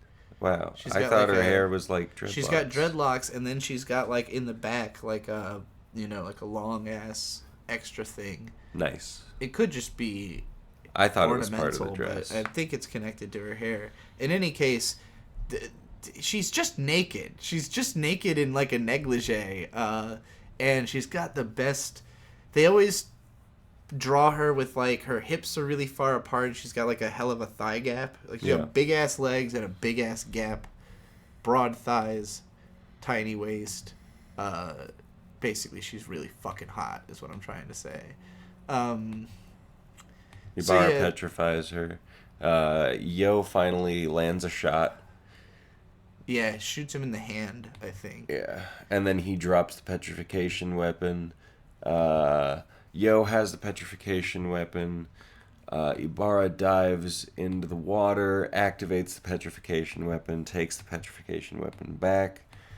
Senku and everyone are working on making Hyoga the weird spear that he likes. Do you know what I mean? Oh, the yeah. one where he like does the spinny thing. This special technique thing he does where he makes the spear. I don't know what the science is here, but it's a cool thing he does.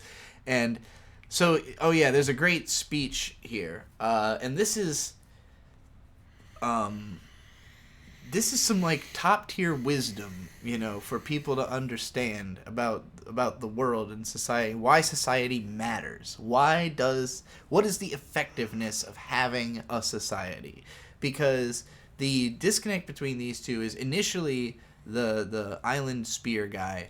Was kicking ass. He says, well, his reasoning why he's winning. He says, Hyoga, I can tell that you've spent countless hours practicing to be amazing with the spear, but I never needed to practice. I've just always been the best. I've always been the most powerful, biggest, most handsome. I'm just the greatest. So, he's coasting on natural talent. But Hyoga is like, well, actually, I've been practicing all of my life to hone the spear. Well, it's not that. It's that the technique. The technique has been honed for hundreds of years. And so he's like, it's not just me being like, I could have been naturally talented with the spear, but that wouldn't mean that I could do this. This. Like, this took hundreds of years of different people continuing to iterate and figure this thing out for it to even exist. So that's why, you as an individual have nothing on the, hundreds of talented people that have come together to develop this technique that I'm using to defeat you. So it's pretty good. It was a good argument for society's existence, I guess. But ultimately, like you said, and Ibara gets the weapon. Ibara gets the weapon, and he puts it in the miracle power guy's mouth and tells him to run to the center of the island because he won't get petrified that way. Then, miracle power? What was his? He's like this guy. Yeah, he's just strong. He doesn't have miracle power. Yeah, he thinks he has. It's a trick. He makes everybody else think that he gave this guy the thing and told him to run into the middle of the island. He did. But actually, Ibara...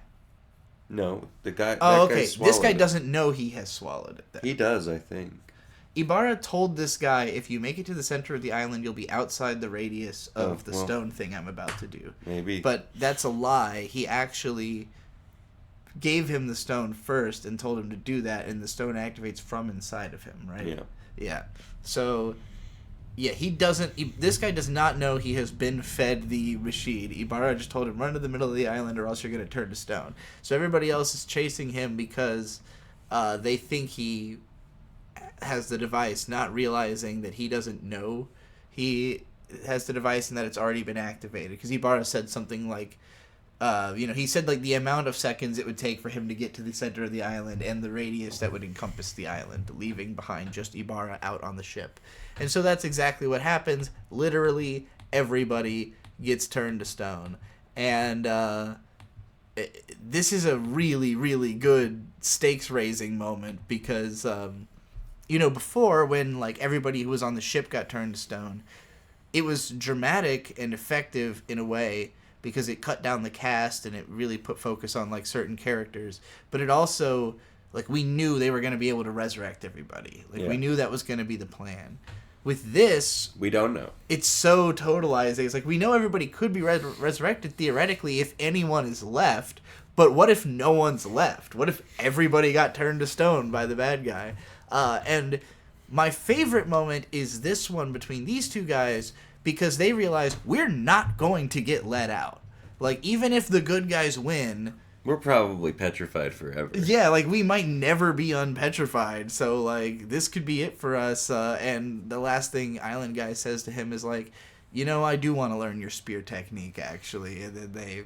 And then Hyoga goes, well, we're always taking new applicants or something. I don't know. He says something silly like that. I thought this was a really badass way to use these two characters. A really cool way to incorporate, like, having a badass over-the-top, high-power level shonen fight into the show and giving it a cool, dramatic ending without anybody dying, without any of the main characters who are science nerds, like, having to gain new powers all of a sudden. Like, this was really cool. Yeah. Good Dr. Stone. And then, literally everybody. Oh, and then the main group, they're like Chrome, Ryusui, and a bunch of them are making signals so that Senku can see how fast the beam is moving. So that he knows when he has to throw the petrification fluid jar up so that it hits him. We'll learn that that's what happened at the start of the next episode. But the dramatic reveal here is really good where Ibarra opens up the back of the truck, sees a speaker, and then Senku goes like 5 meters 1 second. Yeah, and I think... Which it doesn't work. Yeah, in that moment you're like, oh shit, he got him. But it doesn't work because he like drops it just in time or something like that. No, it's just too far. It needs to be up close. Yeah, you have to be close to it yourself or something. So... it's like just barely doesn't work, but it's such a good like flattening back out the battleground. Like, okay, he didn't just like snap victory back, but now they're evenly matched. It's like they're both on like footing of who's gonna outsmart who. Look at that face. But he finds everybody in their weird pose, and he realizes that Senku must have done something. So. Yeah, like you said, basically he threw the revival fluid up in the air so that it would crash back down on him immediately after he got turned to stone, which works. There's a really cute moment of fun. He high-fives everybody and poses with them. Classic manga type shit. But Ibarra stabs him in the fucking arm and takes the thing. He's like, you forgot that I'm like way cooler than you. I'm like 3 times your size and strong and evil and cunning and old. Fuck you, little boy. I think he does go like, I was a warrior at one point. I was really good at it. I used to be a heck of a warrior. So he leads Senku out to a cliffside thinking like he's got him, but then realizes that I think it turns out... Wait, what was the deal with the listening device? Who is this on? Yeah, I think that's on... I don't know. Someone. Whatever the case, basically it turns out Senku actually had resurrected Ryusui, and Ryusui flew the drone up to... catch the petrification device. Yes, to catch it just like their original plan, but it ends up it's tied to a string that Ibarra still has, and it gets tangled in the rotor of the drone. This was also their original plan. So they end up in a tug of war against him with Senku and Ryusui with their backs to the cliffside. And it's kind of implied like Ibarra's just going to let go and try to make them fall. But then they activate it. Yeah, something. they I don't remember how they managed to like throw it at him, and then as it's coming towards him and activating, he throws his fucking hat at it to deflect it, and then it's like going to hit Ryusui instead, and then Ryusui, realizing he's about to be turned to stone, like jumps at it so that it will like knock it back a little bit. and not hit Senku, but he crumbles to dust on the ground as a result of this. And then, but yeah, it turns out he had actually activated it. He put the earring on. Yeah, that's what it is. He put the earring on it. So then, the communication earring, that is. So Senku activates it. Very fun, very good back and forth, very good climax. There's a couple minutes still left in the episode, so Senku's fucking whole life flashes before his eyes, basically, as he takes an exasperated sigh, rewrites his EMC squared in his own blood, I guess, and then stares at the sunset, and then he gets a call, and it's from Ruri. Yeah, it's from the friends back home. And he revives Chrome first and goes, "Hey, Ruri called," and Chrome goes, "What? She wouldn't just call." And then they start reviving a bunch of people. They revive Kirisame for food to find food. I liked this because again, everybody on the ship had been turned to stone a couple episodes ago, and in that case, like the first person they had to revive was Kaseki, so he could build something they needed right then. But this time, it's like, well, okay, we're done with the fight, so who do we need to like?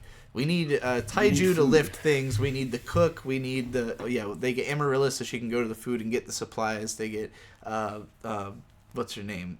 Francois. I love her outfit. She's like just wearing like a gown made of seaweed. It's really adorable. This is the storm has passed. What's going on? How do we set up for the next arc? Oh, they smashed up everything in the ship. They bring this girl back because they know that she wasn't really, evil. She wasn't really evil, and she's really hot. So now we get to have another hot chick in the show. They're all drinking cola. This show might be the most loaded with like obscenely hot women of any. Hey, Kohaku's back too. Yeah, Kohaku gives Senku a hug, and everybody's Ginro's alive. I don't know if you remember that Ginro got like completely stabbed through the chest. Ginro got brought back. He had a nice little. Cute little scene. Ha ha. Look at my big coffee mug. It's matcha. Oh, matcha mug. Yes, this is what I was trying to get to. Hot chick fight. Look, she's really just naked. She's really... I don't know, I guess the beads protect her nipples from showing, and then whatever the blue shit is. It's like a rope she's wearing. It's not her hair, but it's like some kind of weird rope thing. I guess it's just her replacement for underwear. Oh yeah, then they revive this guy because he's got like the petrification device on his arm. Yeah, it's time to introduce another new character because that's what Dr. Stone loves to do, especially at the start of a new arc. And this is just a guy from the island from a couple hundred years ago. Yeah, who Taiju just found while they were resurrected. I would think he would have found a lot more. But whatever, he found Especially one guy. Given the story he tells. Yeah, this guy says that they like rained those devices down from the sky and turned everybody to stone. So I don't know what happened to everyone he was standing around with when that happened. But this guy immediately he sees people chasing Ginro and kicks the girls' asses. Yes, he is stronger than Kohaku and the other girl. They're shown to be like evenly matched, and they are supposed to be basically the strongest people they've got right now. Besides Spear Guy locked up. This dude immediately blows both of them out of the way just to get to Ginro, who looks exactly like whatever king he used to serve. So he thinks initially thinks Ginro. Kinro's the cool one. Yeah, it's just confusing because Keen means gold, and I think they did that just to fuck with us. But yeah, so he's gonna lead us into our next plot, and they end up getting a communication from. They build their radio back, is what it is. Right, they build their radio so that they can talk to the people who are back at home. But while they're in the middle of communications with those people, the signal gets interrupted By a voice it's Senku's voice. Yes, and he says 12,800,000 meters 1 second. Yes, it's the diameter of Earth in 1 second. So the implication is that perhaps how everybody on Earth got turned to stone was literally this happened. This voice said this, back when it first happened. It seems to be Senku's voice, which is very mysterious and confusing. Everybody's like, what's going on? Senku's like, I have no idea. I certainly don't remember recording any of that. So, the mystery is afoot, and the hands are guiding the ship into the head. There you go. That's enough for Dr. Stone. What are the ears doing? Listening to We Watch Anime. Frieren, look how tall she is. She's so tall. Fran got really tall. Her name's Fran? Something like that. Fran? Whatever. Purple hair girl. I really like this show a whole lot. I'm the slice of life genre. I always feel some contention with, because I like shows that have an element of slice of life, but where something's happening. There's some kind of pulse to it. There's, like Frieren has a story, but it moves at a very deliberate pace. Yeah, this episode. This was a weird one, but it's very cool. I enjoyed it. It's also been so far, and I don't know if the show's going to stay this way, because I know the first 4 episodes, they were all released at once as like a big batch, and then it became weekly. We're going to do the exact opposite of that in how we cover the show, because our seasonal coverage has been so far 3 episodes in 3.5 months or something. So basically, we're going to cover Frieren episode 4 in our next episode, and then we're going to just do the rest of Frieren in one episode. I just think it's funny to do the temporal opposite of how the show is released. But each episode so far has been like 2 episodes in one. It's super, super episodic, the way that this show is structured. And I really like... my favorite kind of show structure really is like overarching plot, but each episode also tells a self-contained story that is interesting by itself. And this show does such a good job of that. I also just love Frieren as a character. She's one of the most literally me, like, relatable characters I've seen in a while. Particularly, like, at the start, seeing Frieren through the lens of Fran? Is it Fran or Fred? Can you look this up for me? I think it's Fran. Fran, like... There's a line where she says whenever she makes that face, it means that she's definitely about to, like, waste our money or something like that. Or, she's about to do something annoying. Fern. Okay. Fern. So, yeah, Fern, she's gotten to a point in her relationship with Frieren where I think she sees... She obviously understands that this is, like, a great and powerful person, but she's more hung up on all the weird idiosyncrasies and stuff that nobody's really questioned Frieren about. Like, people just view her as, I don't know, she's an elf, she's a mage, she's immortal. I don't know what she's thinking. And I think that Fern has more of, like, a grounded, like... No, I think she's just a fucking weirdo. Like, I don't think being an elf or being an immortal or being a mage has anything to do with it. I think she's just like this, and I like that. I like her perspective on it because, she's just a human, a young human at that, but she doesn't... It doesn't seem like Fern, like, regards her age or anyone... She doesn't look at people through their age, the way that many characters in this show do, where they look at Frieren as, like, so mysterious and other and different from them because she's immortal and because she treats the world so differently. I think Fern doesn't view the world as, like, she's an outsider herself, like, she feels similarly to how Frieren feels, which is why all the differences between them are so much more apparent to her. It's like... somebody had mentioned early on, like, both these characters are pretty deadpan. Both of them are, like, the slow one. But it's unexpected that Frieren is not the straight man. You know, Yeah. like, you needed somebody who was even more, like, even less emotional, even more distant, who could look at this character and say, no, she's not a calculator. She's a strange person with a different perspective, you know? And she can get more into what specifically that perspective is, why it's so different. But so Fern and Frieren, they split up in the market. Frieren's going to go blow a bunch of money. Fern is supposed to go buy essentials. Fern just tails Frieren the whole day to, like, a jeweler first. Yeah. And Frieren buys something. And then Frieren just approaches someone on the street and goes, hey, do you know where, is there a place that knows where good dessert is around here? Yeah. And the guy goes, I'm sure the people down there would know. And then, so she sends... and Fern is going, what? That's a bar. Why would they know where dessert... Like, a dive bar full of, like, Mad Max-looking, you know, guys with mohawks and shark teeth. So and, Frieren just walks in and goes, hey, do you guys know where to get good dessert? And they all light up and start giving they're her like, dessert. yeah, we know about fucking desserts, bitch. You know, like, they are, like, the edgiest people in the world, but they're all super into dessert. And so. Fern also has the dialogue of, like, these people don't know anything about dessert. And then they say, we know about dessert. So he's like, I guess they really do know about dessert. It turns out that Is this the one where it was Fern's birthday, or is that the last episode? I think it was Fern's birthday. I think this is... It turns out she was trying to, give her, like, a nice time. And I think the sweets was just, like, something Himmel liked that she, Maybe. like, remembered as well. But, yeah, she basically takes her on a date, I guess, for her birthday. Here you go. That's her 2 mother. times. I guess she is more of, like, a matronly figure. This is the part... It's a cute scene because...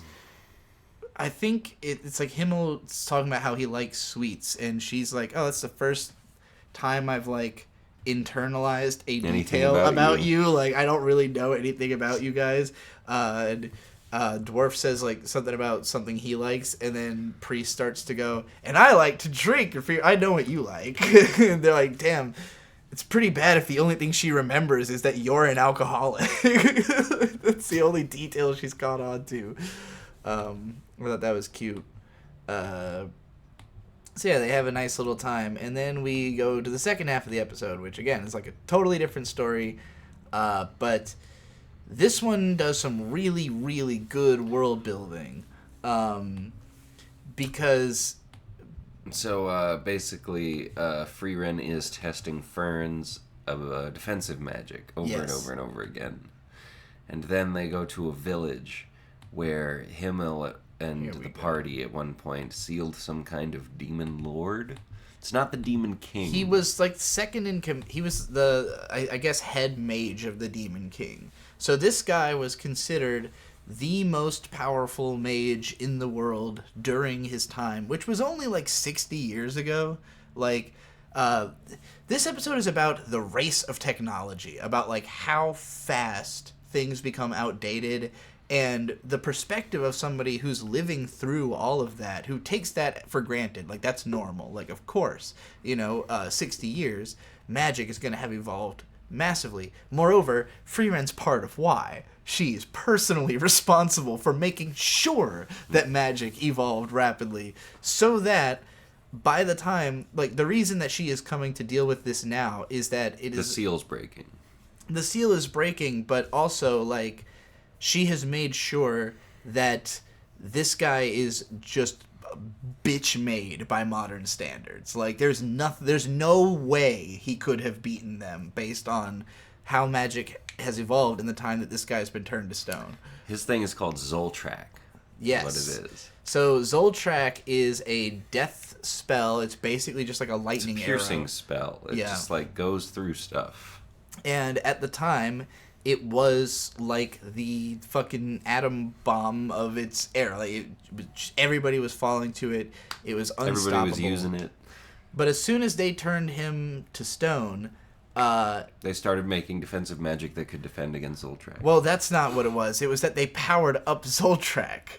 that everybody Oh, right. became obsessed. They were like, well, this is the ultimate spell. We all need to learn how to do this. And so it came to a point where everybody knew how to do Zoltrak, and then they had studied it so much that they had made it more and more powerful, and so they had to develop more and more defensive measures to deal with the more powerful Zoltrak. So we're at a point now where Zoltrak probably could destroy the planet, but also, like, if somebody's trying to use enough Zoltrak that could have killed you 60 years ago, you're fine. There's no way that's going to be enough. It really does remind me of... It's like getting your COVID boosters, No, I don't know. Let's say the COVID vaccine is hold Zoltrak. on. Let's do nuclear and it just bombs. Gets boosted. I like the nuclear bombs analogy because, like, the bombs the only nuclear bombs that have been used in war, Hiroshima and Nagasaki, are, like, incredibly weak compared to what nuclear bombs can do now. Like, hydrogen bombs. Yeah, like the level of evolution of bombs, like, we basically made them so powerful that it would be infeasible to use them. We just really shouldn't. Yeah, it's just not a thing. So, and the implication here is that, like, this society has reached that point of, like, spells are not just like one guy with the most powerful spell can rule the world. Now it's like one guy with the most powerful spell can destroy the world, and that wouldn't be good for him, so why would he even use it? But yeah, this whole interaction is really fun because, of course, this guy thinks he's still gonna be hot shit, and meanwhile this essentially 16-year-old. Yeah, like, I won't call her a newbie mage, but nowhere near the level of where Frieren was when she fought this guy before, assumably. Except that she's way, way more powerful than Frieren could have been back then because technology. And then she Zoltrax his ass. Yeah, she Zoltrax him into nothing. And so it's also important to know, Frieren will just kill a motherfucker. She's not like, we're going to turn him to stone until prisons are good enough or whatever. Like, no, I've always assumed Frieren was a killer. That guy. And I'm just I'm a big fan of any time that magic is just treated as technology. We all know the quote. Am I wrong, or is that Himmel's kid? No, this is a kid who looked up her skirt when he was a little boy. Okay. And now was he's like given an a old hat man. by Himmel. Yes. And, he's gotten to live a long, happy life because they protected the village for all those years. So he's very thankful to her. And she's like, oh, I remember you're that fucking little brat. Which is always cute. That's another thing I really, I relate to with Frieren is because I've been on the internet now long enough that I have fans who will tell me, I've been watching you since I was 14, and remember when I left this comment? And I'm like, I do remember that comment, you little bastard, you're all grown up now. I can't be mad at you unless you are, but I know deep down you're still that idiot. But yeah, this is cute. This is fun. And I also like that, violence and action have kind of come into the story now, which I understand is going to be a bigger part of this series. So, there's her remembering the flipping up the skirt. Oh yeah, and Himmel got mad at him because he's like, I haven't even gotten to see your panties yet. The show, I do think the undercurrent sexual humor that occasionally comes up is not good. There's that one part where she's jealous of the other girl's boobs. I don't remember if that was episode 2 or 3. Oh, that was weird. I can't remember. I didn't see the screen cap. I must have skipped over it, but I think it might have been episode 3 where she Frieren's jealous that Fern has tits. And then it cuts to a picture of a pair of rocks stacked up like boobs, and I'm like, they did it more tastefully than other anime would, but it is just a very generic anime. Wait, that wasn't a reference to Everything Everywhere All at Once when the mom and daughter are talking to each other as rocks? Whatever. What is this? Armored Core? oh, Gundam. Okay. It's time for the one I really don't like. This is my least favorite show we're watching. It's a tie between this and Monster, because at least this has cool robot fights. I understand the plot of Monster. I don't. I mean, Monster is about there's this kid who's really bad, and there's Let me rephrase. I understand the plot of Monster. I don't understand why the plot of Monster has to go on for 70 episodes or whatever. It probably doesn't. I don't understand why this show needed to fucking exist at all. What is the value in this anime? Like, Revolution. Lesbians. I think part of the problem is that I don't like robot fights enough. Because, like, I like giant robots. I think mechs are cool. I like to see them drawn all cool and, you know, having cool battles.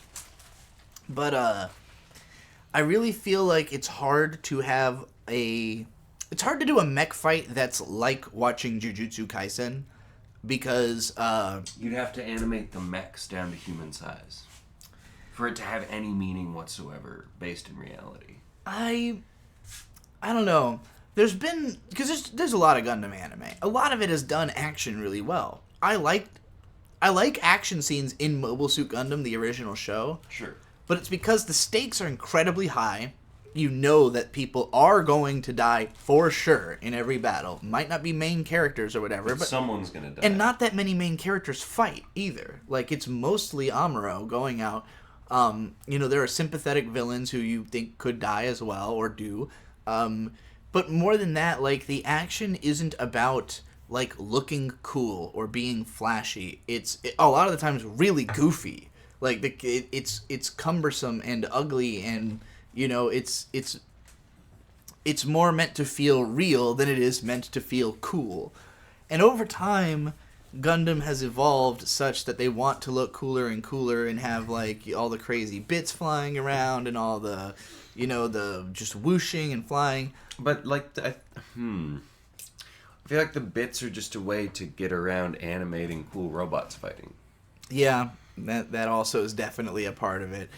But also, yeah, cool robots of that size and this technology at this point probably would have cool things that fly around them as well. I just want to see more rough and tumble robots, you know? I still, though, I watched Real Steel and it yeah. it was very good. I want to show you more examples of, like, there's been a lot of ways to do action with giant robots and make it meaningful beyond that watching robots fight looks cool. A specialty of Yoshiyuki Tomino Gundam, you know, the original show, or F91, is, like, showing what's happening at the human level when robots fight in the middle of a fucking town, or in the middle of a colony. Falling. Or, yeah, exactly.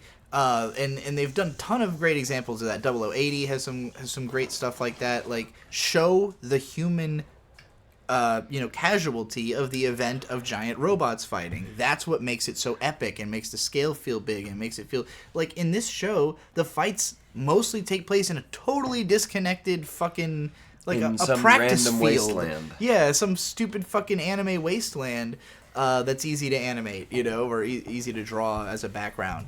So none of the fights ever feel like they have stakes until you get to one of these, like, very bespoke major plot event scenes where everybody's just getting murdered.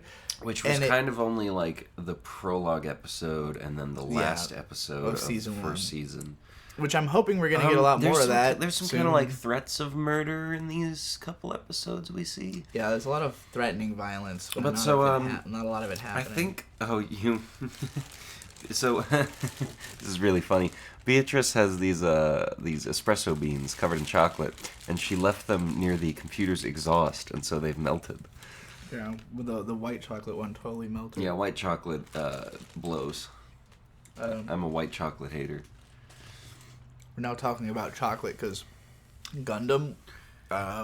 I'm sure someone likes chocolate in this show. Anyway, so Miorine is talking to Soletta's mom about her dad, I think, is what's going on. And Miorine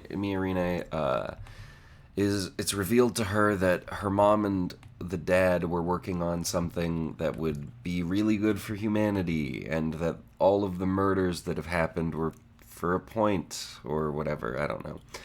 I think it's kind of implied that the mom knew that Delling was going to kill everyone, right? Why is everybody in this show either a stupid douchebag or a nothing burger? Yeah, I don't know. Ellen Saris is not a great character. He's like, hey, remember me? You used to care about me. What happened with that? When this isn't even the same guy. No, but he's saying that to her. He's like, you used to think about me and stuff. What's going on? You used to call me on my cell phone. Late night when you need my So wait, hang on, go back a little. I think these are the Earth witches, so right? that's the Earth Witch talking to Ellen, probably just getting him away from Suletta. They're so tiny, but so evil. They are very evil. Or good, who knows? Very tiny.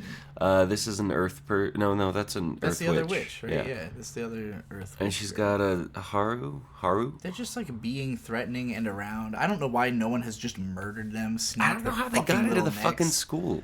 If I saw one of those little fucking psychos, I would just be like, you don't belong in a polite society. You are going to prison right now. Like, let me call the authority. Hey, I just saw one of those Earth witches. Yeah, the ones who murdered everyone last season. Yeah, they're just around now. Somebody want to do something about that? This is Gwell's younger brother about to do a big fight against Suletta, Look at that girl's dumb hair. Hey, you know, that hair my sucks. hair looks like that sometimes. No, it doesn't. That hair sucks. Right. They're getting ready to fight. Hey, look, CGI rocks. Okay. Hey, it's the Pell person. So she was around when everyone got murdered, and now she works and controls Ellen, kind of. That woman has showed up to make this face at Suletta's mom. That's her place in the show. That is pretty much all she does. She shows up and she goes, "I know you're not really the good guy you're saying you are." That's her place in the show. Robots fighting. It's the lack of stakes, the lack of an environmental intrigue. I don't care about the characters who are fighting ever. The fights, you can never tell if they're gonna matter. I can never tell who I want to win, really, or like what will make whose victory will make the show more interesting. You know, like who winning will make this somehow evolve into a plot I could care about. Like, I really don't see the appeal of this fucking anime. I know I've said this a few times, and people have tried to explain to me, like, I don't know, some people just really like Suletta's personality. I don't understand that. I hate her personality. Suletta's personality would be saved if she just every once in a while went do-do-do. Yeah, I don't like any of the characters. Nothing they've ever done has made them grow on me at all. And I'm always waiting. Like, every episode, I'm like, is this going to be the one? Like, is this going to... But, like, I feel like I liked Miorine early on, but I became unendeared to her because she's such a one-note character and hasn't really fucking accomplished anything. She made a company at one point. What has the company done? They're fighting. They sure exist. I don't care about anything fucking happening in this goddamn show. What is supposed to matter? We get to this reveal. This is one of the worst plot reveals What's the reveal? I've ever seen. Now, you and I already knew this because we had spoiled ourselves. So I had at this least reveal. Some Are we level, there yet? I don't think we're there quite yet. It's some level of expectation. Basically, I think there would be some drama. The witches from Earth start killing people, and that's not what you're supposed to do in a school match. And then they start trying. Who could have seen that coming? Yeah. Then they start trying to kill Suletta, and the witches from Earth start doing all their permit score stuff. They go all the way up to 3 or 4, or whatever's going on with that. I think one of them dies. But it's revealed that the Pell lady goes, "Hey, didn't you have a different daughter or something at one point? Yeah, what happened to that?" So you and I knew that Was her name Eris? The mech Ariel is or contains the soul of this woman's actual daughter, and Suletta is like a clone or something. Suletta, of the original daughter, and the original daughter's in the mech, and this is why they have such great chemistry together. It's literally Evangelion. Erict. That was this her is name. literally the plot of Evangelion is we put their family members in the mechs, and that's why they're able to have such good synchronization, is because the mech is your mom, and your mom wants to protect you, and you want to protect your mom, so there you go. Now you're all on the same page together, you know? And how good or bad your relationship with your mom is at this point in the story will affect, or your conception of your dead mom, you know? How you feel about what your dead mom would think about you is going to affect how well you can fly your fucking robot. Sure, in Eva that's the case, but this is more like sisters, you know, they're sisters. I'm just saying, that was the plot of Evangelion. So now it's, hey, I put her sister, specifically Rei. Rei is literally a clone of the mom. Which... That's a weird choice. I mean, I guess it makes sense, because she would also, like, synchronize with the mom. Well, see, here's the thing, it's deeper in Eva, because... Rei, Gendo's original plan is make a mech out of my wife my wife clone pilots my wife mech, they will understand each other, they're the same person. But the mech wife doesn't give a fuck about his clone, she cares about her son. So he has to bring his son in because the mech will work with him. Wow. I wish... Do they explain this? No, this is just all implied. It's all implied through the story. But, like, when you understand later on... Because Rei is also the second clone. Like, the clone that was... The original clone was murdered by fucking Ritsuko's mom. What I need most from Evangelion is for Gege Akutami to write a version of it. Where everybody just beats the shit out of each other for 20 pages and at a time. Explains, like, what's going on in the plot, their power levels, exactly what they're doing. Yeah. Well, the problem is Eva was released... If you had, like, bought the show on DVD or whatever, Laserdisc or whatever the fuck back in the day, it came with, like, booklets that explained all the shit. Like... There's literally tons of, like, lore, like, I guess I've got to look exterior at those lore shit that was meant to... I don't really have any of this, like, useful stuff, but, like, you could go on, I think Ava Geeks is the website that just, like, collected all the tertiary information, but... And if you play all the video games and stuff, like, they added fuckloads of lore to, like, make it all make some kind of sense, but... I don't fucking care about any of that. Like, the metaphors are the interesting part. It's the idea that the mech was working with their son. What is this? Squirtle? It's a Squirtle getting hit by a car. This is a Pokemon Go. Okay. I'm sorry. Let's just fucking, whatever. The mech's her sister. The way they reveal this is the lady just says it. Like, didn't you used to have a daughter? And, she's the mech, right? Yeah, she's totally the mech, dude. Alright, whatever. What a fucking fascinating reveal. This has meant so much to the story of this show so far. I'm so intrigued that her sister's a mech. Oh, hey, it's Speed Let's talk about the good Racer. Gundam. No, it's Gundam. This is the original Gundam. You're right. How could I think this show, is Speed Racer? There's a Haro on screen. This episode of Mobile Suit Gundam is not particularly good, and it's still way better than the Witch from Mercury's equivalent episode. I can't gauge what happens in this episode from memory based off of the screenshot. Some people called it a filler episode, and again, that's, revisit my Pokemon rant about, it's fluff. It's a fluff episode. Does it really need to exist? No. But... It deepens. Need to exist? Like, with long form adventure stories, you run the problem of, in order for it to continue to feel like real and like you're there with the characters, you have to give them an amount of breathing room where they can just be themselves and act off of each other, and like that's what. Even though Pokemon Horizons it's very slow, it's very not dense. For my taste, I like shows that try to pack in a lot of information, but I love that show has enough space that you get to spend so much time with those characters that even the really minor characters who don't really do that much, they're around. They're always around. They have something to say. They have something to contribute. They get to give a line or two or dialogue in an episode that just makes you feel like you understand them a little bit better. And I think Gundam, this episode, it falls into that category of like, most of what I got out of this is we got to see Ram Baral and his wife, whose name I can't remember. But they looked really, really cool. Yeah, they look cool. We see it's just letting them have more screen time. Sayla does the Racer X thing of like, oh, Char is my brother.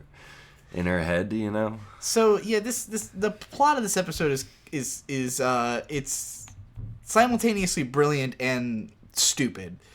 They ran out of salt. Oh yeah, okay. The white base is out of salt, which.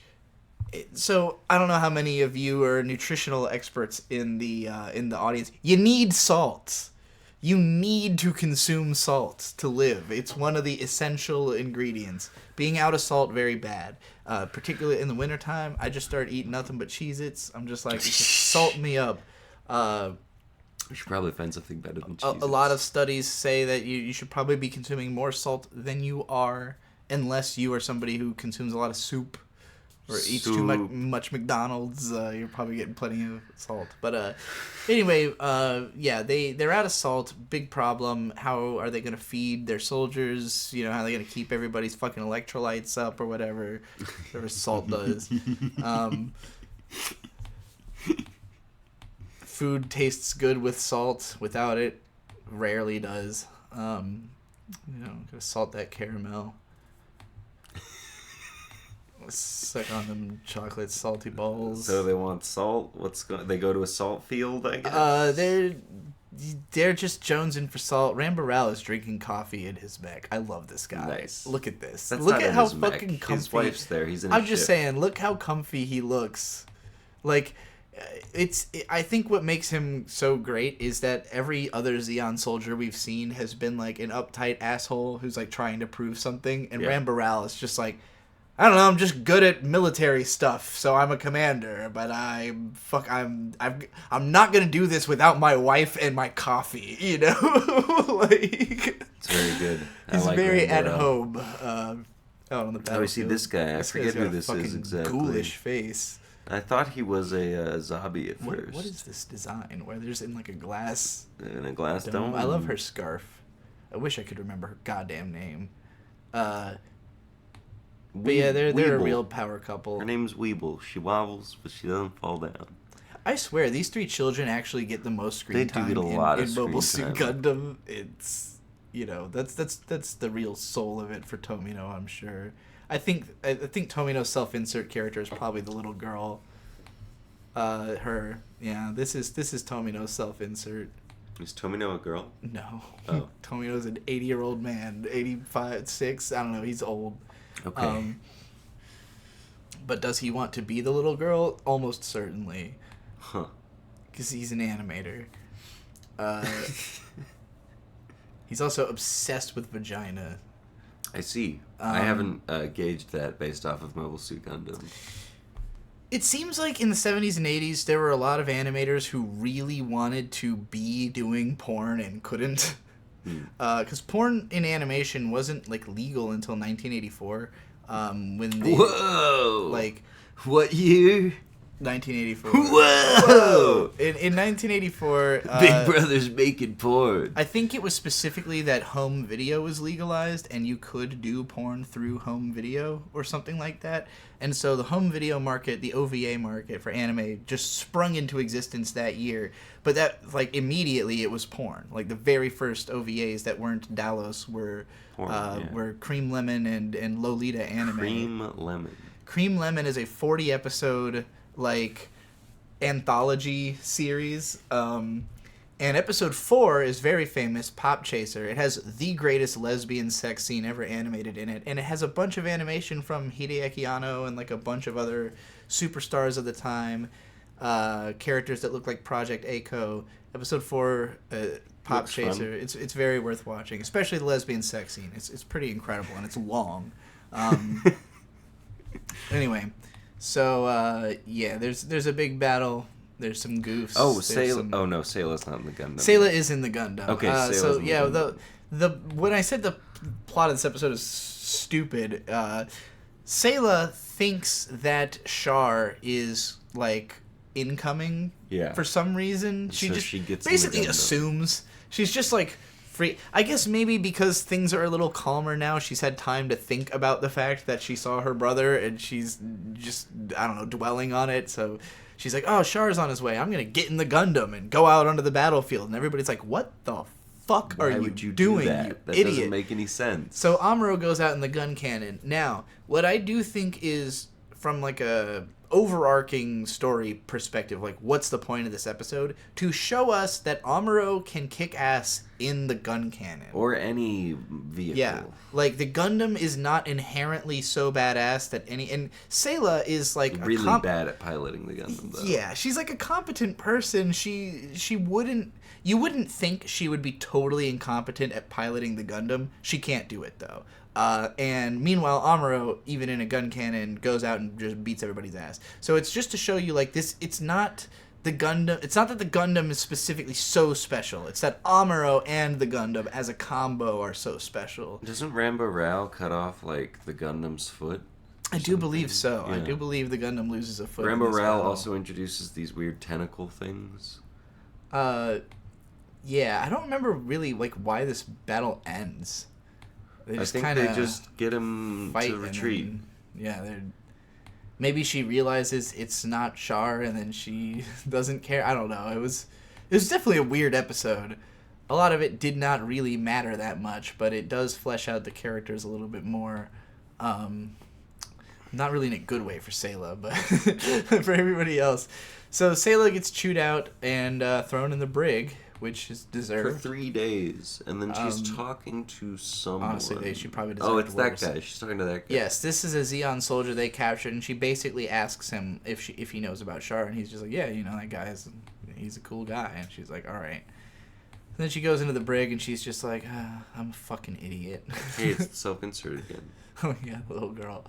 There you go, some pretty shots of white base flying around, and that's Maison Ikkoku? that's Gundam. I really got to go pee, so we're gonna Okay. take a little break.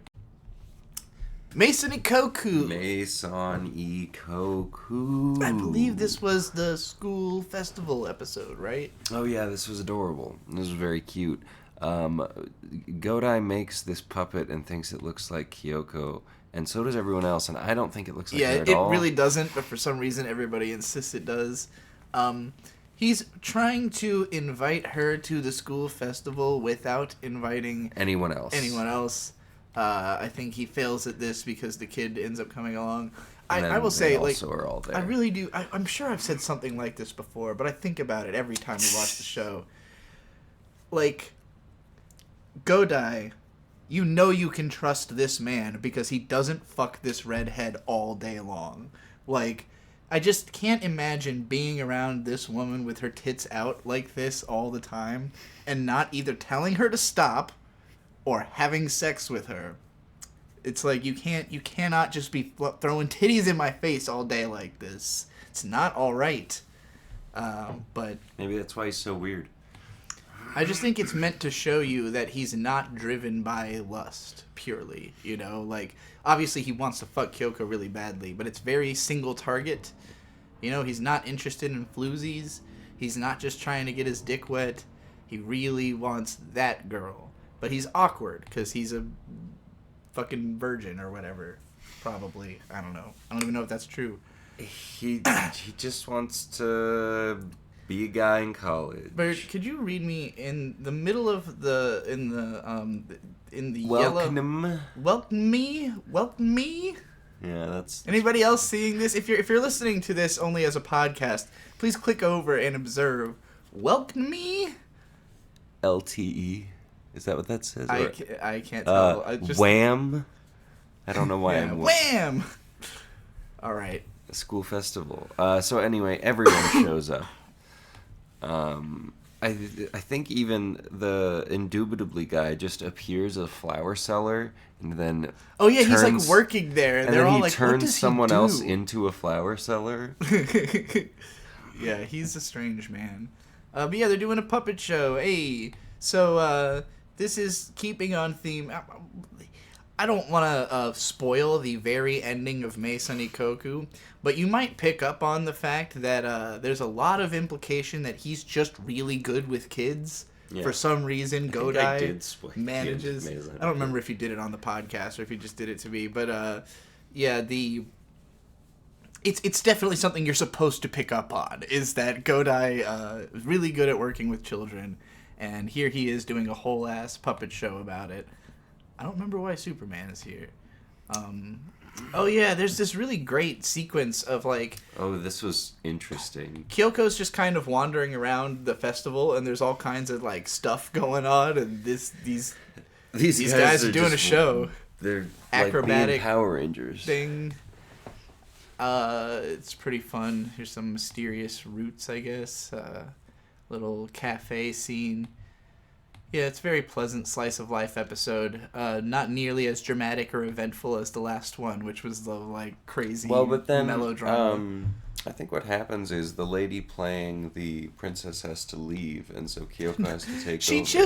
I think it's like they all mention how the doll looks like Kyoko, and the girl's like, wow, it does look like you. Hey, I don't want to do this here. And then like fucks up. She like literally puts the puppet in Kyoko's hand and leaves, and everyone's like, what the fuck? Okay.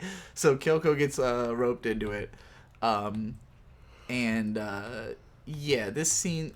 Basically, the main thrust of this scene is they're doing a cutesy puppet show for kids, but in order to, keep their positions, her tits keep getting all up on him. And he's just, he's having a rough time not getting a boner, basically. Oh, also, the rest of the house has drank all of the sake. Yeah, they went to the the drinking club and bottomed them out. So that's fun. Yeah, they had a nice time, They had a cute date. It was cool. It was a cute episode. I liked it. Now it's Speed Racer. I forgot. Yeah, we have Speed Racer, of course. I forgot we hadn't talked about this yet. They're in the race, right? This is the race now? Or are they coming back from visiting the This prince? is... Yeah, they... Remember, the last episode ended here. Yeah, that was all recap. He was getting his car torched. Right. By this evil Jafar man. There's a lot of Jafars going on that's the king, in our show isn't it? right now. Yeah, That's the Jafar. That's the Jafar man. The plot of this it's a weird arc because that guy is the bad guy, and essentially what the point of this arc is Speed like shows up and reveals to the king and the prince like that the man wearing an eye patch is evil. Shocker. Yeah. I'm sorry, that's ableist. I'm not saying if you have an eye patch, you're evil. And the like evil beard and everything. Yeah. Just the evil guy. The guy putting off an evil aura is a bad dude. But yeah, I think they're like racing for freedom. I don't remember. This was a weird arc. Again, they're lots racing of without cool brakes, arcs. wasn't it? It was really fun to see them, like in this environment and everything. The opportunity to draw a bunch of Arab outfits and stuff it's fun, but the plot was a little difficult to follow. I took this because it's a cool land bridge. That is cool. I love the artwork in Speed Racer, but what does he have? so this is where Prince realizes that there's a scorpion on Speed Racer's shoulder. Yeah. And he's like, oh fuck, dude, you got a scorpion on you, dude. You gotta do something about the scorpion. And then he goes, actually, I've also got a scorpion on me. Shit, it looks like somebody put scorpions on us. We really gotta get out of here and take care of these scorpions. So they both jump out. They kill the scorpions. They're like, hey, if they're trying to kill both of us with the scorpions, we obviously are on the same team. We gotta fucking team up. There's a long sequence. Monkey finds a lot of melons. No, they're hallucinating. This is a whole mirage sequence. This is another one of those parts where I remind you that like in the 1960s, a lot of these concepts were not they're in the show because they are tropes, but they were not tropes to like mainstream cartoons.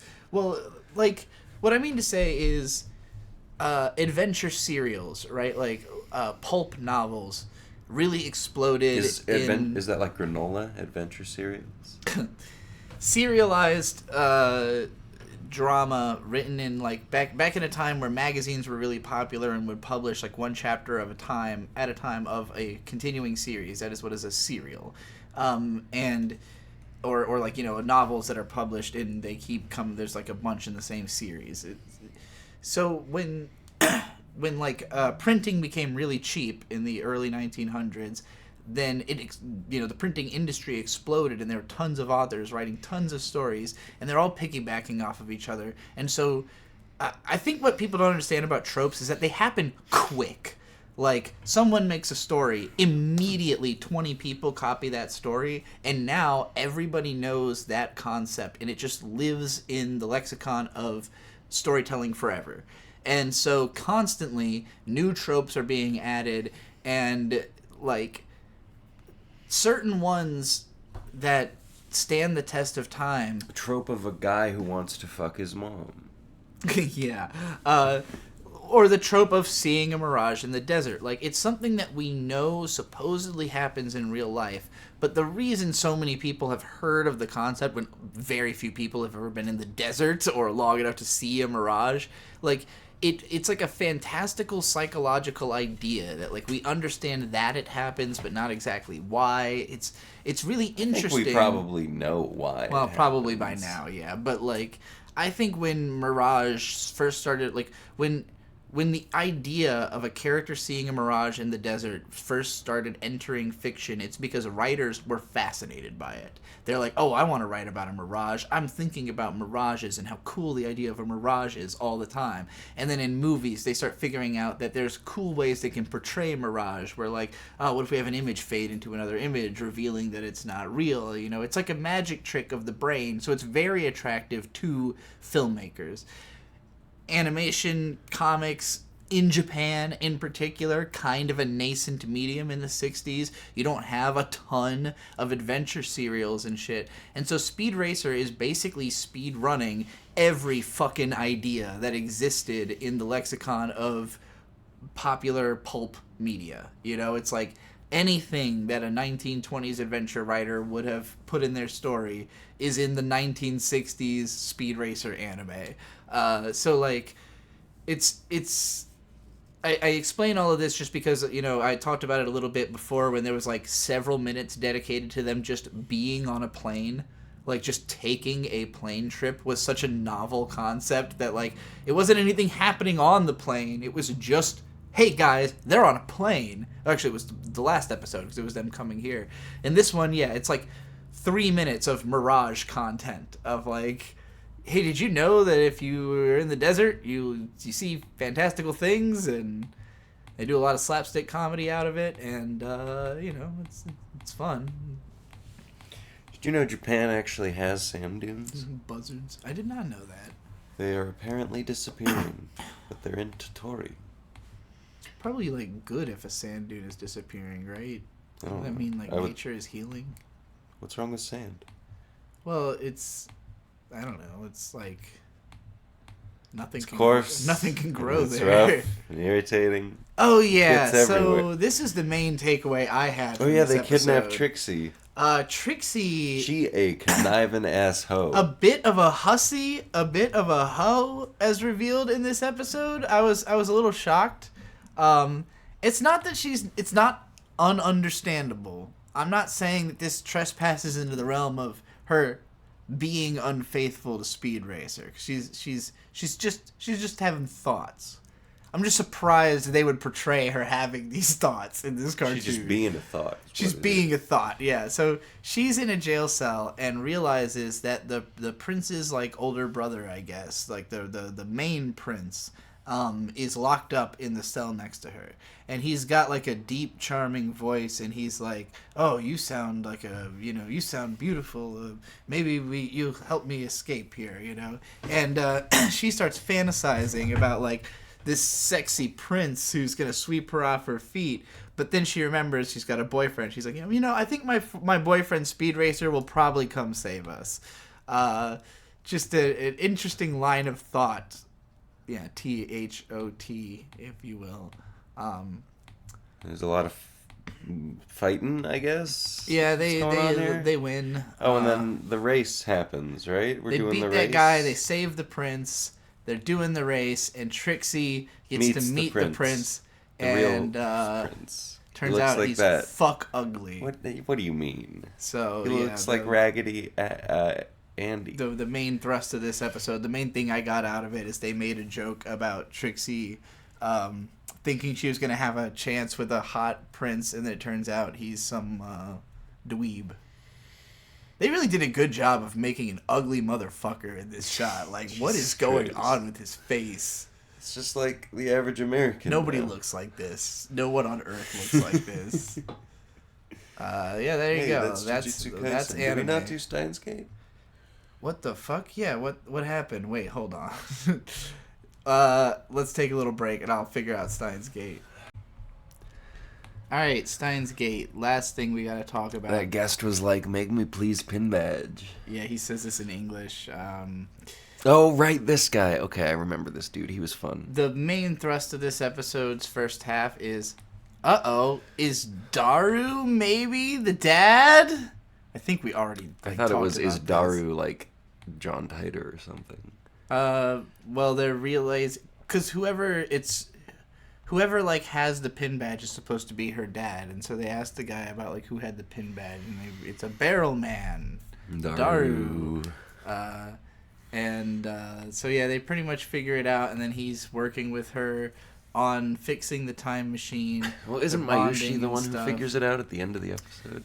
She figures it out like in front of everybody. She just like points it out. They like know, like they have interactions as like father-daughter before she goes off through time, and the idea is supposed to be that she would have like acquired an IBN and like gone back to 1975 and prevented everything from I don't know. Saved the world. She obviously failed because nothing changed, and they find out that Mr. Brown has a letter from her because I guess she took care of him at some point in history. And the letter just says, I failed like a billion times. Super edgy. Seems like someone failed a lot. Yeah. The time travel didn't work. She should have gone directly to 1975, but like... She tried to go back further, right? Yeah, I think so. Or she tried to make a stop on the way, something like that. She fucked up in some way, forgot. She basically just ended up living life and forgot about her mission, I guess. Or she failed her mission and just lived her life failing. Yeah, and then at some point was like, you really need to make sure that this timeline doesn't happen. Just like prevent me from becoming this utter failure. She hung herself also. Did she? That's how Mr. Brown found her, was okay. Hung from a belt. So very depressing. Yeah, I think it's too much. Yeah. Like so. Hey, guess what? It's Daru's daughter. Also, guess what? She hung herself. Steins Gate's gotten a lot of credit for, like getting really dark and crazy and being like, oh man, it's so intense. But like, did it really need to be as dark and crazy as it is? I feel like they're sort of treating it like, because of the fact that you can go back in time and sort of reset events, whether or not you care about the implication that maybe those universes still exist, and so there's a bunch of dead end timelines where everything sucks for everyone. Whether you buy into that, which Steins Gate Zero argues is the case, and I hate that, or not, it feels like the show is using the fact that it can reset time to just go as ridiculously hard in the dark shit as it can, but it comes off like comical. And like with Mayushi, like when she first got shot, it was dark and sad. By the time the little girl fell into her, knocking her into the train, it was kind of comical. And even at that part, it was comical in a way that was like absurdist, right? It's like, man, the universe is really out to kill her no matter what. Doesn't that suck? But with Suguha, it's like, oh, what if that girl that you all had that nice little bonding moment with, yeah, she just like went insane and suffered for the next 60 years and killed herself. Isn't Steins Gate so fun? And you're just like, what? Like, there wasn't anything else she could have done? Like, and, she just kind of says, reset the timeline, fuck it, I've lived my whole life regretting that I did this one mistake. She never tried anything. Mm. She had, like, this was always long shots she was taking in the first place. Like, she should have just found baby Okarine and then just kidnapped him and raised him to be an evil time travel genius. She could have taught them about the fact that they could create time travel, and they could have done it before all of this Well, happened. who's to say the technology existed? There's just so many ways you could have taken this plot. It feels way too much. Like they just wanted to have a really dark idea that immediately gets subverted because then he just goes back through time and, turns out if he didn't have her, if he just stopped her, she instead grew up to be like a great person who went out nice and like it wasn't, she never hung herself. Mr. Brown has all these fond memories of her, like totally different person, but her relationship with Mr. Brown is still the same. I don't know, it's really stupid. I don't think this works. I don't know if the visual novel like goes into a lot more detail to make this make sense. That's why he hired her. Because she reminded him of a young version of the old woman that took care of him. Yes, that makes sense. I see. It's like a boomerang. Yeah. And she had told him before she died, everybody gets help from someone at some point in their lives, so, help people Help out. finds a way. And Mr. Brown, who has spent the entirety of the series hating everyone. And I have to say, there's more plot twists revolving around this guy that are going to come up later in the show, and I don't really know or understand how they intersect with him having like been helped by her. I don't know if that's only true in like a couple of timelines, and there's other timelines where it's not true. It gets so convoluted with him going back through time over and over again. Like, again, we had this whole meaningless, dark take on what could have happened that is immediately undone. Does Ocarina ever just, like, at the very end of the series, do it one last time and be like, all right, I did it. I'm in the right universe. Like, just to be sure, like a check? I don't think so. No, I just mean, like, is there a final one he does to, like, make the universe right? Kind of. Okay. Yeah. I mean, it's like Groundhog's Day. Okay. But just so much edgier. And I don't think the edginess is what this story does well.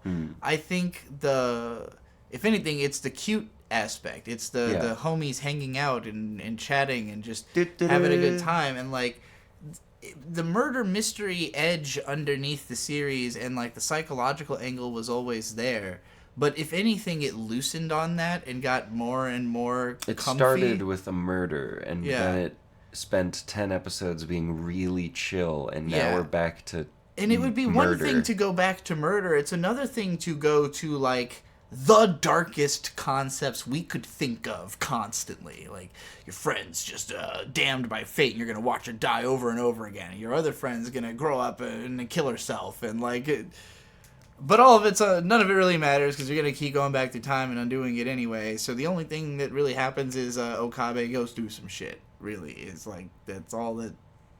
Unless you count all the dead universes, in which case, wow, that's really fucked up that... stuff sucked so bad in so many universes. I don't know. Yeah, this is kind of where the show starts to lose me a little bit. And my god, and then Toji Fushiro shows up and things get really crazy. It's not even that I think the show isn't good anymore or doesn't have anything good in it anymore, but this episode for me was kind of a kind of like we already got that Daru was the dad. The reveal doesn't do much for me. Their interaction doesn't add that much, and then all the stuff they do afterwards is I didn't garbage. need her to commit suicide and then not in a different realm, I guess, die horribly in a hospital bed. I just think this whole plot was stupid. Everything about Suga's story doesn't really make any fucking sense, but whatever. Yeah. All right. We gotta read the patrons' names. I forgot that we didn't do that at the head of the show, so yeah, let me go get the patron names out. I really cannot thank you people enough for continuing to be patrons, even though this show rarely comes out and our bonus episodes are incredibly late. If you're getting your name read here, then we owe you bonus episodes. So thank you. Yeah, let me go ahead. I have to sort my thing. Everybody who's got the thank you, the $15 tier. All right. That includes... D's. Thank you very much. I appreciate that. Thank you, D's, who subbed so that I would become a higher tier patron to the Dick Show. I see. Inactive. True Fox 1, Ice Bear, Dylan, Devon Hall, Amy Worrell, Last Esses, M2, He Won, Hidden Music Island, Anathemy Badesu, Shune, Zero Soon Game, Your Mom. Thank you to all of you people. We will be sure to get you those bonus episodes before this goddamn year is over. We will catch up on bonus episodes. We have an opportunity. Let's just say we've got 3 dogs up our sleeve. Yeah, we're going to be pretty much hanging out in Arizona for like 2 weeks straight dog sitting. Dogs.